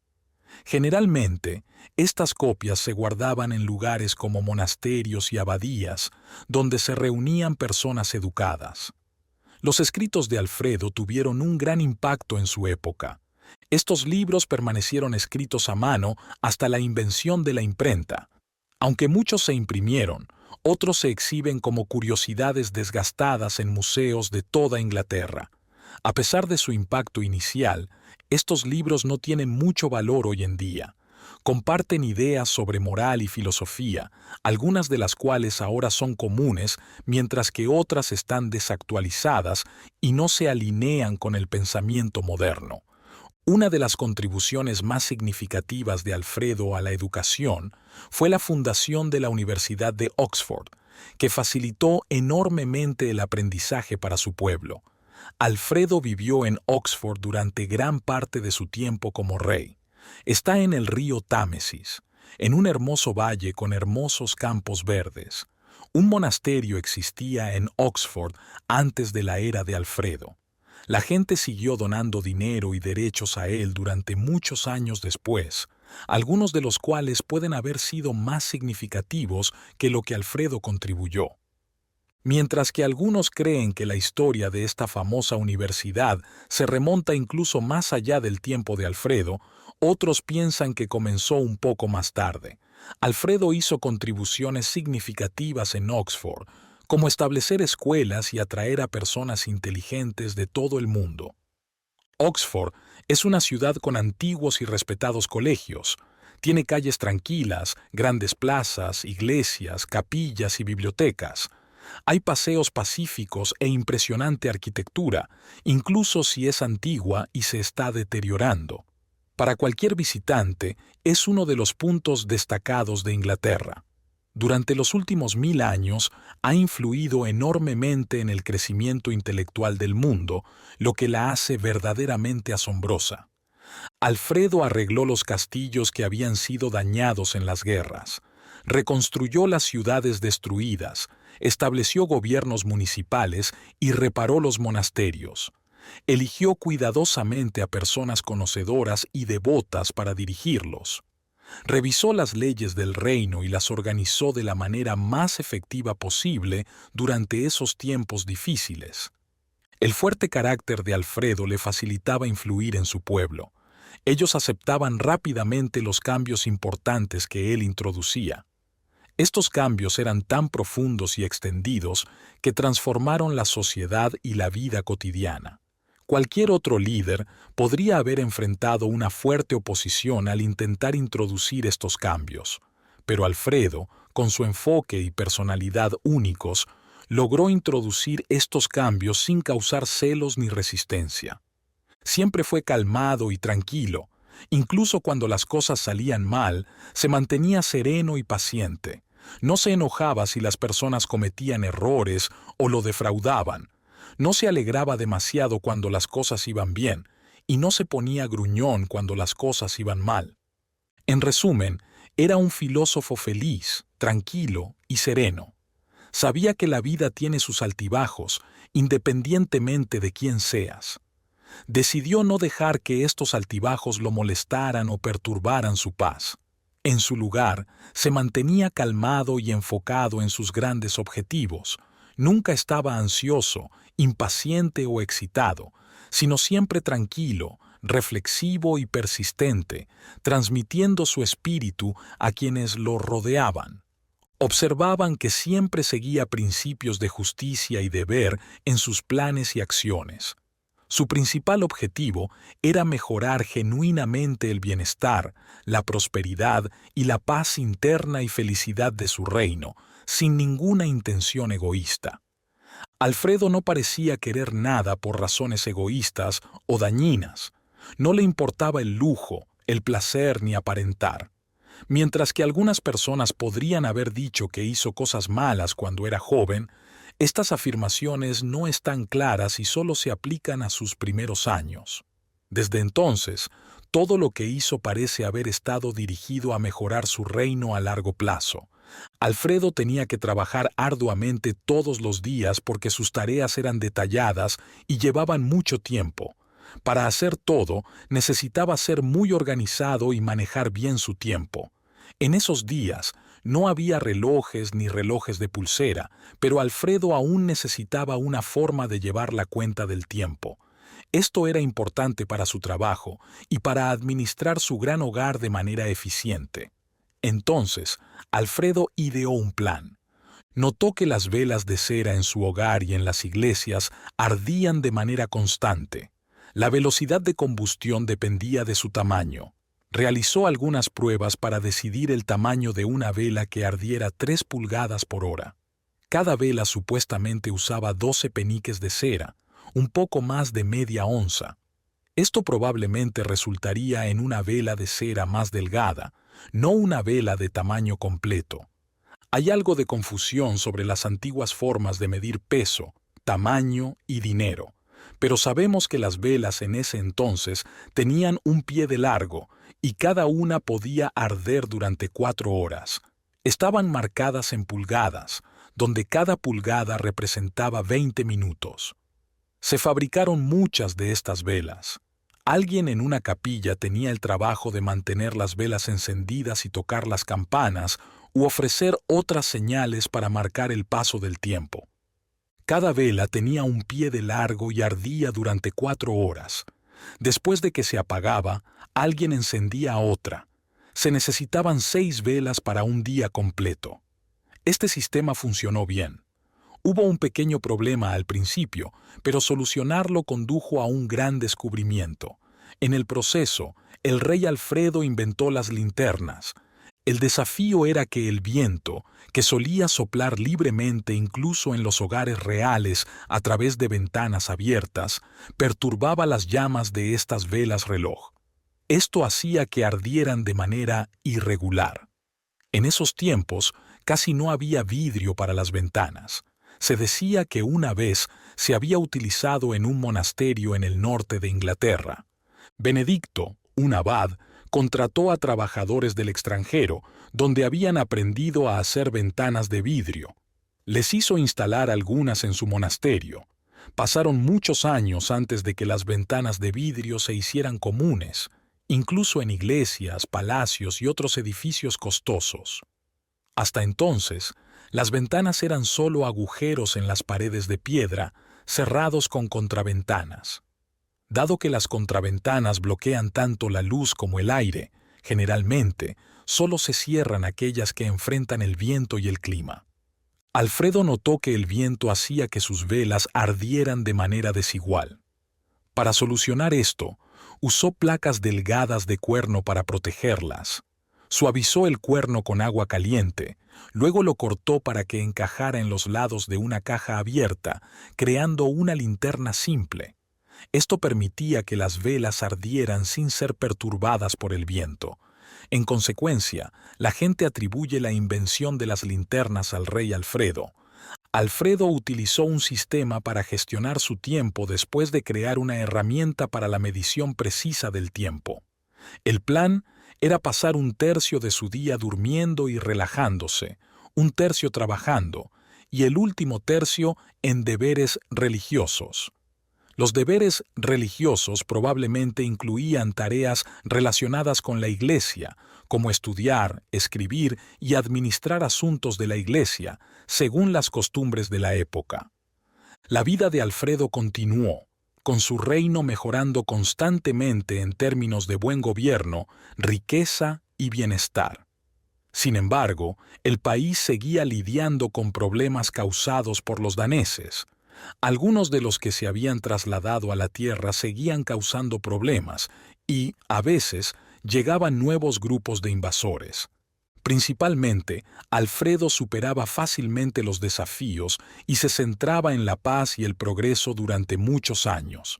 Sin embargo, más tarde en su vida, un conocido líder nórdico, Hastings, llegó a Inglaterra con un gran ejército y causó mucha perturbación antes de ser expulsado. Capítulo 12. El sitio de Inglaterra, la última guerra de Alfredo. Unos 12 a 15 años después de que Alfredo recuperara su reino mediante la victoria en Edendune, ocurrió la masiva invasión de Hastings. Esta victoria ocurrió en 878. Entre 893 y 897, Hastings y su grupo causaron problemas en la isla. Alfredo falleció en 900, así que su gobierno comenzó y terminó con largas y duras batallas contra los daneses. Hastings era un guerrero experimentado y victorioso antes de llegar a Inglaterra. Pasó años como rey del mar en el océano alemán, donde hizo cosas que hoy se considerarían piratería y asesinato. Pero en ese entonces, estas acciones lo hicieron famoso y respetado. Más tarde, Hastings se trasladó al continente, donde tuvo una larga y exitosa racha de victorias y saqueos en Francia. A veces, las cosas no salían como él quería en estas empresas. Por ejemplo, una vez tuvo que retirarse porque sus enemigos se refugiaron en una iglesia que él convirtió en fortaleza. Permaneció allí hasta que fue seguro salir y luchar de nuevo. Principalmente, él y sus feroces seguidores tuvieron éxito y fueron ampliamente temidos. Hastings había intentado previamente invadir Inglaterra, pero fue detenido por Guthrum, quien había prometido defender a Alfredo. Con la partida de Guthrum, Alfredo se quedó solo para enfrentarse a su formidable adversario. Hastings eligió un lugar en la costa sur de Inglaterra para desembarcar. Los daneses de Guthrum aún estaban en el este, por lo que Hastings viajó a lo largo de la costa sur hasta estar fuera de su área. Parecía que no quería hacer nada que pudiera hacerlos hostiles. Mientras vivía, Guthrum había mostrado una fuerte voluntad de resistir los planes de invasión de Hastings. Ahora que Guthrum se había ido, Hastings no estaba seguro de si los que siguieron a Guthrum resistirían. Independientemente, decidió evitar sus tierras. Así que viajó a lo largo de la costa sur de Inglaterra hasta estar fuera de su área y luego se preparó para desembarcar. Reunió un gran grupo y se unieron muchos aventureros de los lugares que pasó. Su flota tenía al menos 250 embarcaciones. Finalmente, llegaron a una parte de la costa con una gran área pantanosa. Las marismas de Romney, un área grande que cubre 50.000 acres, ahora es una tierra recuperada protegida del mar por un dique bien construido. En el pasado, este lugar era un enorme pantano, solo navegable a través de un río de lento movimiento que serpenteaba a través de una densa masa de plantas antes de finalmente llegar al mar.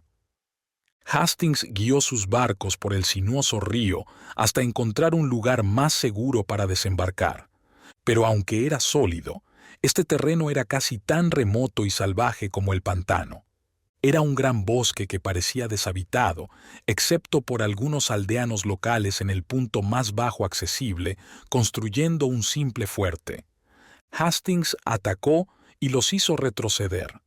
Luego avanzó, encontró un buen lugar, construyó una fortaleza fuerte allí y colocó a su ejército dentro de ella.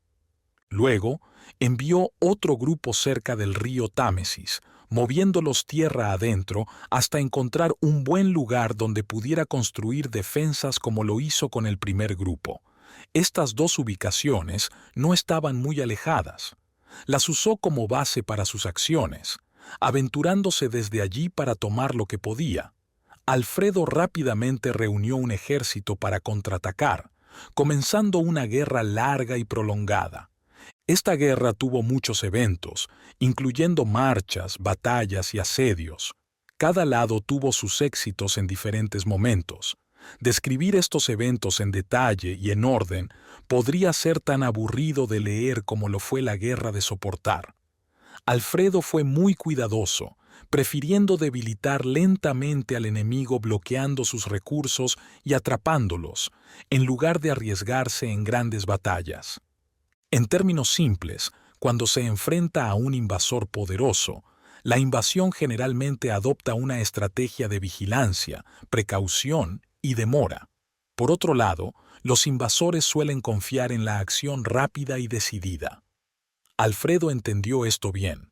Planeaba cortar los suministros de Hastings, acorralarlo, prevenir sus incursiones y capturar cualquier grupo separado. De esta manera, esperaba finalmente obligar a Hastings a rendirse. Una vez, poco después de que la guerra comenzara, Hastings, típico del talento de su gente para el engaño y la astucia, actuó como si estuviera dispuesto a rendirse. Comenzó a hablar de esto, diciendo que dejaría el reino pacíficamente si Alfredo estaba de acuerdo. Lo más importante es que también tendría a sus 2 hijos bautizados, lo cual era muy importante para Alfredo. Mientras Alfredo negociaba con las fuerzas de Hastings, de repente se dio cuenta de que la mayor parte del ejército enemigo se había movido silenciosamente. Se dirigían en secreto a una parte diferente del país. Las negociaciones se detuvieron de inmediato, y Alfredo y sus fuerzas los persiguieron. Cualquier esperanza de paz se perdió, y el ciclo habitual de asedios, estrategias, batallas y retiradas comenzó de nuevo. Una vez, Alfredo logró capturar el campamento de Hastings cuando Hastings estaba en el mar. Encontró a la esposa y los hijos de Hastings allí, y sus soldados los enviaron a Alfredo. La gente esperaba que Alfredo los tratara con dureza, como era común en esos tiempos. En cambio, Alfredo bautizó a los niños y los envió a ellos y a su madre de regreso a Hastings con regalos y amabilidad. Hastings no se conmovió con esta amabilidad, o, si lo hizo, no cambió sus acciones. Siguió luchando tan duro como siempre. A medida que pasaban los meses, obtuvo más apoyo, hasta que fue lo suficientemente fuerte como para adentrarse en el país. Al principio, tuvo mucho éxito, pero su éxito pronto causó problemas. Despertó a todo el país por el que se movía. La gente se apresuró a luchar. Se congregaron en varios puntos de encuentro y gradualmente convergieron en el ejército de Hastings desde todas las direcciones. Esto detuvo su progreso, obligándolo a reunir a sus soldados y establecer una posición defensiva, así que su victoria fue lo que llevó a su caída. De manera similar, la victoria de Alfredo y los sajones pronto se convirtió en un desastre para ellos. Habían atrapado con éxito a Hastings y cortado sus suministros de alimentos, pensando que esto llevaría a su rendición total debido a la grave angustia. Sin embargo, en lugar de rendirse, esta situación llevó a Hastings y a su gente a la desesperación. Impulsados por la locura que causó su sufrimiento insoportable, un día se liberaron de su encarcelamiento. Tras una feroz lucha que llenó un río de cadáveres y tiñó sus aguas de rojo, la mayoría de los rebeldes hambrientos lograron escapar. En un estado de intensa agitación, parte victoria, parte huida, regresaron a la costa este de la isla donde encontraron refugios seguros. Durante las siguientes campañas, un grupo de daneses navegó por el río Támesis con su flota. Algunas viejas historias cuentan una anécdota sobre un truco que Alfredo utilizó para capturarlos, lo cual parece difícil de creer. Dicen que Alfredo cambió el curso del río cavando nuevos canales. Esto dejó los barcos atrapados en tierra firme, no podían moverse y fueron fácilmente derrotados por sus enemigos. Esta afirmación parece poco probable. Un río como el Támesis siempre fluye por la parte más baja del terreno hacia el mar. Además, para que los barcos naveguen desde el mar, la superficie del agua del río debe estar cerca del nivel del mar. Por lo tanto, no puede haber ningún lugar donde el agua pueda ir a menos que sea un valle por debajo del nivel del mar. Cuando los valles están en el interior de un país, se llenan de agua de arroyos y lluvia, convirtiéndose en lagos o mares. Así que es probable que Alfredo hiciera algo más para atrapar los barcos enemigos en el río, algo más realista que drenar el agua del antiguo curso del Támesis. Pasaron los años, y aunque ni los sajones ni los daneses ganaron victorias claras y duraderas, los invasores fueron perdiendo lentamente, fueron empujados de un fuerte a otro hasta que finalmente sus únicos lugares seguros eran sus barcos y los puertos costeros. Alfredo se trasladó a las áreas que el enemigo había dejado. Cuando comenzaron a escapar a sus barcos, se dirigió a la costa. Empezó a planear la construcción de sus barcos y a preparar una flota para poder perseguir a sus enemigos en el mar. En esta tarea, se acercó a ella de la misma manera calmada, cuidadosa y efectiva que en sus acciones anteriores. Construyó sus barcos con gran atención. Eran el doble de largos que los daneses, diseñados para ser más estables, más seguros y capaces de llevar una tripulación más grande de remeros, haciéndolos más rápidos y ágiles que los barcos enemigos. Después de preparar su armada, Alfredo buscó una oportunidad para probar sus habilidades. Escuchó acerca de una flota de barcos de los nórdicos cerca de la isla de Wight y envió su flota para enfrentarse a ellos. Pidió al líder de su flota que capturara los barcos y a los hombres sin causar mucho daño y trajera a tantos como fuera posible de vuelta a él sanos y salvos. La armada de Alfredo navegó con 9 barcos. Llegaron a la isla de Wight y vieron 6 barcos daneses en un puerto. 3 barcos daneses estaban en el agua y lucharon valientemente contra la armada de Alfredo. Los otros 3 estaban en la orilla, atrapados hasta que la marea volviera. Parecía que la armada de Alfredo ganaría fácilmente. Al principio, tenían la ventaja. 3 barcos vinieron a luchar contra ellos. Capturaron 2, pero uno se escapó con solo 5 tripulantes sobrevivientes. Los barcos sajones, victoriosos contra estos oponentes, entraron audazmente en el puerto para atacar los barcos enemigos varados. Sin embargo, encontraron que, aunque habían ganado contra los activos y fuertes, estaban destinados al fracaso contra los indefensos y débiles. Terminaron atrapados acercándose a los bancos de arena donde yacían los barcos enemigos. La marea bajó, dejando 3 barcos varados en la playa y a los otros en lugares difíciles y peligrosos. Esto puso a todos en gran peligro. Hubo una lucha brutal en los barcos y en la orilla. Ambos bandos sufrieron grandes pérdidas. En última instancia, los daneses, que lograron liberarse primero, zarparon. A pesar de algunas dificultades, los sajones lograron ahuyentar a los barcos daneses de su costa, completando la liberación de su país. El mismo Hastings se trasladó a Francia, donde vivió sus días en tierras que había conquistado previamente. Fue famoso durante su vida y durante muchas edades después. Sus logros lo convirtieron en un héroe, y esta reputación no se vio disminuida por el hecho de que estos actos involucraron violencia y fechorías. Las tierras de Alfredo volvieron a ser pacíficas, y él regresó a su trabajo anterior. Sin embargo, no le quedaba mucho tiempo. Hastings fue finalmente expulsado de Inglaterra alrededor del año 897. Alfredo falleció en 900 o 901.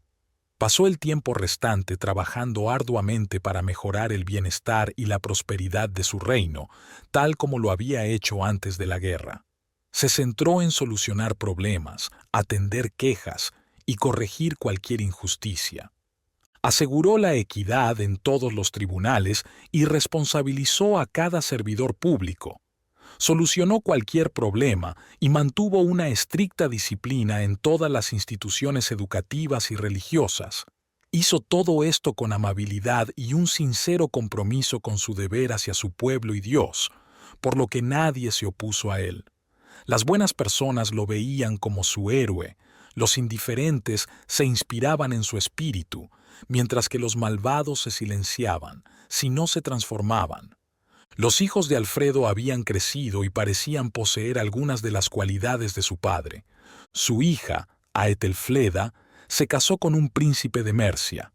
Era bien conocida en Inglaterra por su inteligencia, habilidades y buen carácter. Su hijo mayor, Eduardo era el siguiente en la línea de sucesión al trono. Alfredo estaba feliz de ver a su hijo siguiendo su buen ejemplo, preparándose para un reinado exitoso. Alfredo sabía que su enfermedad lo estaba llevando a su fin. Al sentir que su tiempo estaba cerca, llamó a su hijo Eduardo. Le dio su consejo final, que mostraba las reglas y motivaciones que guiaron su propia vida. Mi querido hijo, siéntate conmigo mientras comparto lecciones importantes. Siento que mi tiempo está cerca. Me estoy debilitando, viéndome frágil. Mis días están casi terminados. Pronto nos despediremos. Emprenderé un viaje a otro lugar, dejándote todo lo que tengo. Mi querido hijo, te pido que cuides a tu gente. Sé un padre para los niños y un amigo para las viudas. Ayuda a los pobres, protege y refugia a los débiles, y haz todo lo posible por corregir lo que está mal. Además, hijo, sigue siempre la ley. Entonces el Señor te amará, y Dios será tu recompensa. Pídele consejo siempre que lo necesites, y Él te ayudará a lograr todos tus deseos. Alfredo tenía 52 años cuando falleció, una pérdida sentida por todos. Fue enterrado en la gran catedral de Winchester. Su hijo tomó pacíficamente el reino y éste prosperó. Los planes en los que Alfredo había trabajado toda su vida comenzaron rápidamente a mostrar sus resultados positivos. Los edificios que creó aún se mantienen en pie hoy, hechos más fuertes y más grandes con el tiempo. Su memoria como su creador será respetada mientras la gente recuerde el pasado. Gracias por acompañarnos en este increíble viaje a través de la vida de Alfredo el Grande. Esperamos que hayas disfrutado de este audiolibro de larga duración y hayas obtenido una comprensión más profunda de su legado como el fundador de Gran Bretaña. Si te encantó esta historia, asegúrate de revisar nuestros otros audiolibros históricos, incluyendo las fascinantes vidas de Alejandro Magno, Cleopatra y Genghis Khan. Hay mucha más historia por explorar en Alexandria. No olvides suscribirte a nuestro canal, darle me gusta a este video y compartirlo con tus amigos que aman la historia.